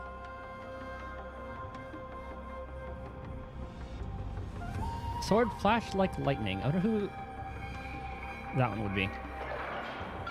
Time sure flies. Now, both my sister and I are residents of the Netherworld, and we will never again feel the thrill of a competition. Are there a lot of people in Starskiff Haven due to the war dance? I'm gonna bring down the mood. Ants bustling. Sounds amazing. It's a shame I'm too busy to attend.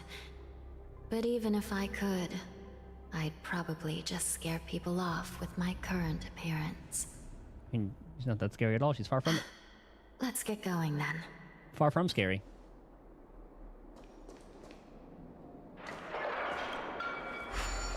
And how many chests are here?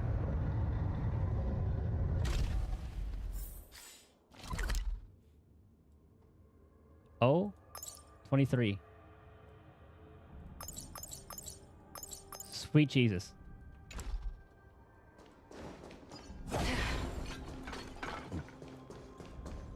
Puzzle? It's freezing. Guess we'll find out what to do with them later. This place is filled with the cold air from the northern peak of the polar delve. Even the toughest long-life species would have a hard time enduring this.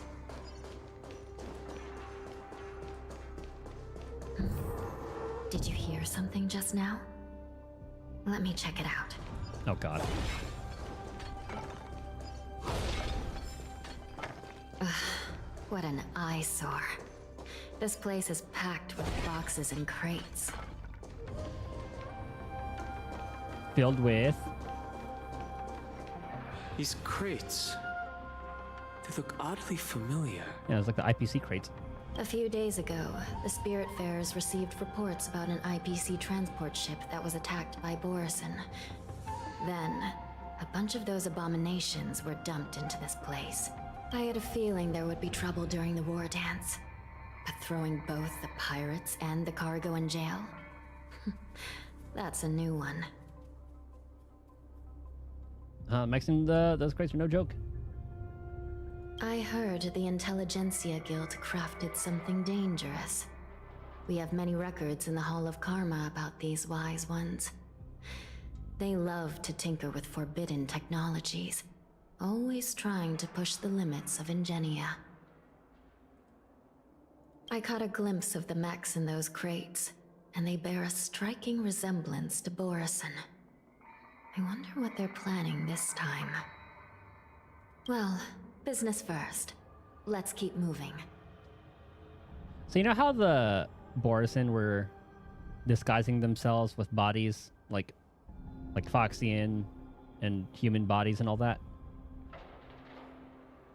Is it like a Ting Yun situation where she got yoinked? Well, I guess with these bodies, they kind of took their nervous system and probably put them in the robots.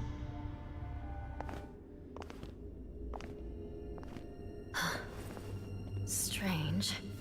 I don't remember checking the containment facilities a second time. Oh god. It's up top.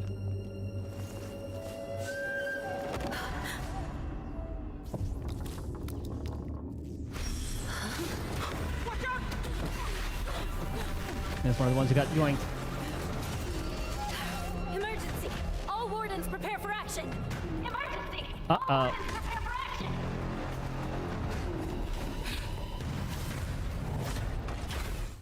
Oh, that's a lot of them. What's happening here? Good thing we have Acheron. Why are these things moving on their own? Something is wrong. The guards aren't responding. Let's see. It'll be 6, 7, 8, 9. This Okay. combat needs optimizing. This is double speed.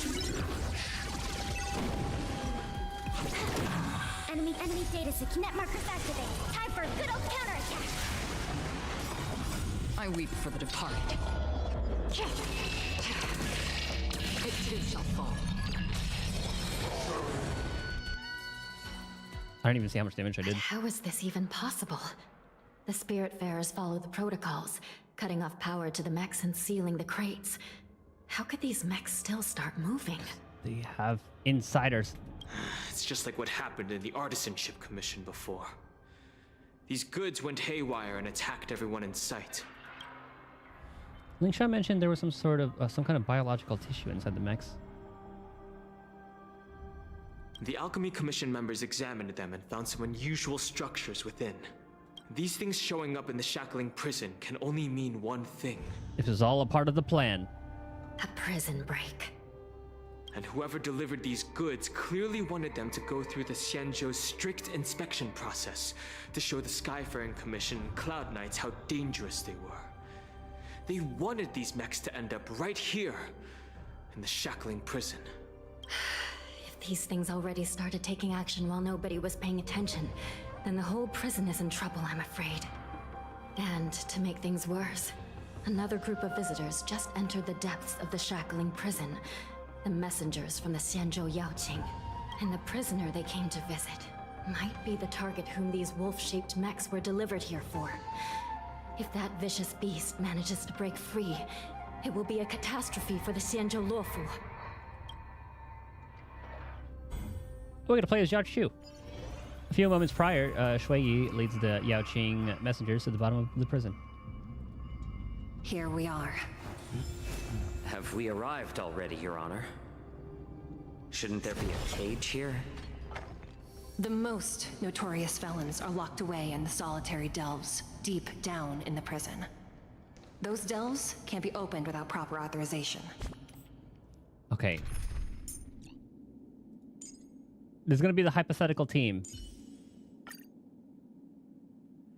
It'll be this until I get Acheron to E2. And then we'll replace... probably like Pella with Sparkle or something. The blue bird paves the path, and the Stygian lanterns illuminate it. Help me light up these lanterns. And I've given you the diagrams for lighting the lanterns. Please take a look.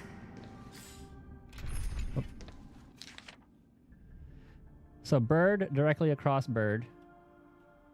1, 2, 3. Okay. Do I have to go to that side, or do we have to... Oh, I think we have to use the bird to do it. Okay, I think we'll just do it this way. Across bird... Okay, so it'll go... So it's, what is it? 1, 2, 3, 4, 5, 6, 7... It's a little octagon.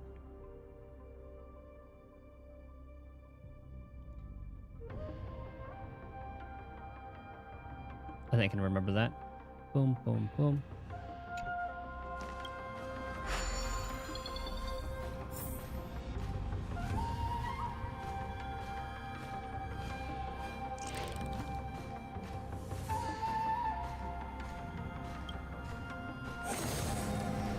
Okay, I thought it was going to be completely different.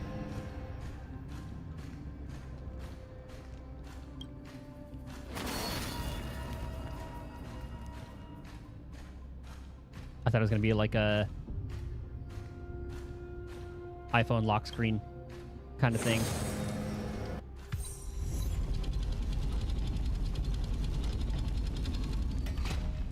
Well, you know we're gonna be seeing this more than once.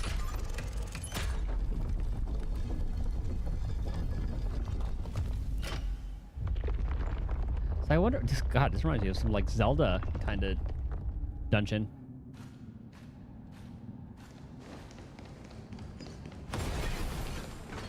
The path is open. Once we descend to the bottom of the prison, please do not do anything reckless. Okay. Nothing reckless about that. Inside the delve behind this door is the greatest enemy of the Foxians, Hule.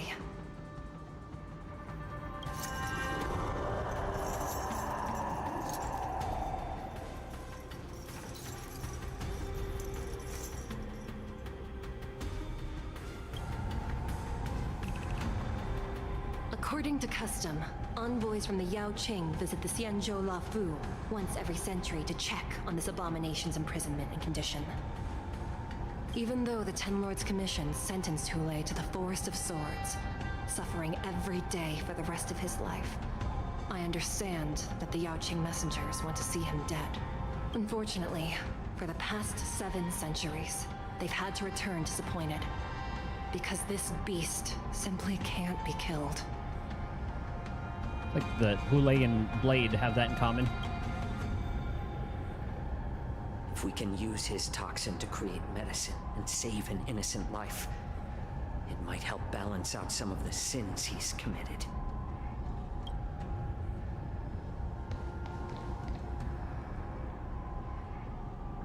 Could you be the key to a cure for the General? Hule. Ah, okay. So it's like the lupitoxin that's her issue.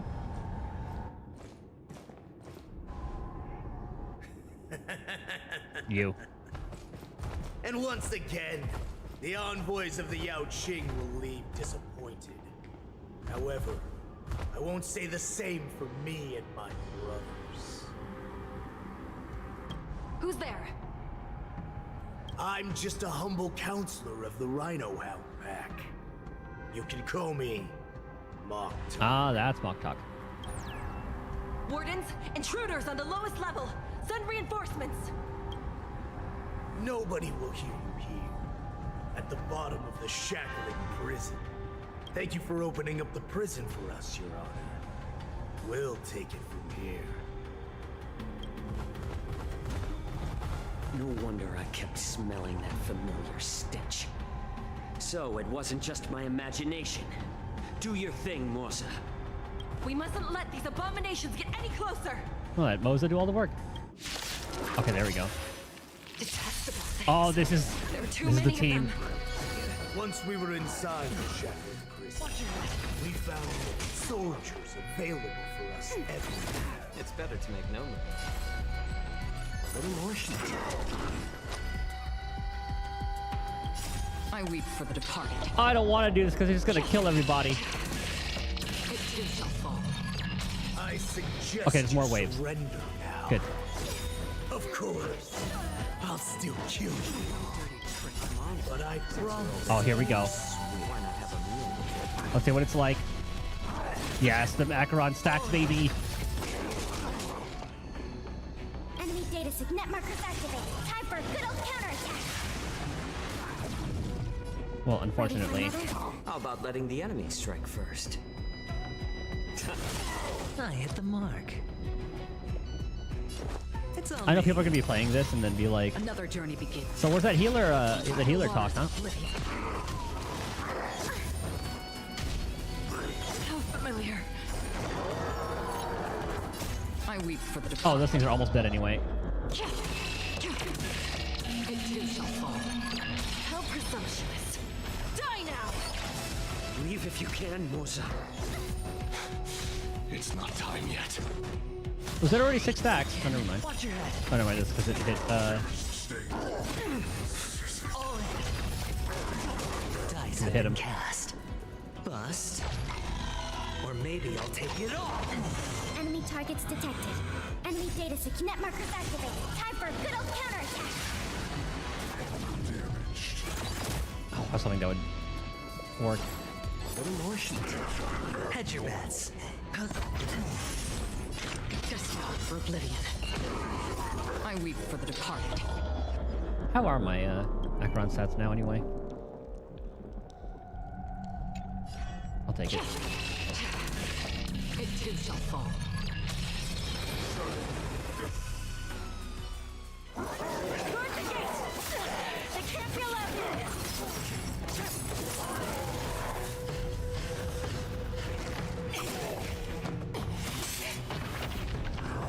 Ah, shit. There were two that got in.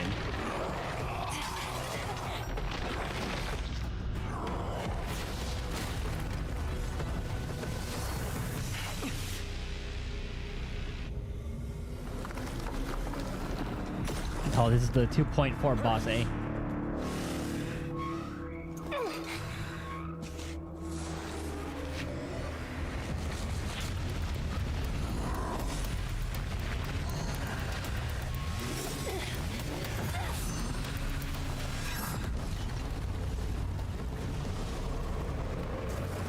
Oh God.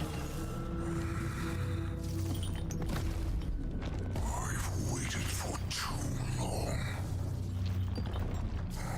My first meal after regaining my freedom is the flesh and blood of my fellow kindred. A sad scene indeed. It's been a long time, boy. Poor Shui. I mean, she's just a robot, but still, goddamn.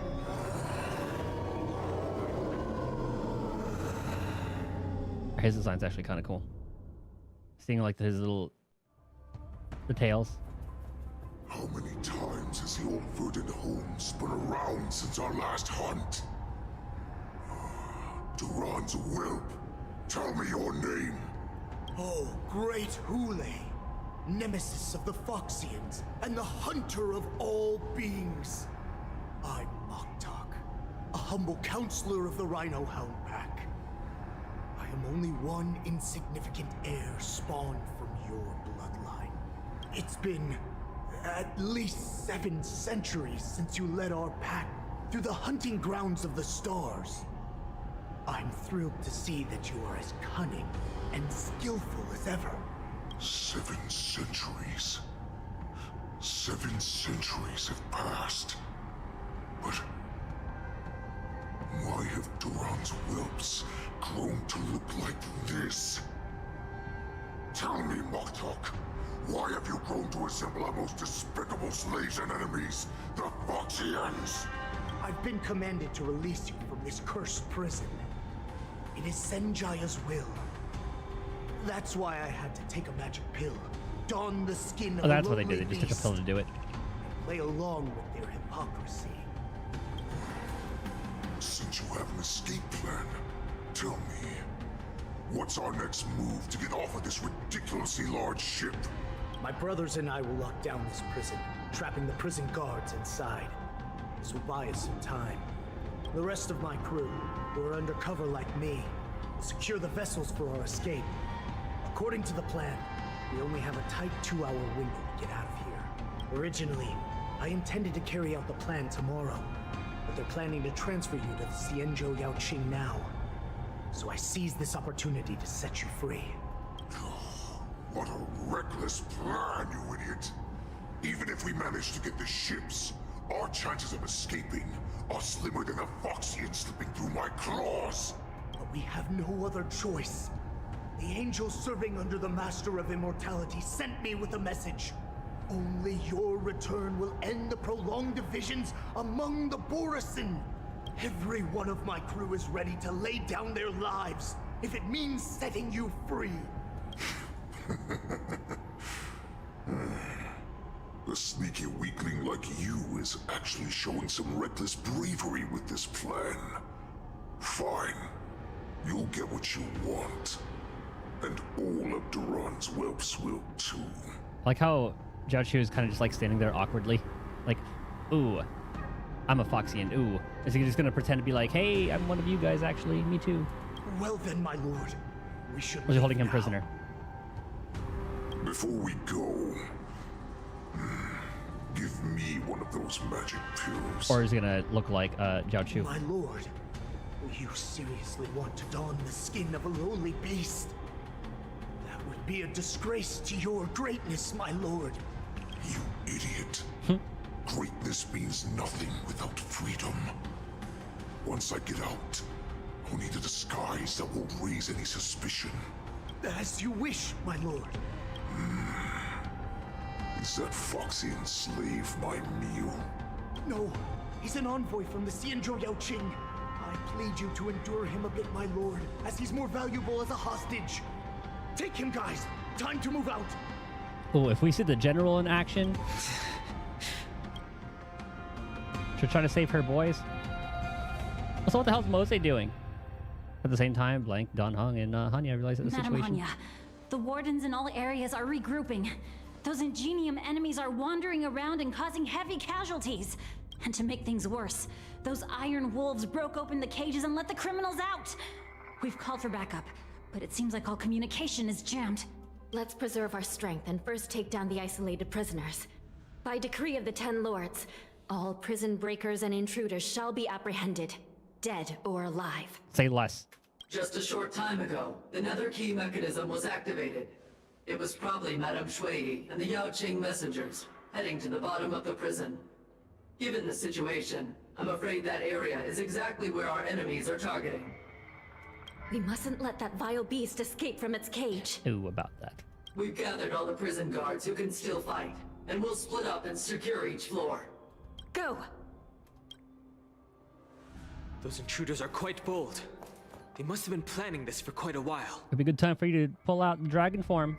Indeed, but Borisin tend to favor direct and aggressive approaches. Crafting careful and precise plans like this is simply not their style. Let's focus on the current situation right now. Please help me.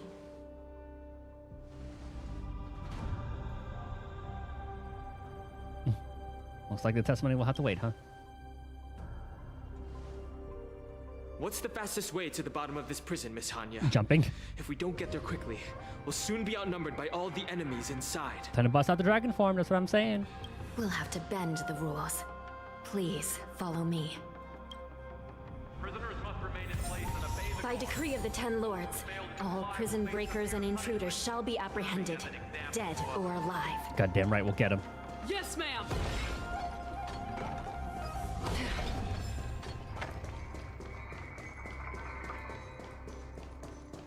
I wish I could have just fast traveled there. Hold your position here. Yes, ma'am.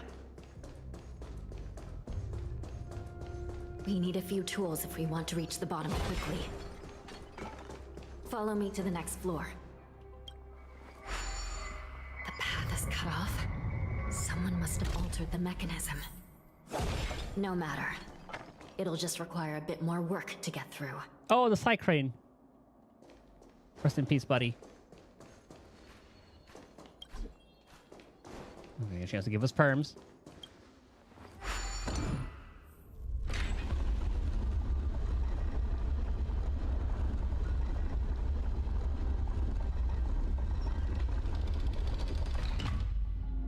Do we need to go? Oh, I see.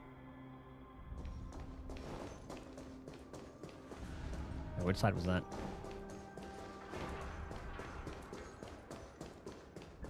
Okay. I don't know what those things are. I'm sure that Some Spiritfarers occasionally use Ingenia from the Artisanship Commission to navigate the treacherous terrain here.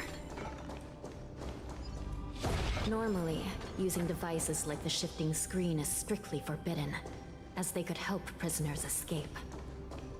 But, given the urgency of the situation, let's just ignore the usual regulations. Definitely getting like Zelda dungeon vibes. And there's so many different things that they could do with this. It's a lot of wolves.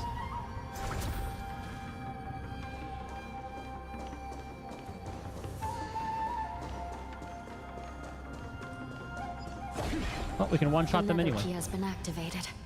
I hope we're not too late. Hang in there, sister.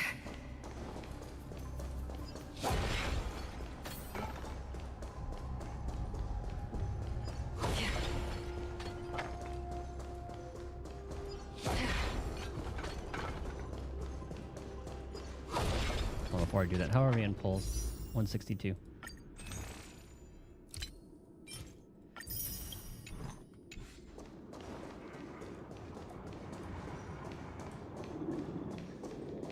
Cutscene time.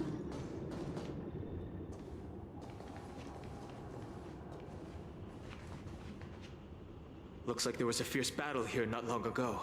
We didn't see anybody on the way up. The gate to the prison delve is wide open. Hule has managed to break free. Where are the Yaoqing messengers? And where's my sister? Are they still alive? Let's look around. Maybe we'll find some clues.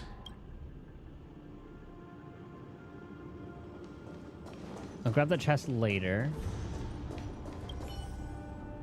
This warden fought to her death, and her weapon's nowhere to be seen. She must have lost it somewhere in the prison. Or stolen by one of the wolf people.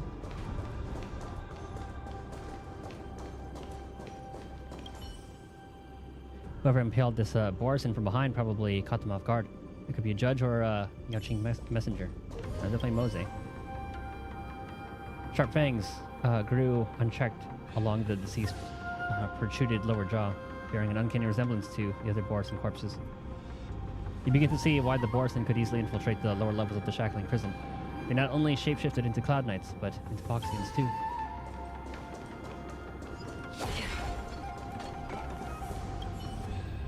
You can clearly tell the warden was serving her duty in an intense battle when she died. You reset the mask over her face and pray for her heroic soul to rest in peace. Yeah, we know she got chucked over there, so we're going to talk to that one last. The warden fought to her death. No weapons nowhere to be seen. Okay, that's the same.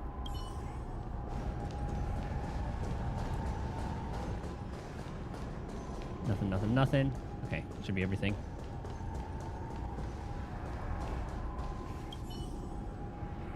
The corpse in Cloud Knight's armor catches your attention. They do not seem to be your average Foxian. For one, this body looks like it underwent a dramatic shapeshifting. One that failed to conceal the guard hairs around their neck.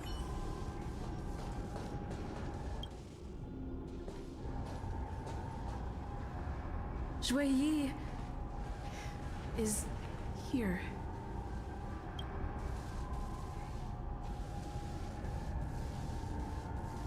Miss Shuiyi briefly sacrificed herself. My condolences, Miss Hanya. I mean, we can just like upload her to another robot, right?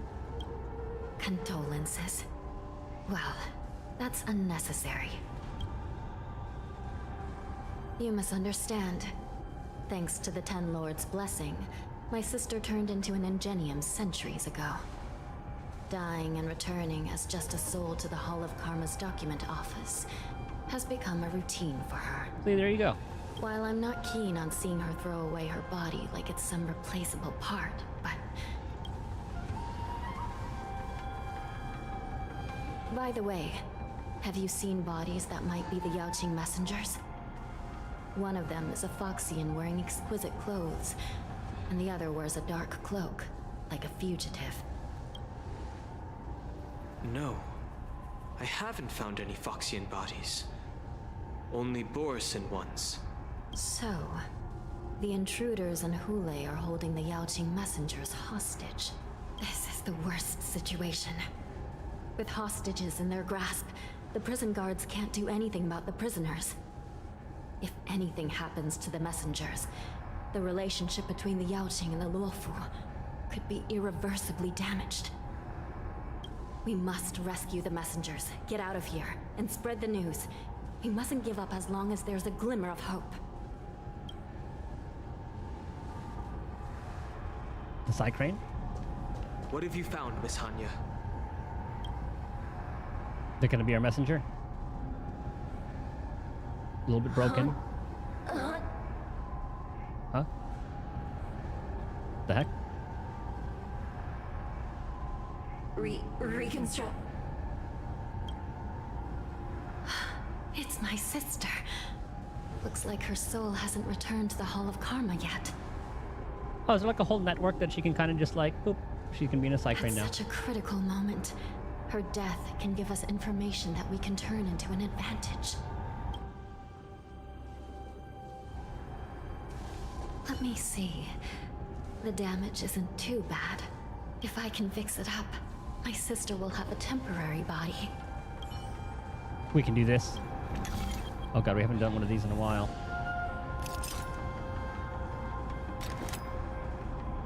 Okay, so you need to get... Is that there? Right there. Hanya, I'm back. It's actually kind of funny to see her in this state. Welcome back, sister. I don't know what kind of expression I should have at a time like this. Happy? Tears of joy? Forget it. I'm used to you coming back in all sorts of forms. A cyber specter. Uniform's kind of cute. Now is not the time for jokes. This side crane can't hold all of me. Sister, what did you see when you were killed? Through intermittent in its delivery. One of the Yaoqing messengers escaped, and the other one was taken hostage and brought upwards? That's probably smart of my Faye. Besides the Borson, there were other intruders. Invisible. Invisible? Invisible intruders? What does that even mean? How many conspiracies are tangled up in this mess? Do me a favor, sister. The intruders have cut off all communication between inside and outside the prison. And now you're the only person, the only bird, who can slip out undetected. Make sure you deliver the news to the outside world. I understand. Please be careful, sister. You are different from me. Flaps its wings unsteadily, flies at the lower levels, heading straight into the depths of the shadowy passage. I didn't have to read that one too fast. Time is running out, Miss Hanya. If we keep delaying, those Borison will escape from the prison. All right. If we happen to come across that Yaoqing messenger who got away... No. Stopping Hule should probably be our top priority. Yeah, Fei Xiao is definitely being notified by Moze. I didn't realize it was supposed to sound Italian.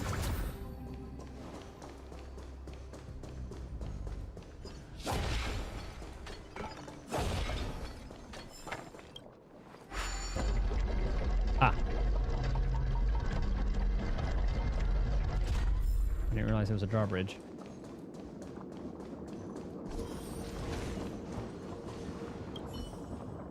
The prison guards at the Shackling prison may be well trained, but they likewise suffer deaths and casualties in the face of the Borison's horrifying assault. Wait! Something feels off. Something's approaching us. Are there Heliobi in here too? Invisible intruders? Watch your back! These abominations aren't prisoners from this prison. Commencing support. They did mention Phantilia earlier. Hedge your bets. Is there another instance of her around? Actually, hold on. Let's just do this. It'll be 9 stacks. I weep for the departed. It too shall fall. Oh, right. I realized I could have just debuffed them as well. Or was it fate destined for oblivion? Enemy target. Ah, well. The prison management on the law Oh, Mote's is here. truly concerning. Who are you? Aren't you looking for me? Commencing support. Enemy data sig net marker. 7, Time for good old counter. 8. This combat needs. This is double speed. And might as well just guarantee that. For the departed. So I don't think I have the light cone S5. Also, her the HR isn't as high, I don't think. Oh, this is perfect. This is why we have Pele here. Fun this time.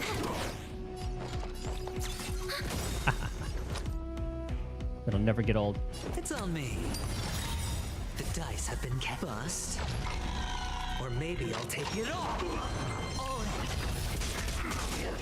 I didn't see how many stacks that gave. Still waters of oblivion. Watch your head. It's 7, 8. Enemy data secure. Net markers activated. Time for a good old counterattack. 9. I weep for the departed. And we win. It too shall fall. Ah, I should have used Pela on those things. Oh, that one didn't die. Ready for another? I'm surprised about that one. Time for a buzz. Might as well break that. Break them all. This is double speed.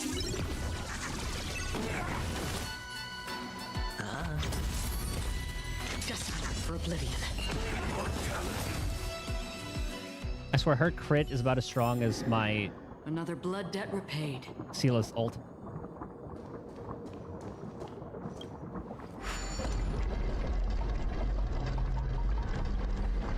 Oh, there's Mote. That's one of the powerful enemies for the chests.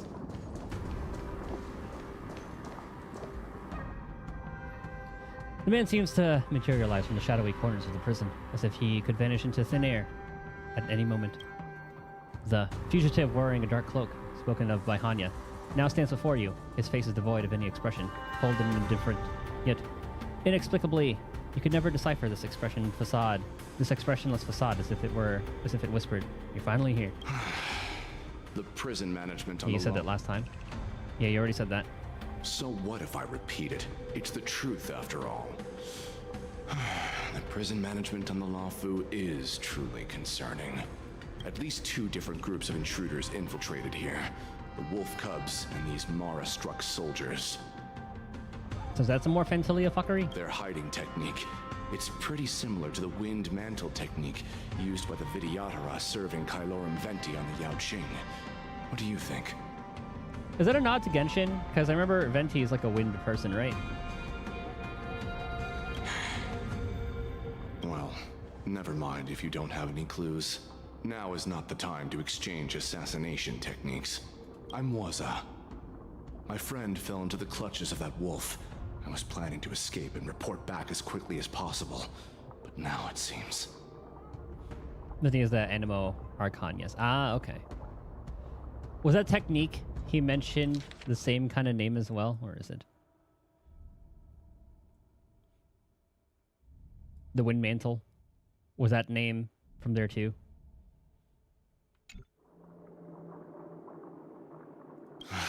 The prison on the Lawfu is a real maze, I must admit.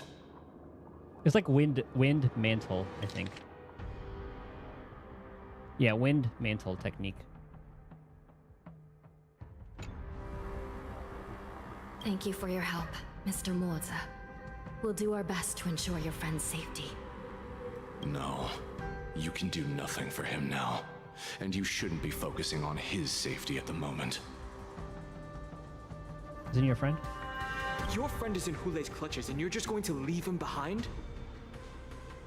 Because that would have been like, you know, did they actually throw nods at each other?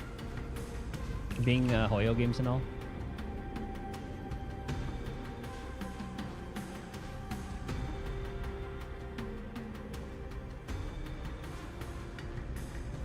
I looked up Venti Wind Mantle and it's going into Monster Hunter, so I think it's something there. Look, I'm the Yao Qing General's guard, not his. I've seen how that giant wolf fights, and there's no way. Trying to save my friend will only get us killed. Yeah, I looked up a Venti Wind Mantle. It wasn't anything, but just like the nod to the wind, or I guess Animo element is like the nod to that one.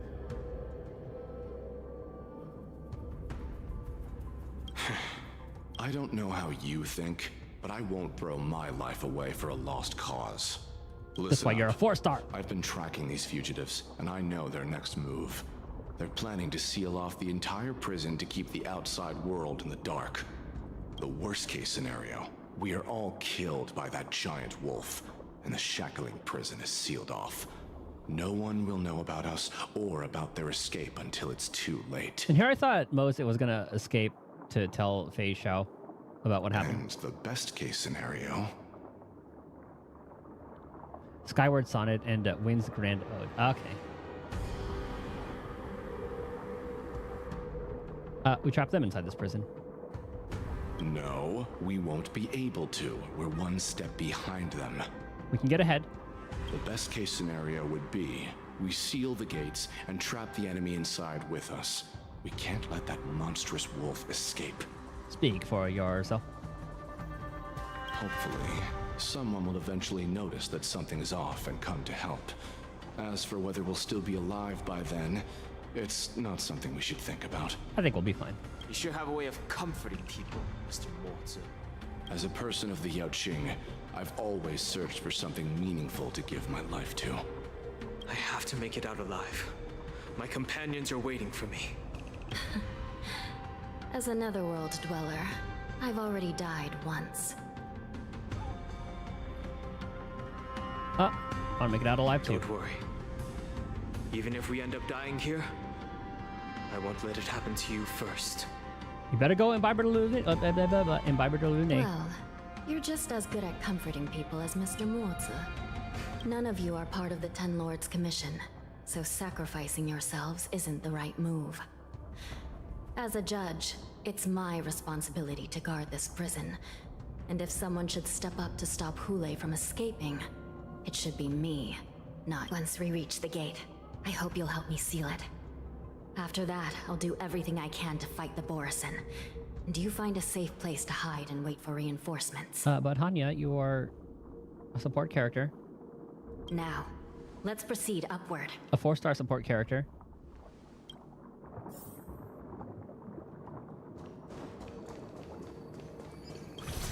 Luckily, we have the power of Acheron. Ah, those are the invisible guys. See it?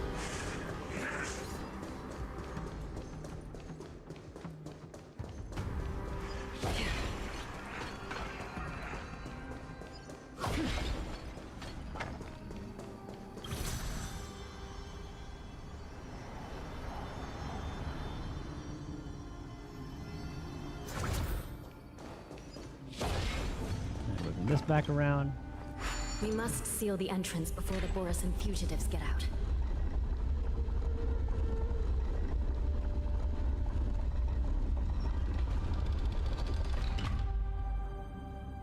Do that, go up and Prison around. wardens and mechanisms won't be able to hold them for long. Follow me.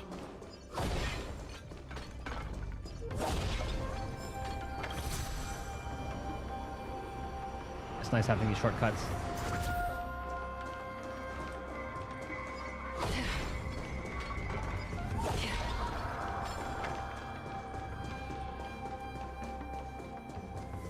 Oh, we haven't unlocked that We're one. almost there.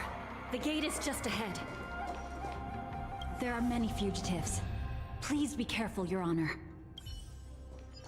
We're gonna get a cutscene of Hanya sacrificing herself. Excuse me. Wait, we should help that guard out. Stream 4. The fugitives are charging at the gate. Please be careful, Your Honor. No, thank you. I spent 2 energy. Yeah, we don't need to do anything. I will hold them back. Don't let Hule escape. Is Hanya gonna be on the team? Okay, good. How familiar. Trickier to crack. Damaged. Ready for another? That's 8. There's 9. Secure. Net markers activated. Time for a good old counterattack. Get the defense shred going. It too shall fall.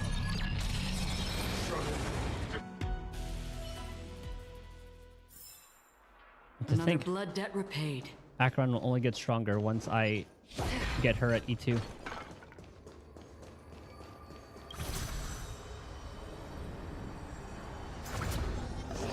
Nope.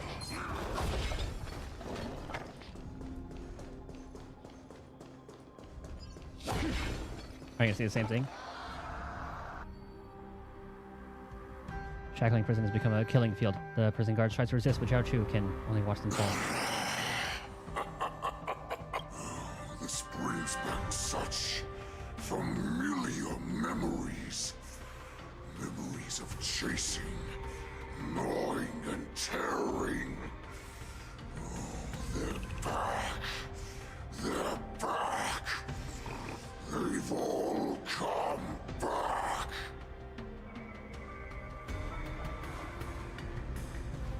The person you're controlling slightly reminds you of Raiden Shogun from Genshin, Electro Archon. Her name is Raiden Mei, her name in this, and then from Honkai Impact, that there was also a Raiden Mei character. So they're probably designed like it's just like a not that's just like a Honkai thing or a Hoyo thing. I think I've seen that character though. I was watching like a video when it mentioned her. My lord, we're just one step away from freedom. Once we pass through the gate, no one will be able to stop us. So this hostage is useless now. Kill him, Moktok.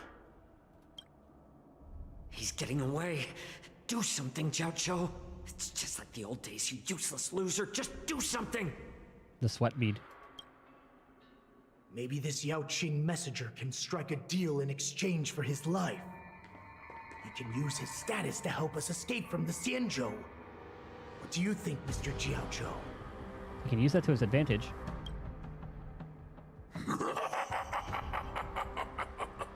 Oh, just look at you. Fallen so low during my absence. You're even negotiating with livestock. As far as I recall, no one from the Yao Qing would ever consider a deal with Duran's offspring. I've got to make this beast stay here, whether it's for the sake of Fei Xiao or the Yao Qing. Deal.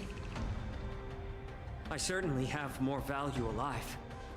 My identity, my knowledge of the Xianzhou, and my understanding of many things that your minions have no knowledge of. They'll all be valuable. Lowly beast. Muster up that pitiful tongue of yours and plead for what remains of your life. Speak up. I'm afraid you're unaware. The woman who defeated you, Jing Liu, she has recently returned to the Luofu. Ah, he's using the rules to his advantage. Your opportunity for revenge is right in front of you. My lord, this slave is talking nonsense. I've never heard anything about this. May I just kill him now? Silence, Moktok. And you, slave. From now on, you'll stay by my side. You'll only speak and move when I allow you to. Otherwise, I'll dismember you from head to tail, inch by inch. Got it? But my lord... We must stay here for some time, Moktok. Fear not. Because once I step out of the prison, it's the people of the Xianzhou who should tremble in fear. I'll show them what true calamity means. Now, Duran's whelps, follow me!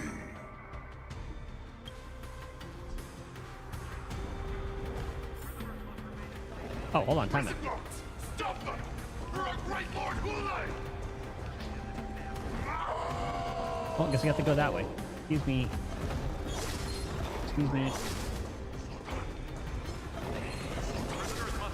Excuse me. Uh-oh. Failed to comply will face severe punishment, serving as an example to others.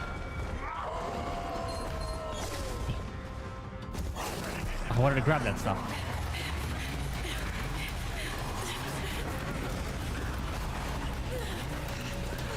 In pivotal Lune form.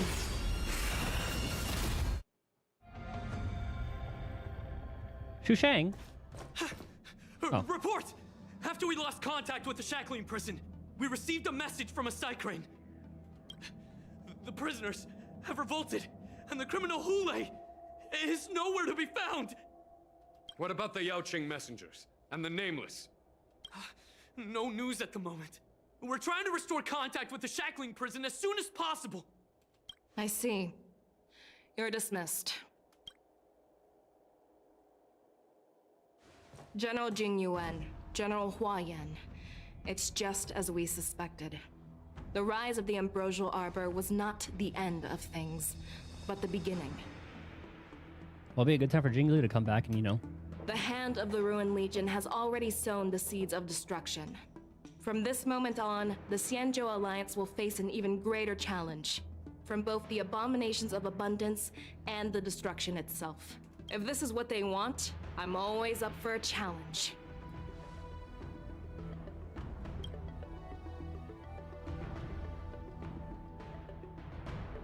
As the Marshal Special Envoy, I'll dispatch the Lawfu Cloud Knights to pursue Hule myself. Looks like the hidden dregs have finally come to the surface. And as I said before, it's time to wash them away, once and for all. After a brief but devastating loss of communications, the lockdown shackling prison was once more under control. The Express's Nameless may have emerged unharmed, but one of Yaoqing envoys has been taken hostage. Okay, that one actually gave me a good amount of time to read that. Meanwhile, the Boris and Warhead Hule, long confined to the depths of shackling prison, has vanished without a trace.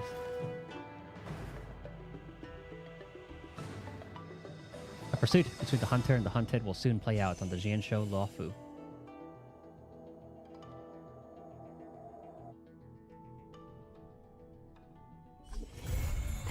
Haven of memories. Every touch, every moment is like a thorned rose. Okay, I guess 2.5 is going to be the next part of that.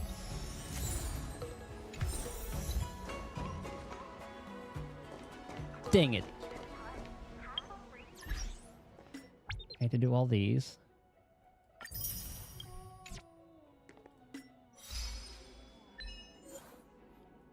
Have you only trigger call 3 times? Witness the battle for supremacy between Yanqing and Yun Li. Okay, this is all story stuff.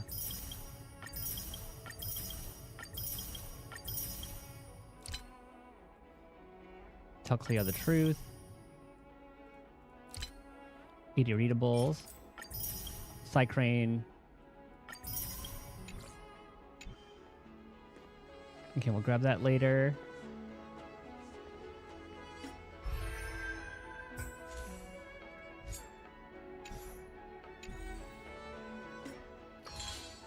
Alright, let's check out March's thing.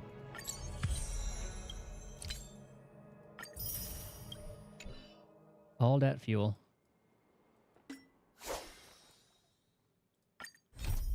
Well, time to see how March's training's going.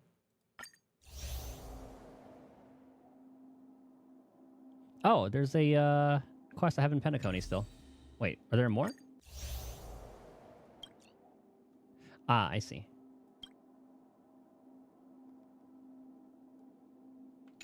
It goes by area, not time.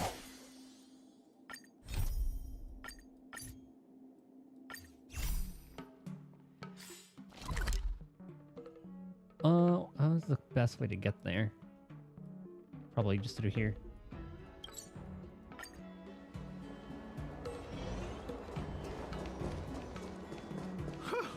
This place is so warm. It's like It's like, hey, we just escaped prison and there's some shit going down. How are you guys doing? There's a Psycrane? Hold on, was there a Psycrane here?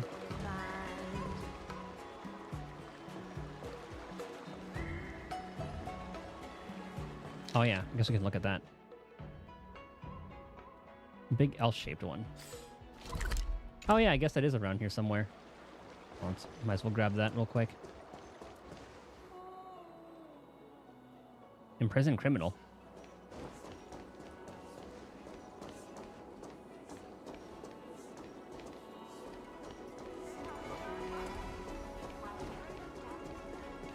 Oh, what's this about? As a Celestial, all I wish for is a refreshing, exciting life. How did it end up this way? Overheard. How embarrassing. Or, I was overheard. Celestial? Over the tongue. Please do not mind. Remind me. Oh, we should lower our voices. The guards over there don't want me to be chatting with others. I'm nothing but a lowly criminal now. What crime? Shh, I told you to lower your voice. It's nothing something I'm proud of anyway. I stole away from Xianzhou and lived a few centuries in the other worlds. Ah, that's why. If only the world was as naive as you. On Xianzhou, leaving for other worlds without the Skyfaring Commission's permission is a serious crime. Maybe hard for you outworlders to wrap your head around, but... you've heard of denizens of the abundance, right? Well, by abundance, they are allied armies of other long-life species who engage in wanton pillaging and reproduction. They've destroyed and transformed many worlds. Xianzhou forbids the propagation of the abundance. And laid down strict laws to restrain the long-life species' behavior. Yes, that's the rule. You can't leave. I got it. Oh, they're starting to look. Oh, so they are. Okay. Pass like a dream out of sight and mind. 600 years in this world. I know where that Psycrane is. Well, let's see how they're doing. Turning back the clock to when March 7th had just begun studying swordplay. All right. Now that you're in position, Miss March, let's get this lesson started. I'm not good at acting all master-like. Since Grandpa asked me to teach you swordplay, I won't hold back any secrets. Oh, and it makes sense that Fei Xiao and Lingsha are going to be the 2.5. That way, they'll finish up the story with that. Oh, thank you so much, Masters. Oh, wait. Does this mean our training is only officially starting right now? Oh, now we get to see the montage play out. After all, we need to watch you practice for a few days before we can figure out how talented you are, right? So, how'd I do, Master? You're definitely talented, Miss March. Hey, here you are. Did you hear that? These two masters just called me a swordplay genius.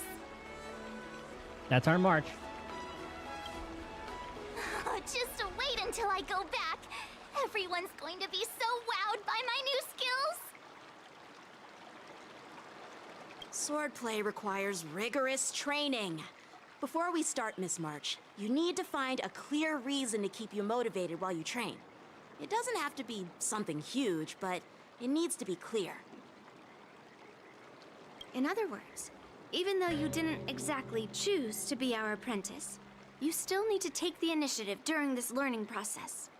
I once had the honor of learning swordplay from a master. She asked me why I started training at such a young age, why I wielded a sword. So, for our first lesson, I'd like to ask you the same question. Was that a reference to Jinglu? Miss March, why do you wield your sword? Why do I wield my sword? I wield my sword to take down my enemies. I mean, what other reason is there?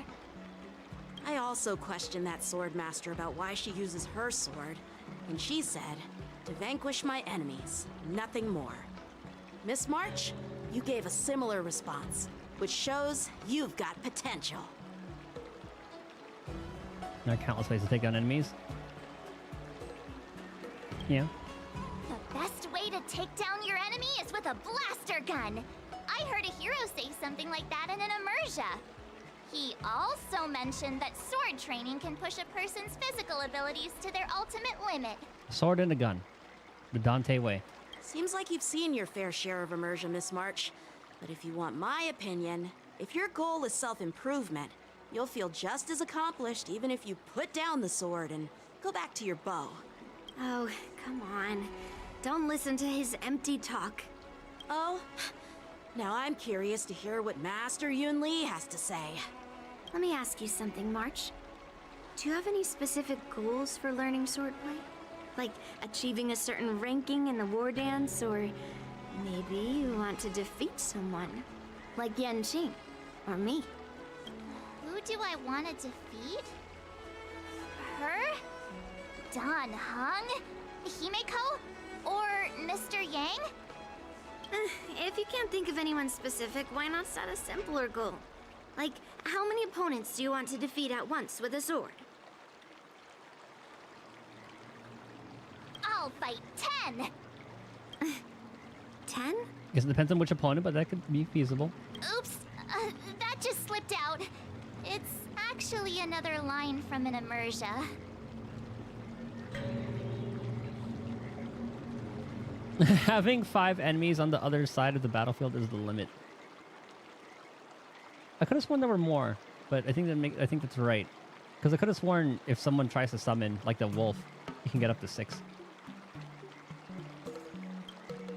I have no idea what you're talking about. I like some of the fourth wall ones. I think I figured out what's motivated March to learn swordplay. Could it possibly be immersia about swordmasters? Hey, now that you mention it, that actually makes sense. I'm super interested in Xianzhou immersia and novels. Even though I use a bow, almost all the great heroes in those immersia use swords. So I want to be a swordmaster too. See? Sounds like you develop a stereotype. Hey, good enough reason. You agree, right? I mean, who wouldn't want to be a swordmaster? Becoming a swordmaster who fights for justice and battles evil? Well, that's definitely a good reason to keep you motivated in swordplay training. Now that you've both given your approval, I have another small request. I want to perform a tea ceremony to honor you as my masters. Remember, you'll need to tap the table a few times with your fingers. I've been seeing a lot of, well, not a lot of, but I see a shorter TikTok every once in a while about like the various, about tea ceremonies. Like always pour out the first cup, something like that. Tea ceremony? Tap the table? Do we have to be so serious about accepting an apprentice for the first time? Please? That's how those heroes in the immersia show their respect.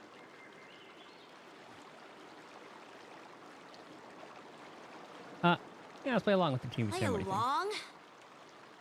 Let's just stop wasting time. Just treat us to some milk tea. And then we can start our real swordplay training. Oh, that's where the boba tea comes from. Yeah! All right, let's go. To the Sleepless Earl.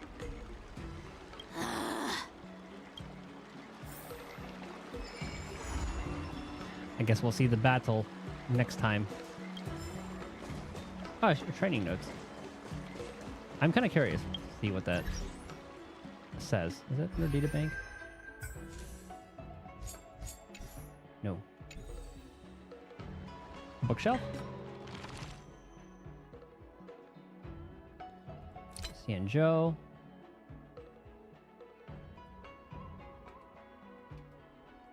Okay, what would that be under?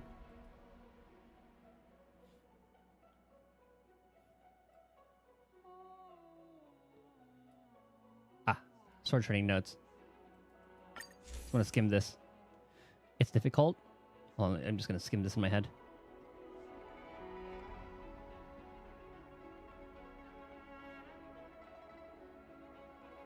Oh my god, there's a lot of pages in this.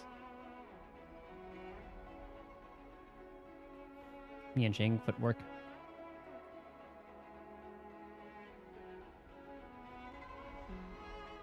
Okay.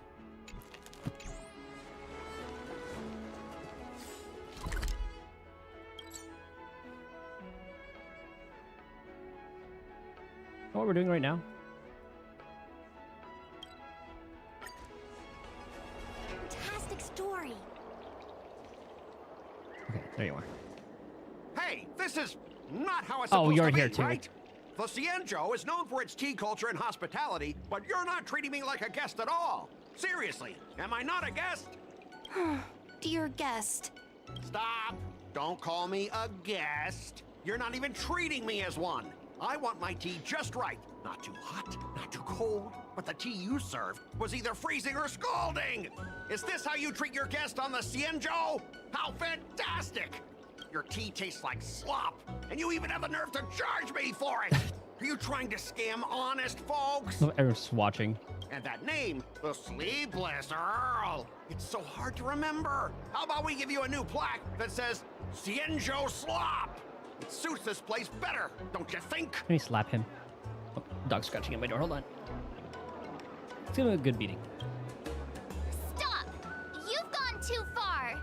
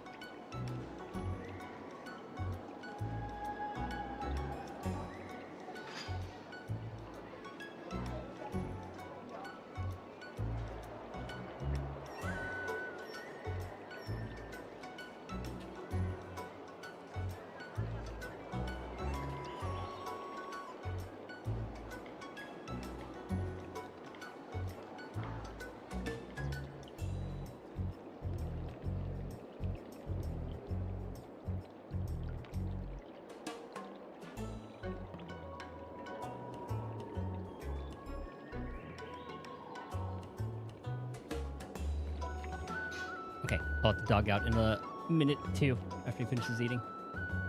Oh, who's that trying to be a hero? It's me, March 7th. Cause more trouble and I'll show you who your mommy is. Wait, that sounded lame. Hey, say something for me. Your ancestor? Sword champion of the Astral Express. That's right! I'm the Sword Champion! Never heard of you. Now scurry back to wherever you crawled out from. Mr. Scott, I'm Yenqing, a Cloud Knight Lieutenant. We've met before, and I suggest you stop causing trouble. Trouble? Ha! I'm just giving some feedback as a regular customer. The tea here is terrible, and now the Cloud Knights want to stop me from complaining about it? At this rate, who would want to ever come here for tea in the future? Okay, I'm gonna let the dog out. Wanna go outside? Yep.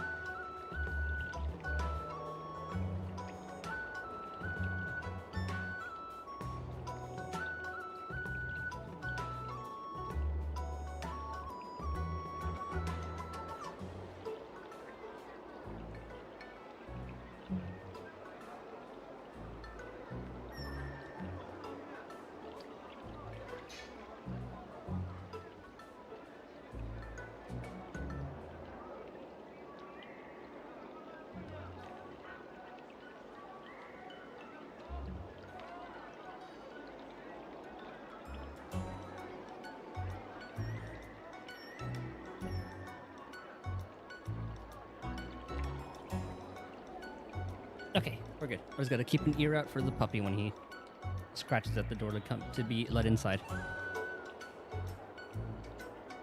A regular customer? You? Yeah, what else would I be? The Xianzhou's prisoner? Anyway, if you're trying to bully this young lady, you'd better watch out for the weapon in my hand. Huh? Oh, that really scares me. Come on, you're not seriously trying to take my life with that piece of scrap metal, are ya? Scrap metal? This is my sword! I'm here to learn Xianzhou swordplay. Swordplay? Oh, I get it now. It's just another kind of play, right? That explains why you're dressed like you're in a show. You're not even from the Xianzhou, so why bother learning their swordplay? If you're feeling unsafe, I can sell you an IPC mech. Ha! As if anyone wants your junkyard scrap mechs! You mechs are only good for show. Oh, this is where the first challenge is gonna come through, huh? Oh, how marvelous! How about you show me then? There you go. We'll make her fight. Well, guess it's time to show these bumpkins something serious. Few IPC mechs respond and appear near the Sleepless Earl, and more and show passersby stop to watch. Oh. Just a reminder, IPC members, street fighting on the Xianzhou Luofu is prohibited. He says as he fought Yun Li earlier. Make any funny moves, and I'll smash that scrap metal. Hey, relax. I know the rules. These are my subordinates. They got stuck here because of the transport ship incident, and they need to vent their frustration. In the end, it's all the Xianzhou's fault. Well, I could overlook the terrible tea, but now that you're questioning my security, I can't let it slide. After all, I have a courier business to run. With so many clients watching, that just wouldn't look too good now, would it? I hope we do get to see Bailu, Xu Sheng, Qin Shui, and the others. Instead of wasting your life learning useless swordplay, why not invest in our civilian mechs? Xu Sheng, Gwyneth. You'll have your master kneeling and begging for mercy in no time. Stop! Don't you dare insult Xianzhou swordplay like that! If you have the guts, I'll show your mechs what I can do. Huh? A fight, you say? Now that you've thrown down the gauntlet, March 7th, I feel I'm obliged to accept your challenge. Say whatever you want, but once you've seen what our mechs can do, you'll be practically begging us for them. Ooh, bet. Oh, come on! How could I say no to a bet? Are we gonna make him bark again? So, I can see you're no master yet, March, but I'll play fair. You go back and learn swordplay from your teachers here, and in 15 days, I'll come find you and challenge you with my mechs. Only 15 days? All right. Fine. I mean, it's a lot of mats you can farm in 15 days and level her up and do all that. If you lose, you'll have to bark like a dog in public and shout, "Xianzhou swordplay is a total joke!" You'll stand at the entrance of our room alley and say it to everyone passing by. Oh, and if that's the case, just forget about your master and become my apprentice instead. I'll teach you how to pilot a mech. And if I win? Did we make him bark? I'll become your apprentice? Oh, God. Nah, I don't think so. I don't like you. Okay, how about this? If I lose, I'll squeal like a pig in public and say, IPC mechs are a total joke! And I'll even print that on every mech on the transport ship. Deal? Oh, that's gonna be good. She's barking and squealing, and that's supposed to be a different story. Feels like this has happened before. Squealing isn't enough. You also need to apologize to the owner of the Sleepless Earl and take back what you said about Xianzhou swordplay.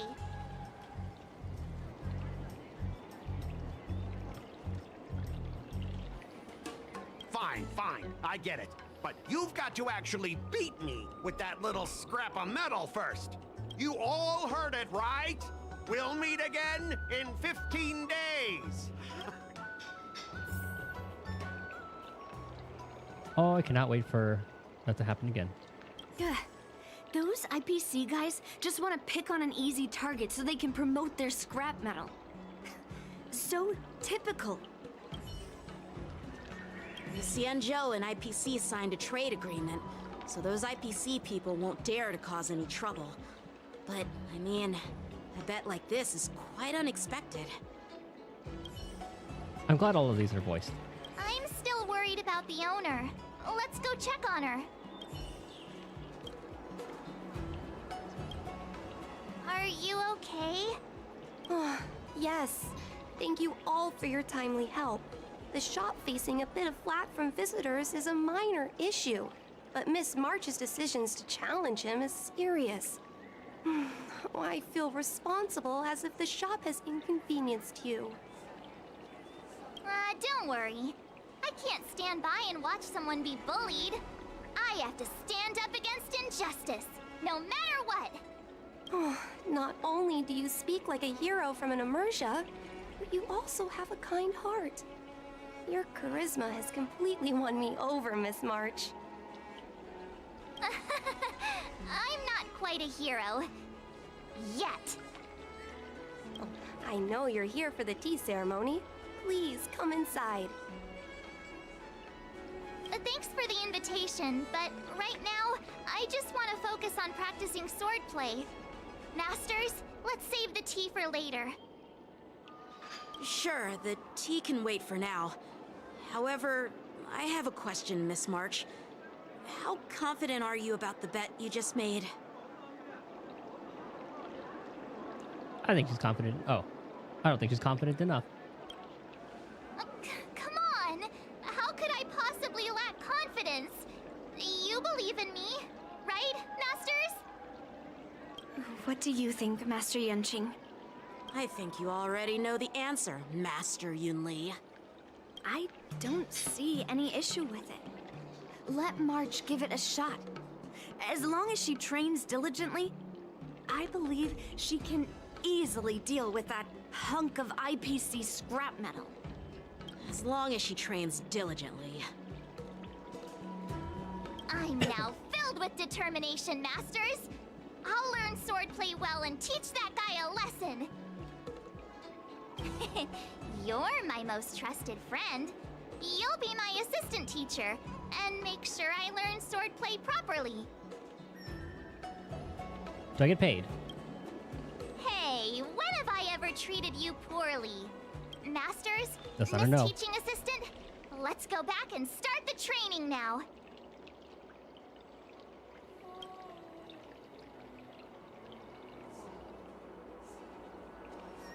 Back at the garden? Back at the garden. Oh, yeah, it's a little bit closer. There's like equidistant.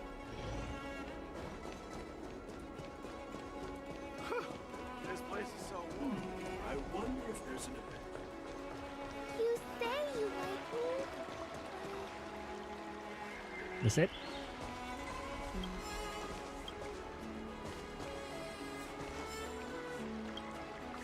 That IPC guy will show up in 15 days. I've got to become a swordmaster by then. Becoming a swordmaster in a mere 15 days is quite challenging. But we can't lose our momentum, Master Yunli. I hope we get to see the montage. Momentum alone will only keep you going for about 3 days. If you really want to stick with it, you need a solid plan. No worries. I've found my professional teaching assistant to help me organize the lessons, so there won't be any problems. I'll be sure to arrange lessons. Rest assured, Masters. If not in me, at least place your faith in her, my trusty sidekick. Miss March is really passionate about learning swordplay, and now she has a clear goal in mind. That's a good thing for her. There are many ways to defeat villains, but if you want to become a true hero, you have to focus on self-improvement. I hope you will always remember this, Miss March. Got it. It's all etched into my memory. Since you've got that in mind, it's time for me to set some targets for you. Please, go ahead, Master Yunli. We'll have 3 exams during these 15 days. If you pass our tests, those pieces of IPC scrap won't stand a chance. But if you fail... That would mean Yunli is a terrible teacher. And if that's the case, I hope you won't force yourself to take on the challenge, Miss March. Hey! You are the terrible teacher here. I just want to see them fight. I understand. In the immersia, the disciple and the master share both honor and disgrace. If the apprentice fails, the master lose his face too. Well, there aren't that many customs on the Xianzhou. I'm just worried about you getting hurt. But as long as you practice diligently and pass the tests, we'll feel confident about your duel. Now, let's go back to the first question I asked you. I'm sure you found a reason to wield your sword, right, Miss March? Absolutely! I wield my sword to become a hero! I want to fight for justice, punish the wicked, and make them quiver in fear and run away when they see me! Then keep that fire burning, and learn with all your heart. You haven't said much, Miss Teaching Assistant. Any suggestions before we officially start training? Friends on the road bring twists of the fate. What, twists? Like the ones in those Swordmaster novels? But I wonder what kind of unexpected twists I'll encounter. Lonely Ghost, accidentally consume a divine elixir. Ingenious enigma. Guidance from a sage. It'd be pretty awesome if that actually happened. That's enough chit-chat for now. Don't forget to keep an eye on my swordplay practice.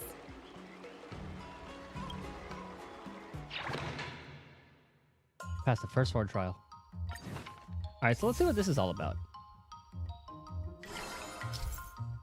As a swordplay assistant, you will be arranging March 7th swordplay sessions and helping her with mastering sword moves to prepare her to defeat Scott in 15 days. Miss March, the key to mastering the sword lies in understanding various sword moves. Wait, we have a whole ass little, like, RPG in here too. Cut the fluff. Let March get hands-on and learn new sword moves directly. Oh my god! Swordplay is the very essence of all sword moves and can unleash immense powers in combat. Learn the sword move Cutting Cold. Has a chance to be triggered at the start of the turn, unleashes sword chi via Weeping Duskwind, dealing damage to a single enemy target. Okay, so we need 2 Sword Art Ascensions and then like 141 strength.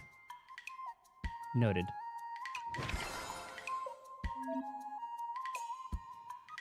Set the swordplay as your learning goal. Okay. You can boost your stats by setting up targeted training sessions. 18, 27, 36.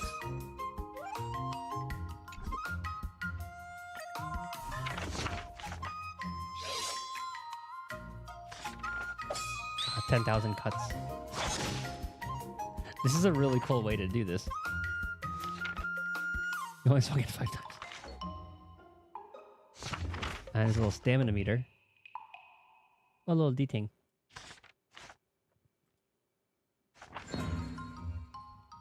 Oh, and that's where that part comes from.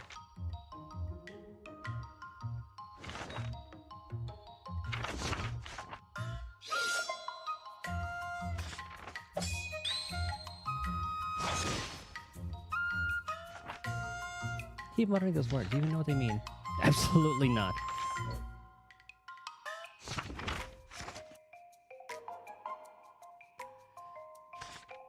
Do we get some sort of, like, bonus? Because there's no way we're going to get to, like, 150. Well, I guess...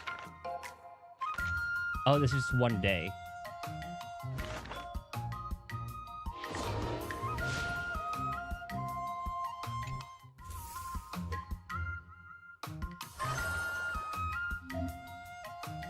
Training will consume mood. If my mood isn't good, efficiency will also decrease. Be disgruntled. Okay. Excursion. Restore mood. That's how we get the bubble tea. Take a stroll to the city.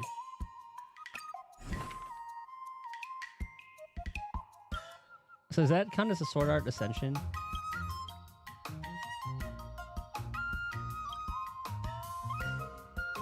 I'm trying to see where... Is it showing how many we have or how many we need to spend? Oh, okay. Another step closer to star-crazing I see. Glass Greatsword. That gives us that many.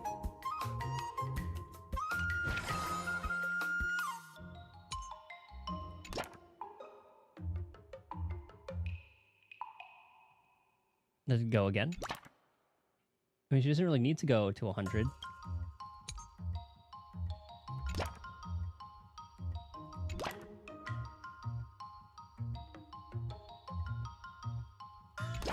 Whoops. No, not that one. I think it's a good balance. I'll fight 10. Or I could have gone back and forth. Can take a lot of time. Click here to speed up the passage of time. Chinshui invites you and Martin to play to the game's parlor, play Celestial Jane. Oh, I kind of want to read these though. Oh, that was it.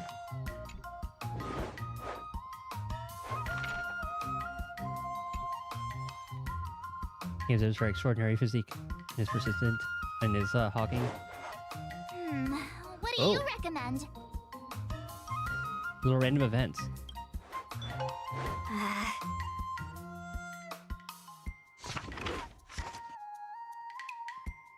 This is pretty cool. It really is kind of like a little RPG. And they have like little visual novel stuff going on too. Okay, so there are some repeats.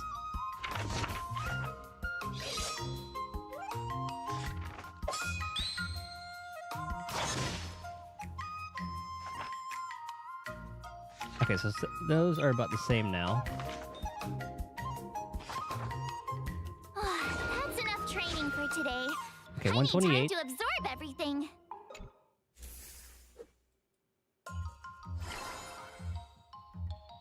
Okay, back to it. I wish it would show the amount after that.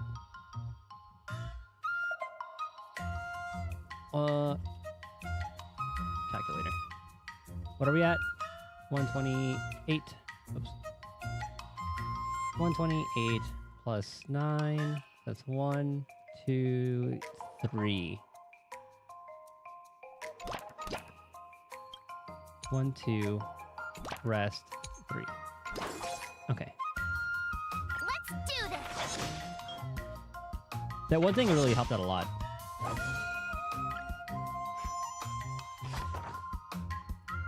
Oh, Chinshui invited you again. I do wish we could click through, go through that faster. And the little comic book art style is so good. I learned so much today. For the training level, effects also be improved. And dog scratching at my door again. Hold on.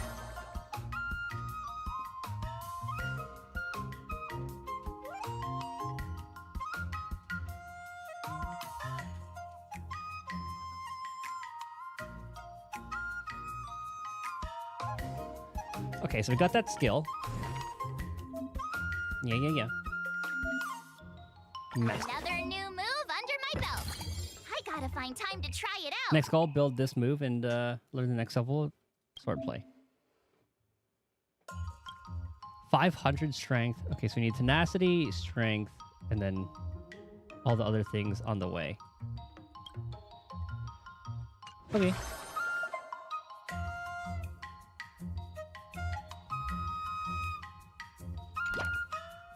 Ah, so it's plus 12 now. And that'll get her to that point. And then let's go with like a 2-to-1 ratio. Because we need, yeah, tenacity next.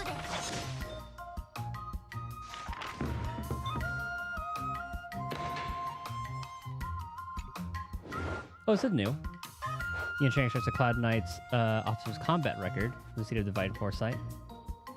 Observing seasoned Cloud Knight's spontaneous insight is great help in sword practice. Using the butterfly immersion, Mark 7 can feel as if she's personally in the war dance arena. Countless blades How should I go about this? brush past within inches of flesh. Truly intense and thrilling. Inching asks March 7 how she's feeling. Let's get the tenacity up. Huh? I heard from Blank that you've experienced more dangers. That's enough training for today. I need time to absorb everything. Today, you'll face your first test. It's all about the basics. Oh, I know. It's float like a butterfly, sting like a bee, right? There's a good one. That's boxing, but close enough, I guess. Here's the classic Grasping quote. the basics is crucial to mastering swordplay, Miss March. Focus on wielding your sword properly, making your thrusts swift and strikes brisk. And parries should be fluid and nimble. Got it. See? Even March is getting bored of your rambling. But I'm actually not bored at all. Miss March is still a novice, so I'm giving her some tips on the basics to help her better understand them. Neglecting the basics will only make you vulnerable in a fight. Even for an extraordinary sword master like you, Yunli. Just focus on your teaching. Why bring me into this? What? You are one of the masters. Didn't General Huyan offer you any guidance? Looks like your general hasn't told you to stop hopping around like a sparrow in a fight, huh? Focus on the test. Miss March has been learning the basics of swordplay. And now, it's time to put her knowledge to the test. Unsheath your swords and show me what you've got, March. According to the schedule, there's a test today, right? Sword trial must be completed by March 7th alone. Entire battle will be proceeded automatically, and no assistance from teammates is allowed. The higher March 7th Sword Art Ascension ranks, the easier it'll be to pass the trial. Successfully completing the trial will enhance her stats, restore her mood. Anything I can pick up on the way there? No. Okay, we need to bump up that strength a wee bit.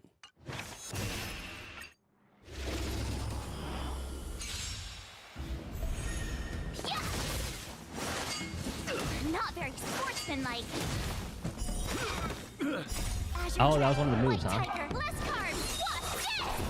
She's such a little goofball.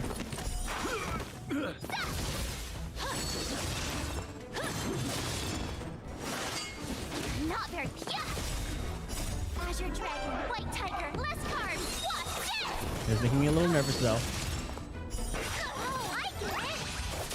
Oh, good. Miss March, your progress in the art of swordplay has been remarkably fast. It's truly commendable. Ooh, got it at 100. Raises everything. Nice.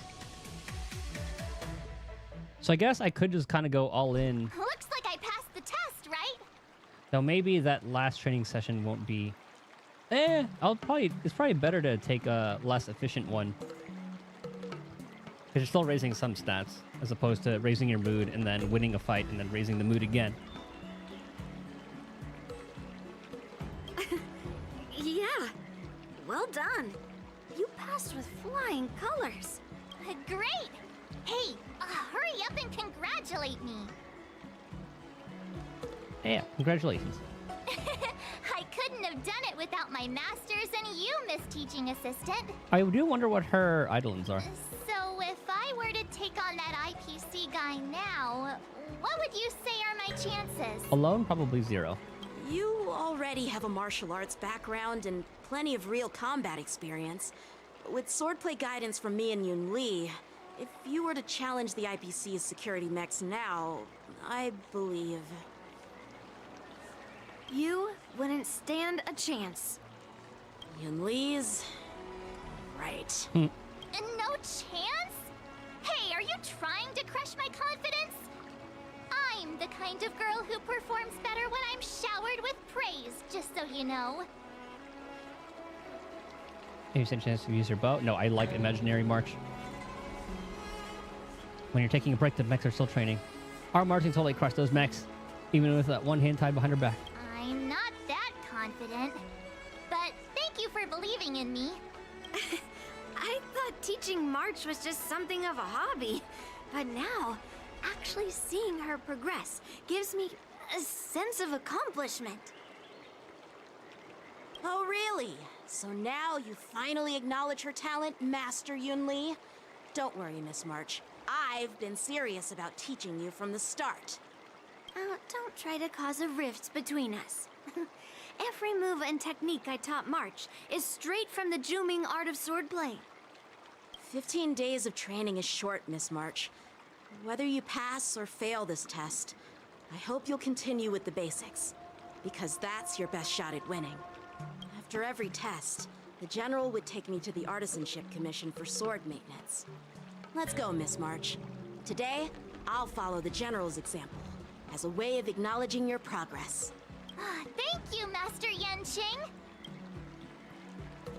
It's almost restart time. I'm gonna spend my energy. So, have you found any information about her? Oh, I guess that means I can just start farming for leveling up March. Yeah, that girl is one of the nameless on the Astral Express. Oh, she's no pushover.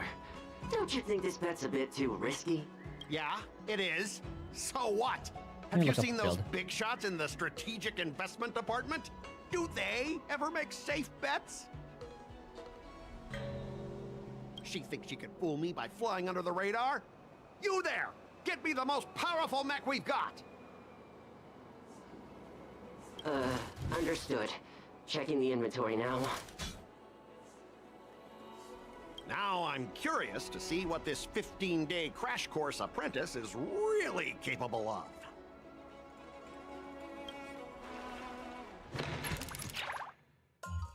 Ah, there it is. And I already spent like 60 energy on my other things, so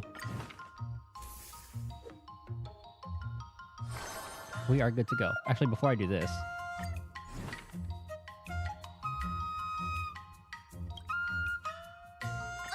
Did I really just learn that?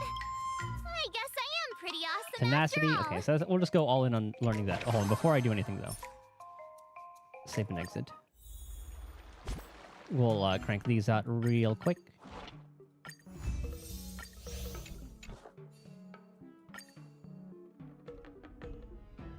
Now, I don't know if I should keep on going towards the Jing. Actually, what I could do... we did that already. I think we have decent relics for her. I just need... Oh, actually, we're going to work on leveling her up. March. Now we can make sure to favorite her. Why do we do that again? Ah. There we go. And then... What do we need? 15 of these. Let's see. Alright, we'll level this up real quick. Yeah, keep the Acheron team.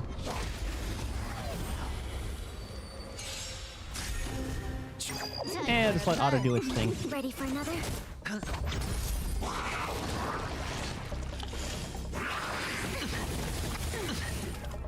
Still waters of oblivion. I weep for the departed. So far, Pentaconi stuff still has been better. It too shall fall. But I guess this is still just like the patch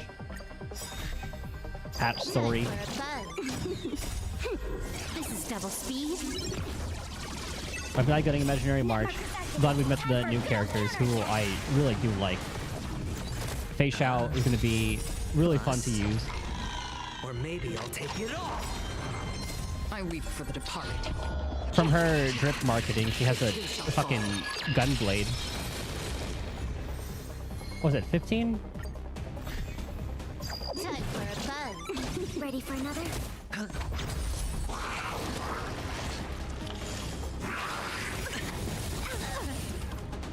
Net markers activated. Time for a good old counterattack. And then 35, I think, after that.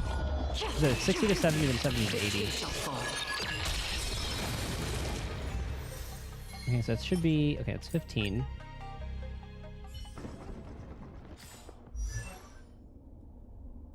Where are you? Today me is even more awesome than yesterday me. God, we have so many level up mats. And then 28. Such a random amount.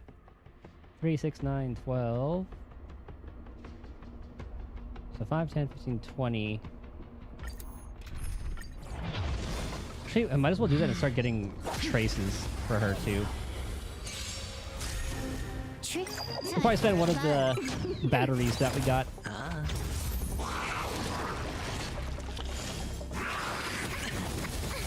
Oh, I finally hit Internet 45 on Zenless, so I can start farming. What are those things called? Drive discs. A lot more efficiently now. That's 5. Time for a buzz. This is double speed. Net markers activated. Time for a good old counterattack. Okay, so I need Redolent Arena. I guess I could move over Jinglu's to March's thing. I weep for the departed. It too shall fall.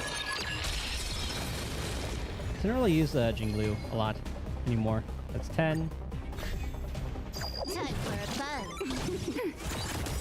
Net markers activated. I wish I could look at my characters while Auto is going.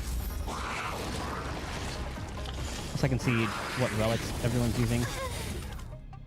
I weep for the departed. It too shall fall.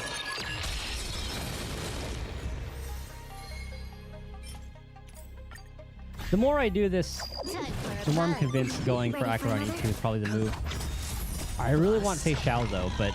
Or maybe I'll take it all. I know... With my luck, Fei Xiao is going to release the same time as Acheron's rerun.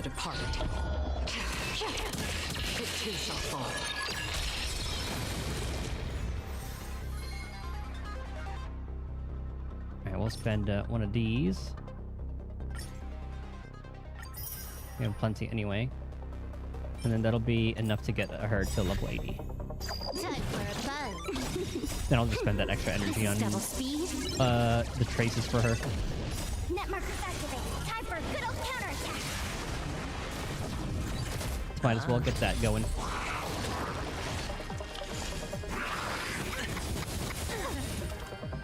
I weep for the departed. It too shall fall. Alright.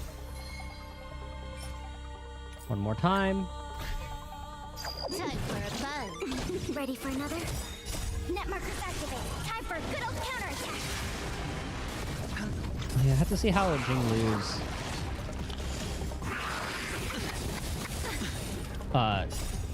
planers are.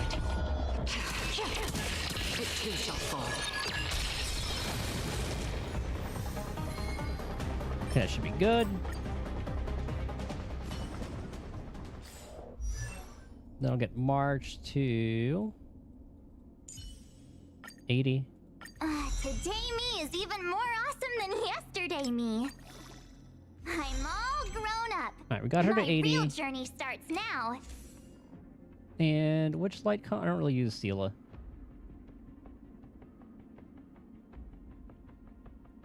Yeah, so I'll probably use cruising for her for now. You know, I could probably use her and Ratio together, since it's them being follow-up. And then... where is Jinglu? How many... Ah, of course.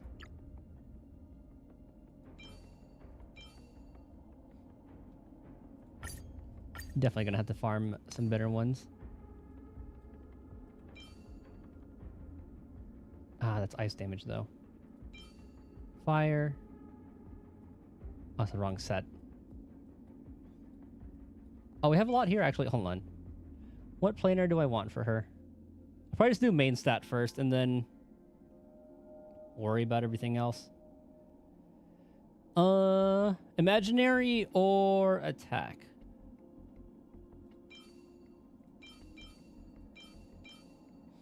Attack speed. Imaginary attack crit damage. Let's see how this does. Effect res. Alright. Of course. We're just gonna go to 12. Flat attack. Bruh. Okay. Trash. Let me filter this, make my life easier. Redolent Arena.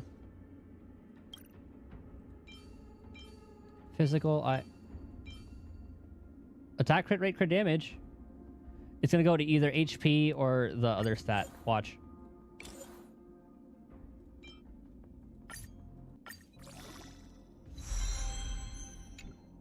Okay.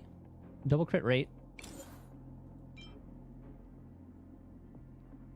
I mean, 2 and a crit rate. I might not trash this one. I'll just hold on to it.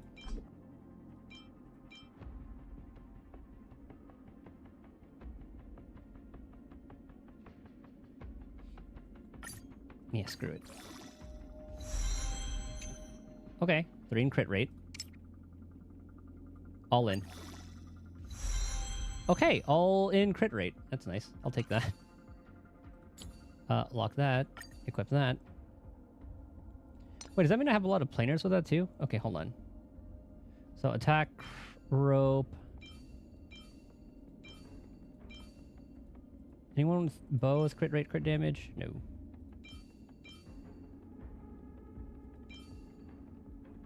Speed and attack, speed effect, hit rate, crit damage. I guess we can see if we just get better things into that.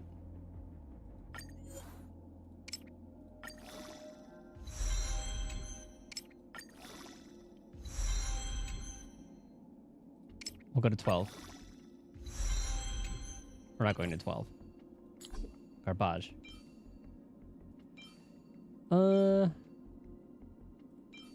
Prioritize the crit damage because I feel like our crit rate's gonna be pretty decent with that.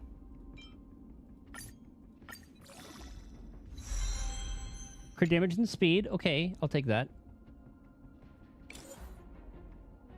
One at a time. Me. Why? We'll hold on to it just in case. I mean, it's probably better.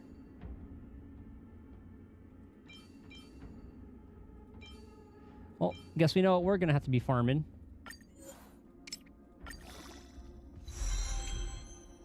God, what does it have to do for attack percent and not flat attack? Okay.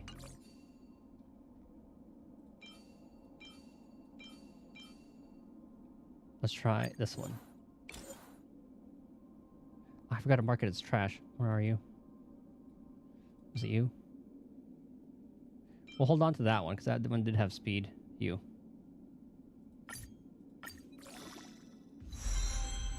Okay, crit damage. E. Please. And then front is it probably is our best choice right now compared to. Where's the comparison?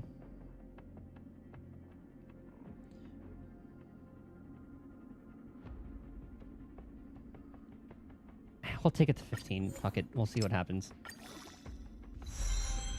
Okay.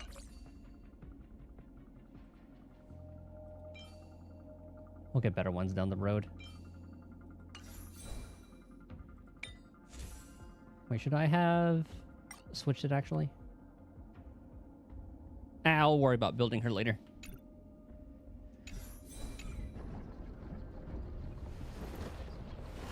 We got what we wanted.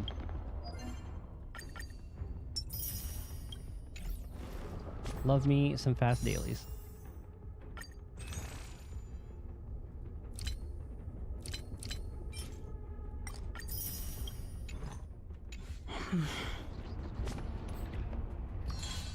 You know, all this stuff.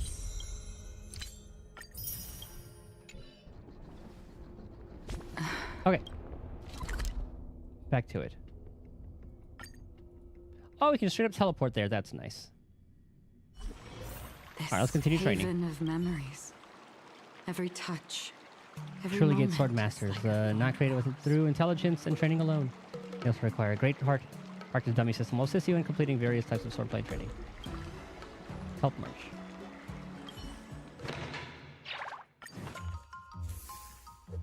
All right, so what do we having her do right now? Strength and tenacity. So I guess we can just do 1 and 1.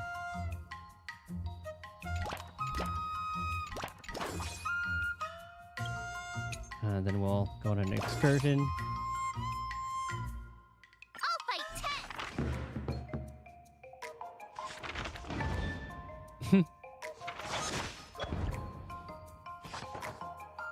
I do want to read what the tenacity ones are.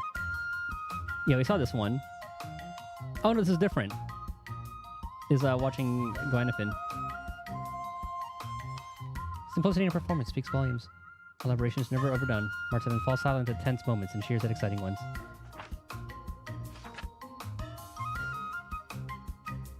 I learned so much today.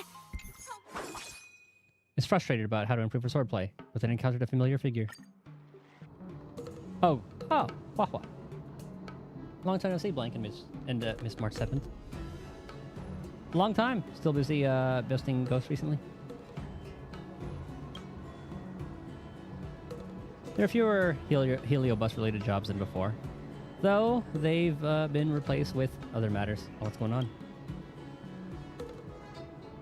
It's been a while. What are you doing here? I'm taking a break at Starskiff Haven.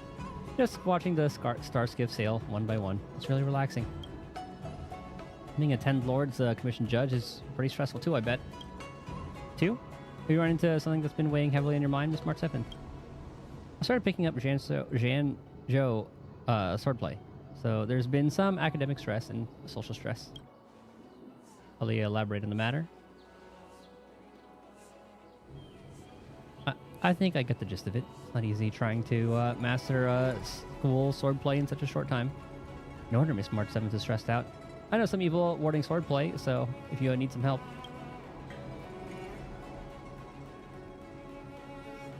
Ha! You can't even hold your sword steady. Don't you think you're overestimating your skills?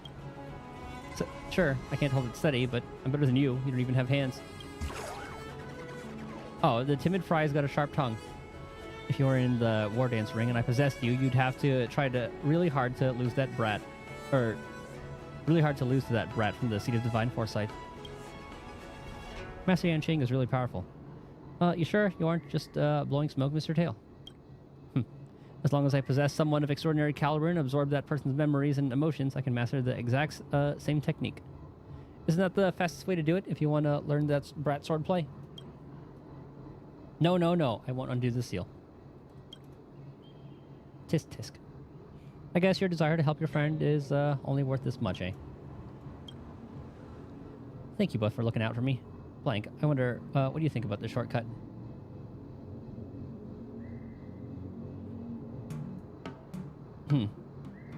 There are no shortcuts when it comes to training. That's our tutor for you. You're spot on. When Mr. Tail leaves me, I'll be left with nothing. That goes against the fundamentals of swordplay training. You also think it's a bad idea, right, Miss March? Bah. And here I was trying to be nice, even if you wanted it. I wouldn't help you now. Ah. Madame Hanya just sent over a zombie case. Looks like the break time's over. We'll talk again, Miss March. Catch you later. Hua scuttles off in a hurry.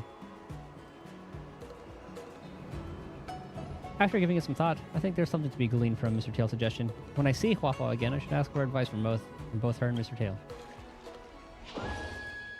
2 assist effects every day. Ah, that's how that works. So how does... Let's see what it adds. Oh, I see it. Can receive assistance from companions, tenacity, and strength. Oh, we can only pick one. Well, let's go with the strength because we do like 2 to 1. Look, training or excursion activities that satisfy the assist effect will be highlighted. And then let's do an excursion.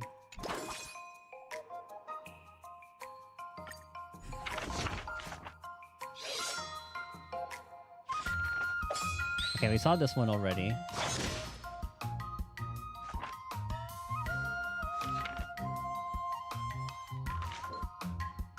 I just want to see the tenacity one.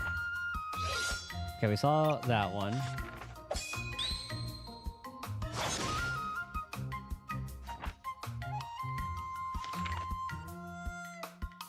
Okay, this one. Ours Gui. Oh, it's like the In Yun Lee's, what's it called? Her video. They had like Shu Shang do this.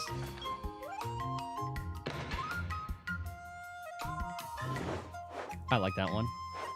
She invited Hua Hua to patrol Fixtrol. They're walking, Hua Hua suddenly disappears. March 7th decides to return to the pavilion of the station immediately. At least there are spirit fairs there. Quieter the place. What do you recommend? Acuity. Just go full acuity because we'll probably need it for something later.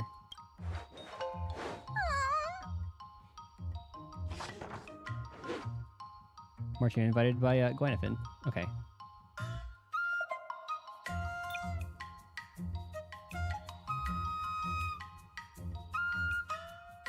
Oh, she could be kind of like a toggle, like a way to just like speed it up.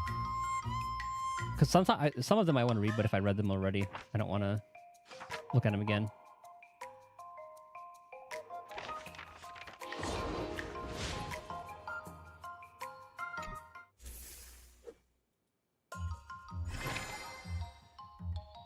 Mood consumption by 200 and efficiency by 400 when training for the first time. Let's try it out.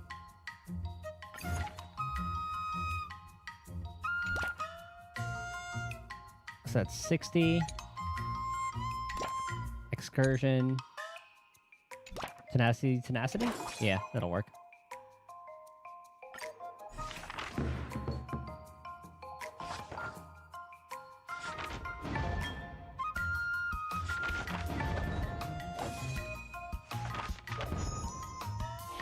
A little brain blast.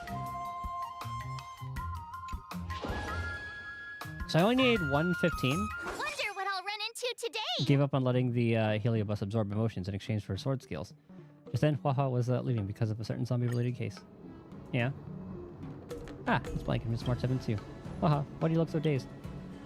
We found 2 zombies in the old Fixtrol garden recently. Well, zombie might not be the right word. The victim had no Heliobus traces on them, nor obvious external injuries, but they kept repeating some strange behavior. How interesting. Miss March 7th, please don't patronize me.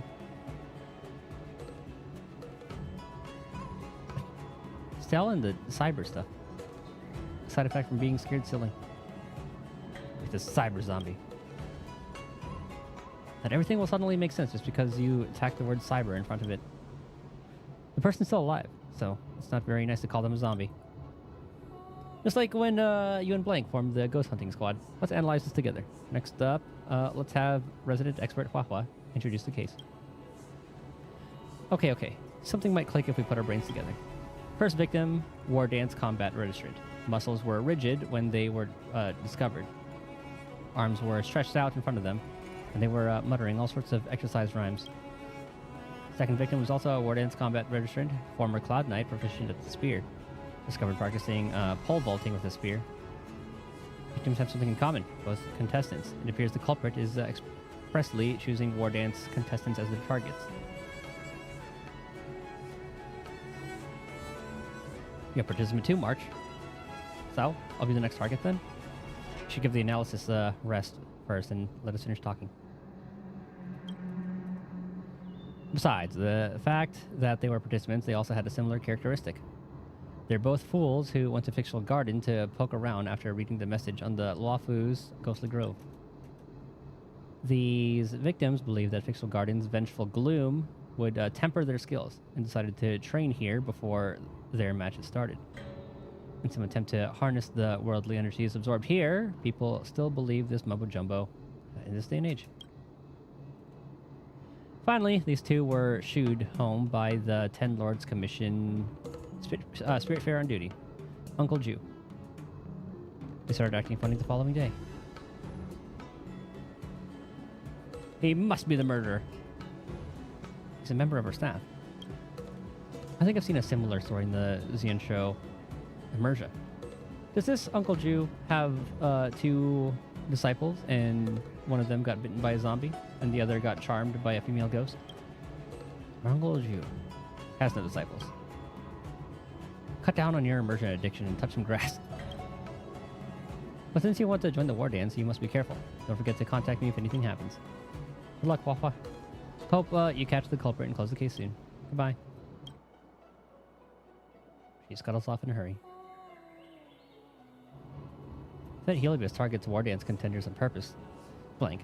How about we try our luck at Fictional Garden when we've got time? We might be able to help Wafa. Ah, new excursion.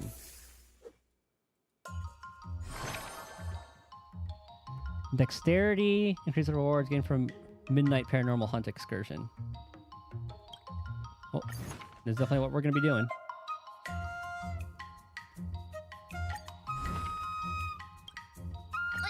Did I really just learn? Okay, so we got to get strength. Okay, so we're good on tenacity, so we'll just go all in on... Yeah, we'll go all in on strength now. Oh, hold on. You actually have to... We'll do one of those. New excursion. And you go on a Midnight Paranormal Hunt together in Fictional Garden. Source move also is strength and tenacity.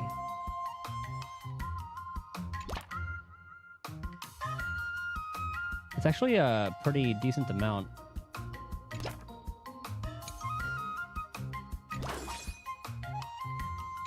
Wait, how much does that add?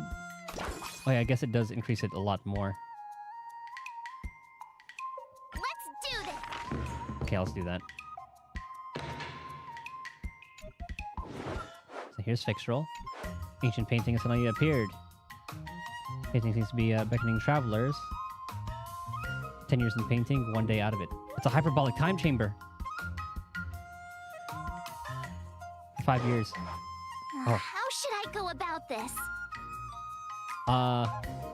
Strength. Okay.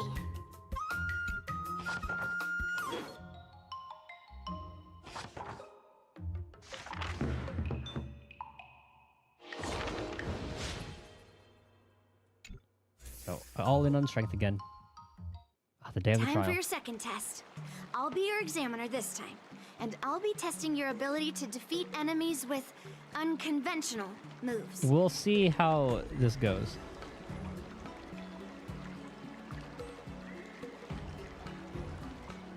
Grandpa always said that everything can be a sword, and that there are endless possibilities for learning swordplay in this vast world. If you want to defeat your opponent, you'll need your own secret move. Speaking of secret moves, I've prepared some flaming potent tea. Huh? Is that the flaming potent tea from Arumali? You got it! I saw this immersia where the hero drank the flaming potent tea and started stumbling and shaking all over the place. But then he managed to defeat his father's murderer with his drunken swordplay. Good example. Do you know how to do the drunken swordplay? I get some food in a little bit. No. I figured I could We'll do it after just this. I'll learn get food it after by this next drinking fight. flaming potent tea. That's not how it works in real life, Miss March. I'll probably finish this event off stream. You got any other tricks up your sleeve? Absolutely. I've learned a lot from my adventures. I've heard you've traveled a lot, Miss March. I'm excited to see how you incorporate your experiences into your swordplay moves. Your opponent this time is similar to the IPC mechs. Unsheath your swords and give it everything you've got. According to the schedule, there's a test today, right? I'm ready. Oh, hold on. Good timing. Another new move under my belt. I gotta find time to try it out. What do these mean? Sword Art Ascension represents the culmination, yeah. Higher the Sword Art Ascension, the stronger March 7's combat prowess becomes. Ah, okay. So that shows the rank. So same color, that means good. It's gonna be a close one.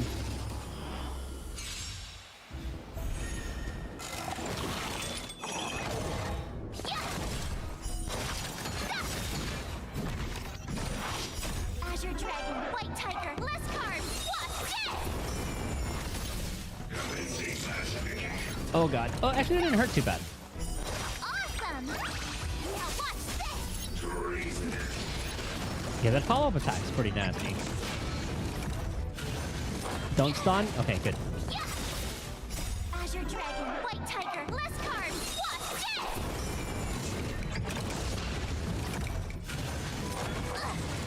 Okay, good. Those things are a bit of a problem. Oh, nice. Good stuff, March. Proud of you. March, your skills are quite good. Come practice with me as well.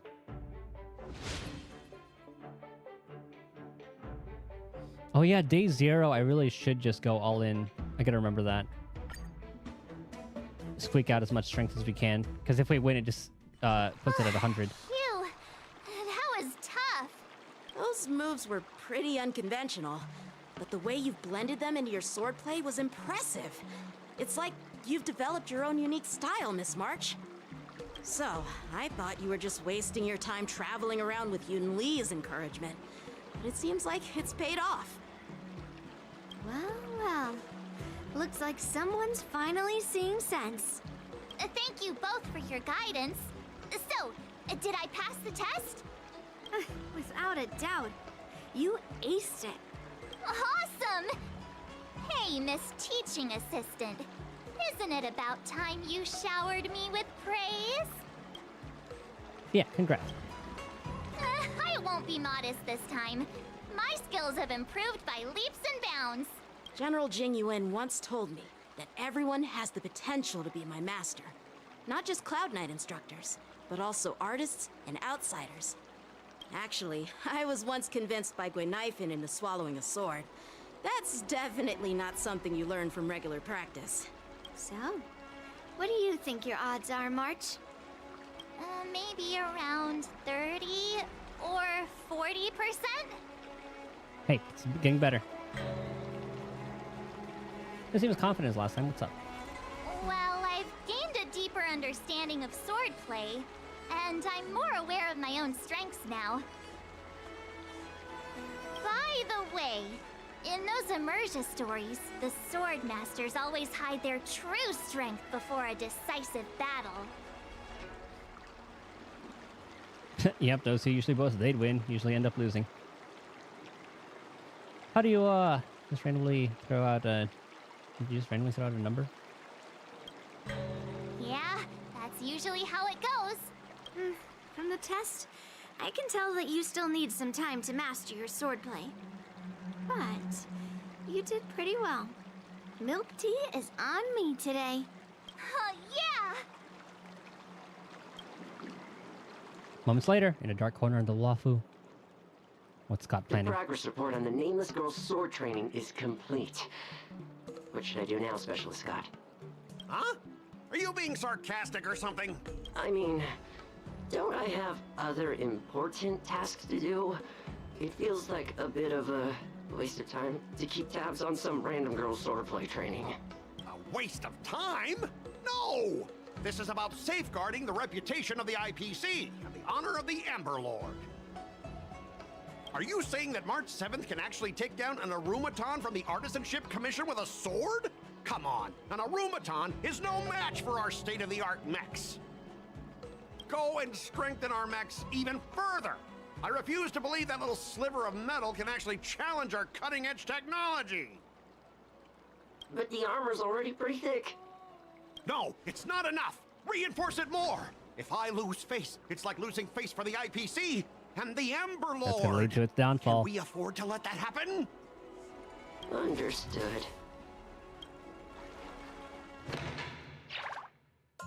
The final trial.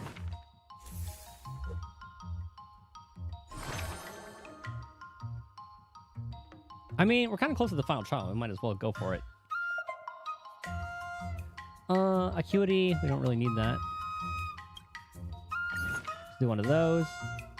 So we need 500.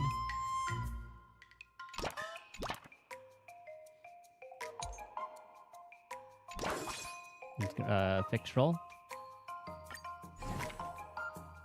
And then we gotta remember, last day. Another step closer to star crazing glass. On day 0, we go all in.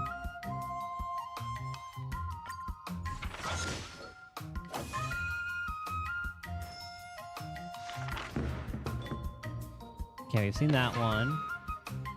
Day spent sword training is always full of interesting stories. Invited by several spirit fairs to play a spirit summoning game. Spirit summoning is nothing but a game of superstition. How should I go about this? That tests the tenacity of the physical, but after March 7th asks how she can improve her skills, she heard slightly begin the planchette ever so slightly.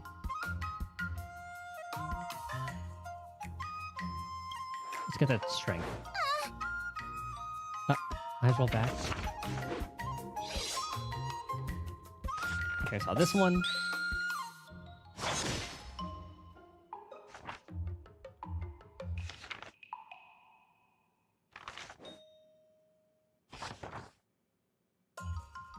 Okay, that's like the 40. Oh, never mind, this is a fixed roll.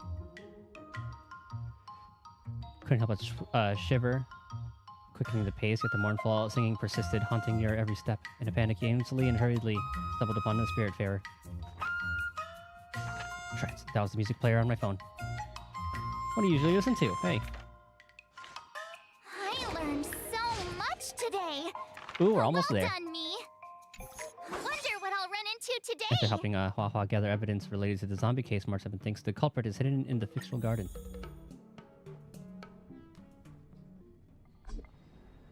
To help Hua Hua resolve the zombie case, even March 7th arrive.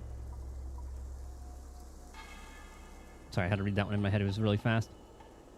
Oh, this is amazing. You've got the spiritual light gushing out of your crown. To have the physique of a martial prodigy at such a young age. You're a martial genius who only appears once in a century. Careful, I said escape Heliobus. Okay, I'm on high alert right now. As long as you let me attach on you, your core meridians will be instantly activated, allowing you to attain a century's worth of effort in no time. Victory at the war dance will be a cakewalk. Trying to appeal to my competitive spirit? No can do. Stop cowering in the shadows and show yourself.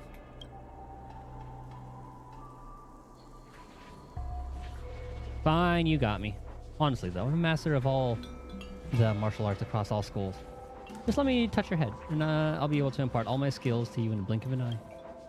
At what price? I don't suppose it's becoming a zombie and sputtering gibberish, is it? Forget it. I'm not learning any of that. You don't want to? I'm afraid that's not up to you. I give my lessons free of charge, and you have no choice but to learn them. All March 7th can see before her is darkness. Countless martial arts of myriad unarmed styles all surging into her mind. Unfortunately, though, not a single move is related to swordplay. Ah! Fear not, Miss March. Here I come. I was almost too late. Thank goodness you were here, Hua Hua. Was that overly enthusiastic Heliobus been subdued? Yes, I've subdued the vagrant Heliobus in the Luna Umbra Court. Ugh, I suddenly can't move my arms and legs. I'll apply a talisman on you, and then you need to have a good rest. Sometime later. I think I've gotten to the bottom of this zombie mystery. This Heliobus preyed on the competitive will of contenders to channel all its martial mantras into their minds. How to raise your arms and legs, how to move your body, infinite information surging into your mind non-stop. A pity we're not like Heliobi. Such a massive magnitude of information will only overload our minds and render us immobile. Body can't keep up with mind. Well, it was just for a short time. I feel like I could see everything, hear everything, but I couldn't do a single thing. So this is what it means when the body can't keep up with the mind.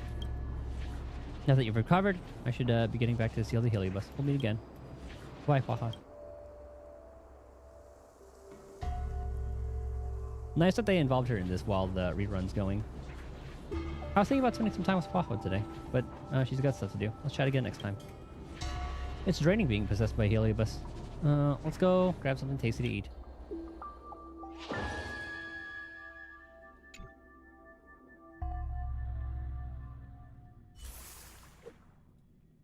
Three days. Dexterity. Rewards. Excuse me. So you might as well do that now. And then, what should we go for next, actually? I'll go 1 strength. And then after that, I guess he's a good. So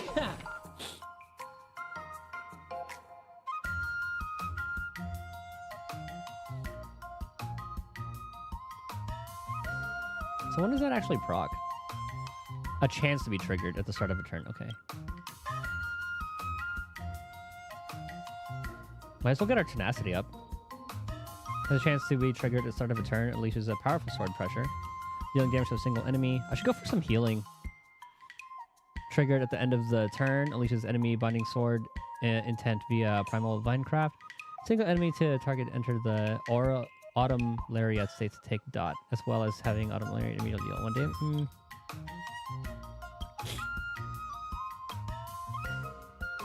Has a chance to be triggered at the end of a turn. Sword rain, dealing damage, lowest HP.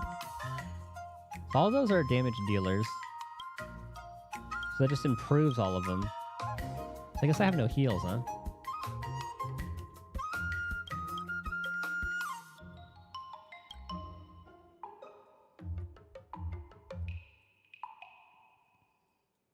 Yeah, I'm debating how we should go about this. Like, should I just go balance build?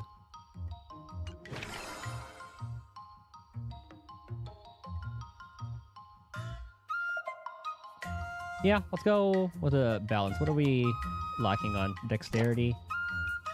And after that, that one.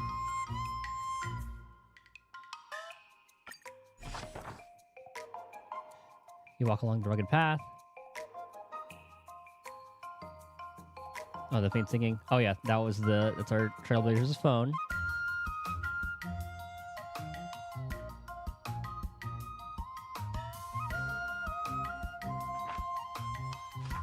That's music player on my phone, yeah. Okay, I saw that one. The counting one.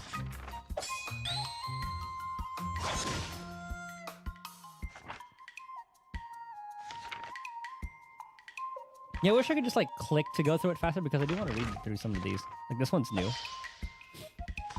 Oh, she tries to stab like the little ball. Yeah.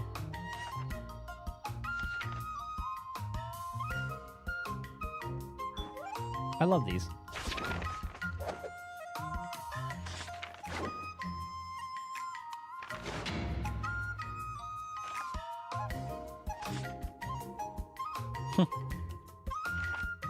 This is such a charming little That's enough training for today. I need time to absorb everything. 2 days remaining. Dexterity. So let's go on Midnight Hunt again. So we learned that. Oh, okay. Oh, hold on. Did I really So we got that at 20. learn that? I guess I am pretty awesome after all. Boom.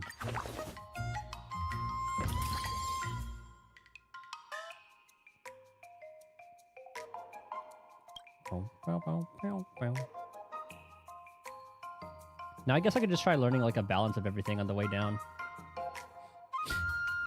Because the thresholds are a lot lower. So that doubles.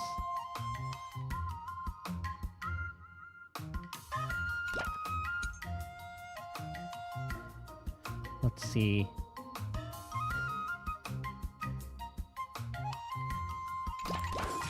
Let's go with that.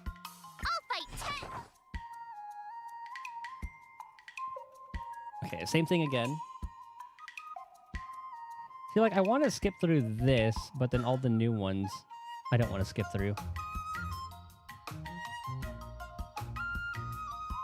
And then on day 0, we'll just spend everything. Or I could honestly just keep on going with this one because it raises a bunch of stats.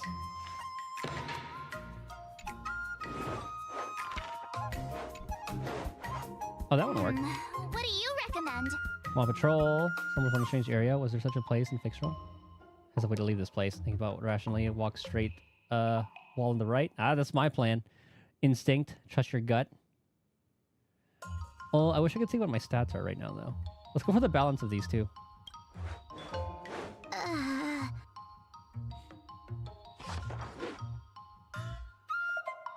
And then Gwenfin.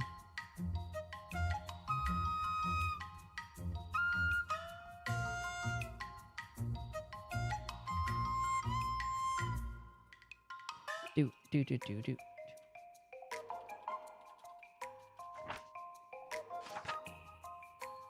He has the boulder one.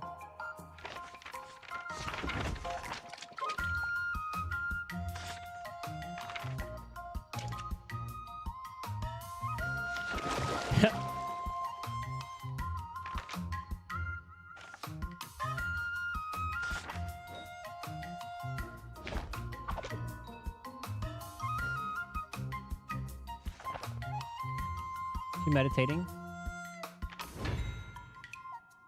Yeah.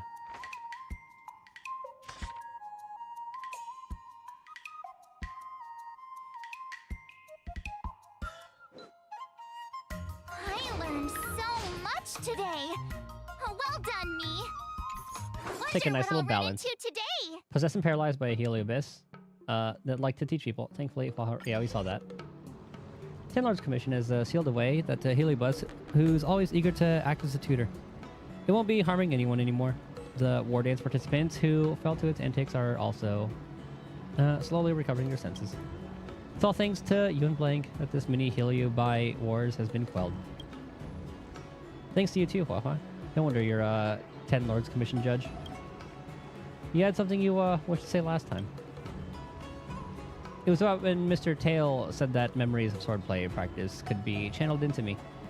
I have to admit, I was the teeniest bit tempted. Just a tiny bit.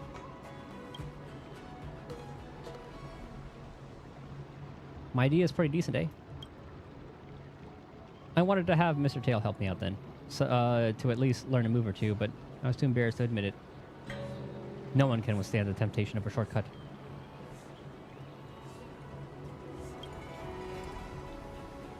That's not really true. I mean, I still resisted it in the end. But you were tempted. If I hadn't run into the Heliobus, I wouldn't have understood the sheer distance between my knowledge and mastery of swordplay. It's not a shortcut to learning swordplay at all. I very much agree with Miss March 7th on this. Though I've heard of a much milder and safer method that the Guardian's messengers have that can shove non-existent swordplay memories into your mind. In that case, would you still refuse? Might still have to decline. I think that I have to put my own thought into it and experience it myself eventually, to eventually turn Master Yanqing's sword and Master Yunli's sword into March 7th's sword. You make a good point there, girly. If my journey was nothing more than a copy and paste process, I'd never be able to surpass the two masters. So you have quite the epiphany. For me, to be waxing philosophical pearls of wisdom, that would mean I've attained new heights with my swordplay, am I right? Spouting passages from a self-help book makes you all enlightened now. If you really think you're all that, you should be training even harder on your swordplay. I've got a block of free time after attending this matter, Miss March 7th. If you need help taking on Scott, come see me anytime. Mr. Tail and I will definitely help you out. Sure, thanks, Miss Waffle and Tail.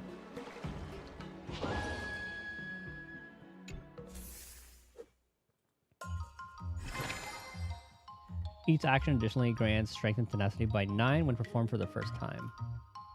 Mood consumption by 300, efficiency by 500. Let's go with this one.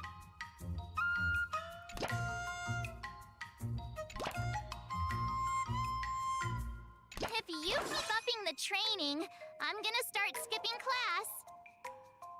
This is day 0, so we kind of have to go for this. Let's do this.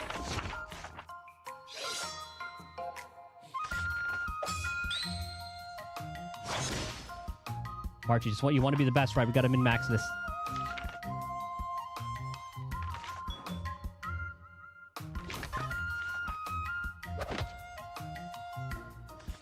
This is the training dummy.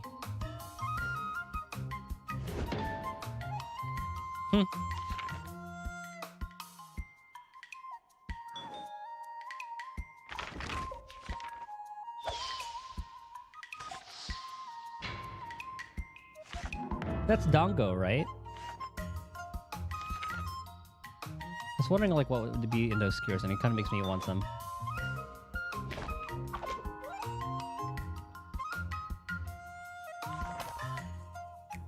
Okay, the meditation.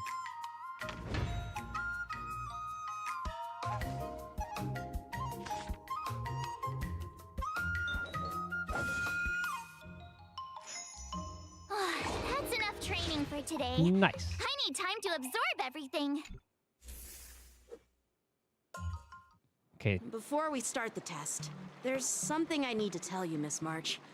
I've received a challenge letter from Scott. He's made thorough preparations, contacting the Realm Keeping Commission, and getting approval for a martial arts exchange event. He even chose Arumali as the venue. Seems like he has some connections there. However, according to the rules, the person receiving the challenge letter has the right to decline the challenge. Declining would be like admitting defeat. Of course I'll accept it. But before that, you need to pass the final test, the graduation exam. Graduating already? I'm surprised too. Well, it's not really graduation. It's just that the opponent for this exam is your master, Yanqing. When General Jing Yuan was teaching me swordplay, he used to personally spar with me during crucial moments to assess my skills. After all, the master should be the one who is most aware of their students' strengths and weaknesses.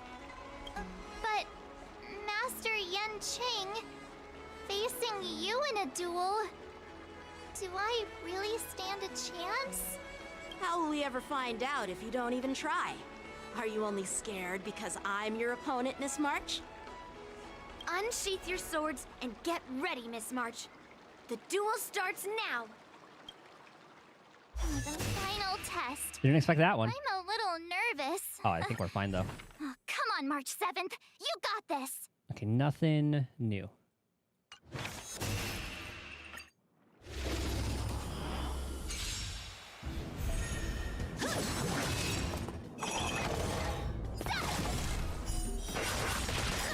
Good God.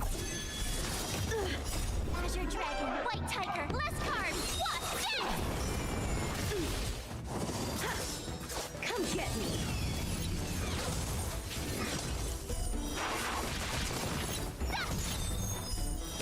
Oh, I get Those random spells are so good.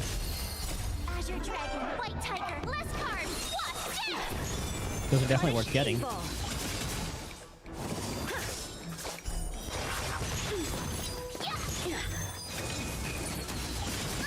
No point, I would kill that other one.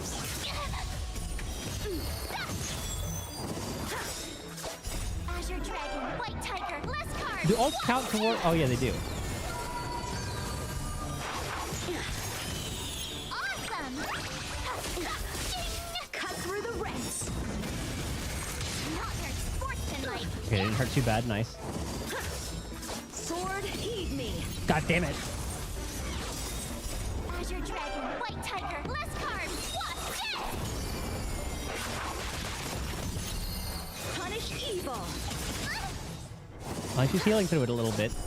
Now watch this. Nice.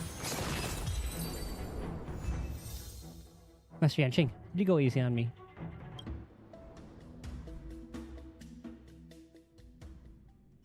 Not bad.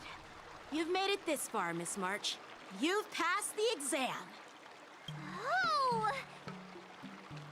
Yeah, congratulations. Ha! I told you compliments make me better. With your swordplay skills, you can effortlessly take down IPC Max, March. Yeah, I'm pretty confident too. But looking back, haven't you learned something more important than just swordplay? Yeah, I've not only learned swordplay from masters, but I've also met a bunch of people and gained a lot of insights from my experiences. Those experiences will nourish your sword skills. It's just like Master Yunli said. Everything can be a sword. And there are endless possibilities for learning swordplay in the vast world. That actually makes sense. Now, I'd love to hear your suggestions on how to defeat Scott. Fair and square. Fair and square. Oh, that's kind of cool going with the different story direction. Hopefully we can play through it again. Or at least, like, see the other side. Yeah, I'll show Scott the power of the Xianzhou swordplay that he despises. I remember Yanqing once said, there are many ways to defeat villains. But if you want to become a true hero, you have to focus on self-improvement. Do you feel any closer to becoming the great hero you've always dreamed of? Ah, yes, absolutely. The great hero within me is definitely up to the task.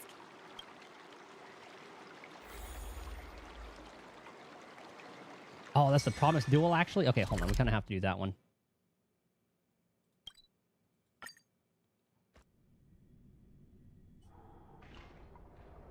Well, well. If it isn't our hero, March 7th. I'm not hiding or backing down. You challenged me, and I'm here to accept it. But I'm curious, why pick Arum Alley of all places? It's packed with tourists around, and it'd be bad if someone got hurt. Why Alroom Alley? Well, your buddy knows the answer to that. That's where that duel happened. Place you lost men bark like a dog. I can't deny it. That fateful day left a mark on me. It's a story of redemption for you.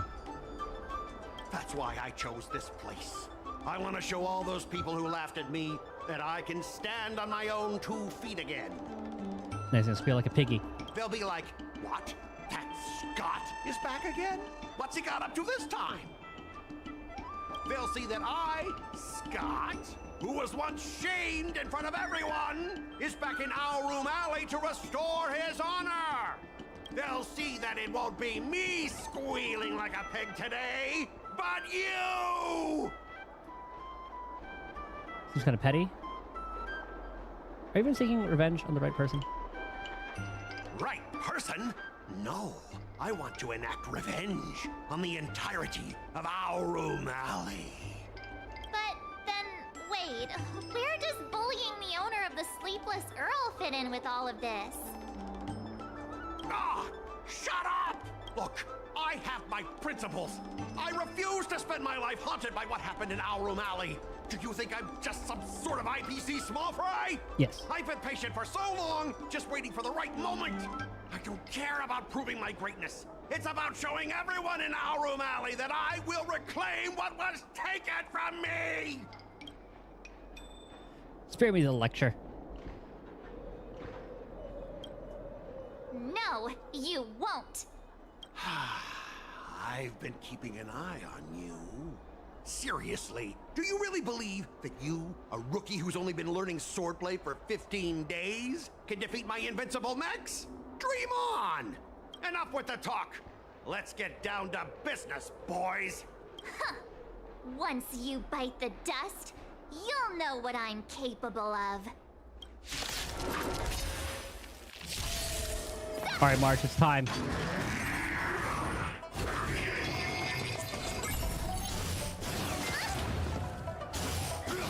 Not very sportsmanlike.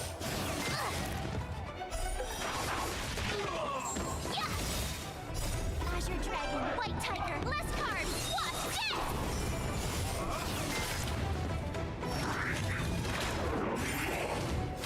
Okay, that one didn't have any.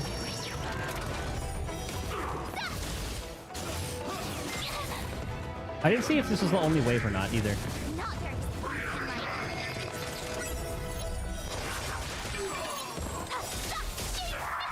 Azure Dragon, White Tiger, less cards, what? Death! Or is beating Yanqing like the check for this? Ah, okay, wave 2. Looking good so far, though.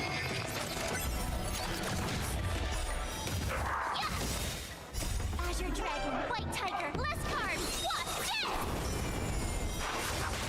Oh, you can stack higher. Okay, nice. Damn. No buff for you. Is she saying less card? Let's. Now I wonder. Here. Azure Dragon, White Tiger, less carbs. I think she is. Because he's looking at You pathetic the milk tea. losers! How did you all lose to that rookie? Hey, stop blaming others. Didn't you lose to me too? March is such a little So, goofball. Does that mean I have to? No way! Squeal, piggy. This can't be happening! How could a tiny piece of scrap metal defeat the IPC's mechs? You guys must have cheated! This doesn't count! I demand a rematch! No. Hold on, let me look this up. March 7th, hold. Less carbs.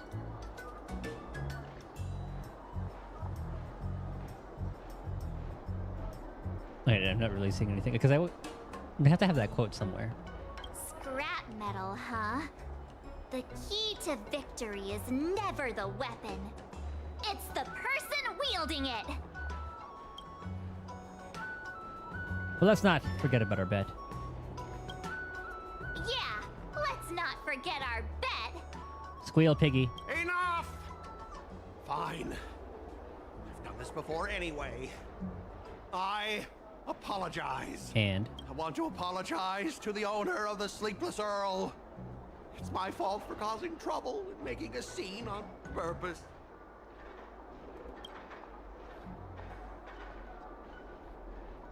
Stay silent, hinting at him. Hey, remember what you said? What about squealing like a pig? Make him squeal! Make him squeal! Hold on a sec. I want to get this on video. It's happening all over again. All right, but before I squeal like a pig, there's something else I want to say. You no way of you're getting the last word for this one. IPC mechs are a total joke. Ah, right, that part. Good thing you remembered that. Oink! Oink, oink. Oink. Oink, oink. Oink. Yeah, squeal. I hear wee. Scott leaves a dog with his head hanging low. This brief interlude is concluded, yet March 7th's pursuit of the art of swordplay shall continue.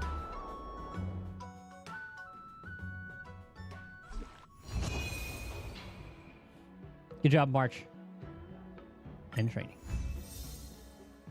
Also, I get different endings. 7th is squaring up for a sword fight. Oh, we could do this multiple times. Okay, I think we'll continue this tomorrow then. I want to find the rest of these endings. Start with the good stuff. Compliments make me better.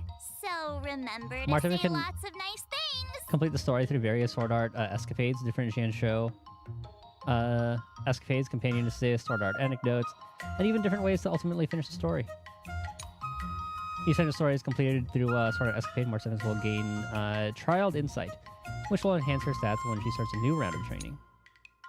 After completing the training through sword art escapade, the final rewind feature for that specific escapade will be unlocked, allowing you to quickly explore different story endings. Okay. Alright, if different people were to practice swordplay with you, different stories will unfold, right? I was wondering if there's a chance to have adventures with other buddies. Okay, Shinsho, I'm glad that she's one of them. Jiaoshu, that's kind of... I want to see where that one goes. He did come across them. And then Silver Wolf, that's one I want to see what's all about. First Eidolon.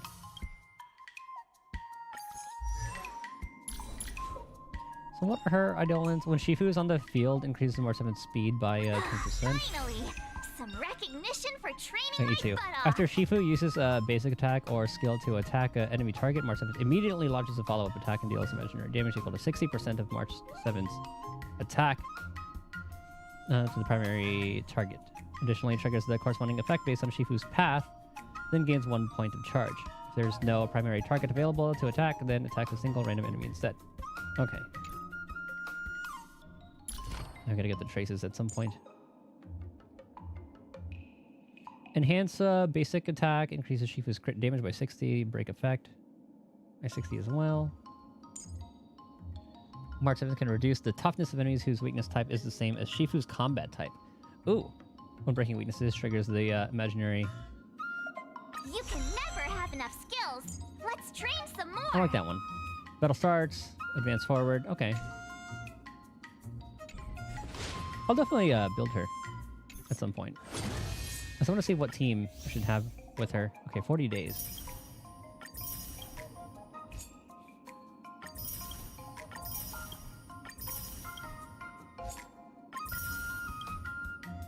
We'll continue March events tomorrow. Or I guess later today.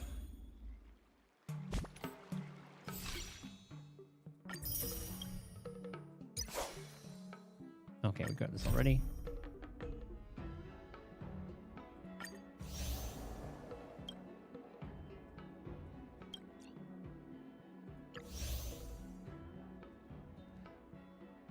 Ah, okay. All the different ones. Alright, yeah, we'll continue this one tomorrow then.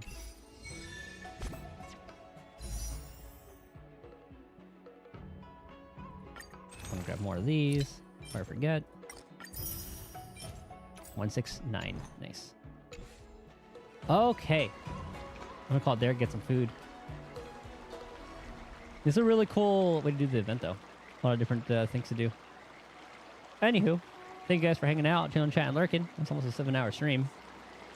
We'll do more of this, though I did say I was going to play some Abiotic Factor with Clock and Levi tomorrow, so we'll see if that happens. We'll be playing it by ear. Anywho, glad the stream didn't die or anything.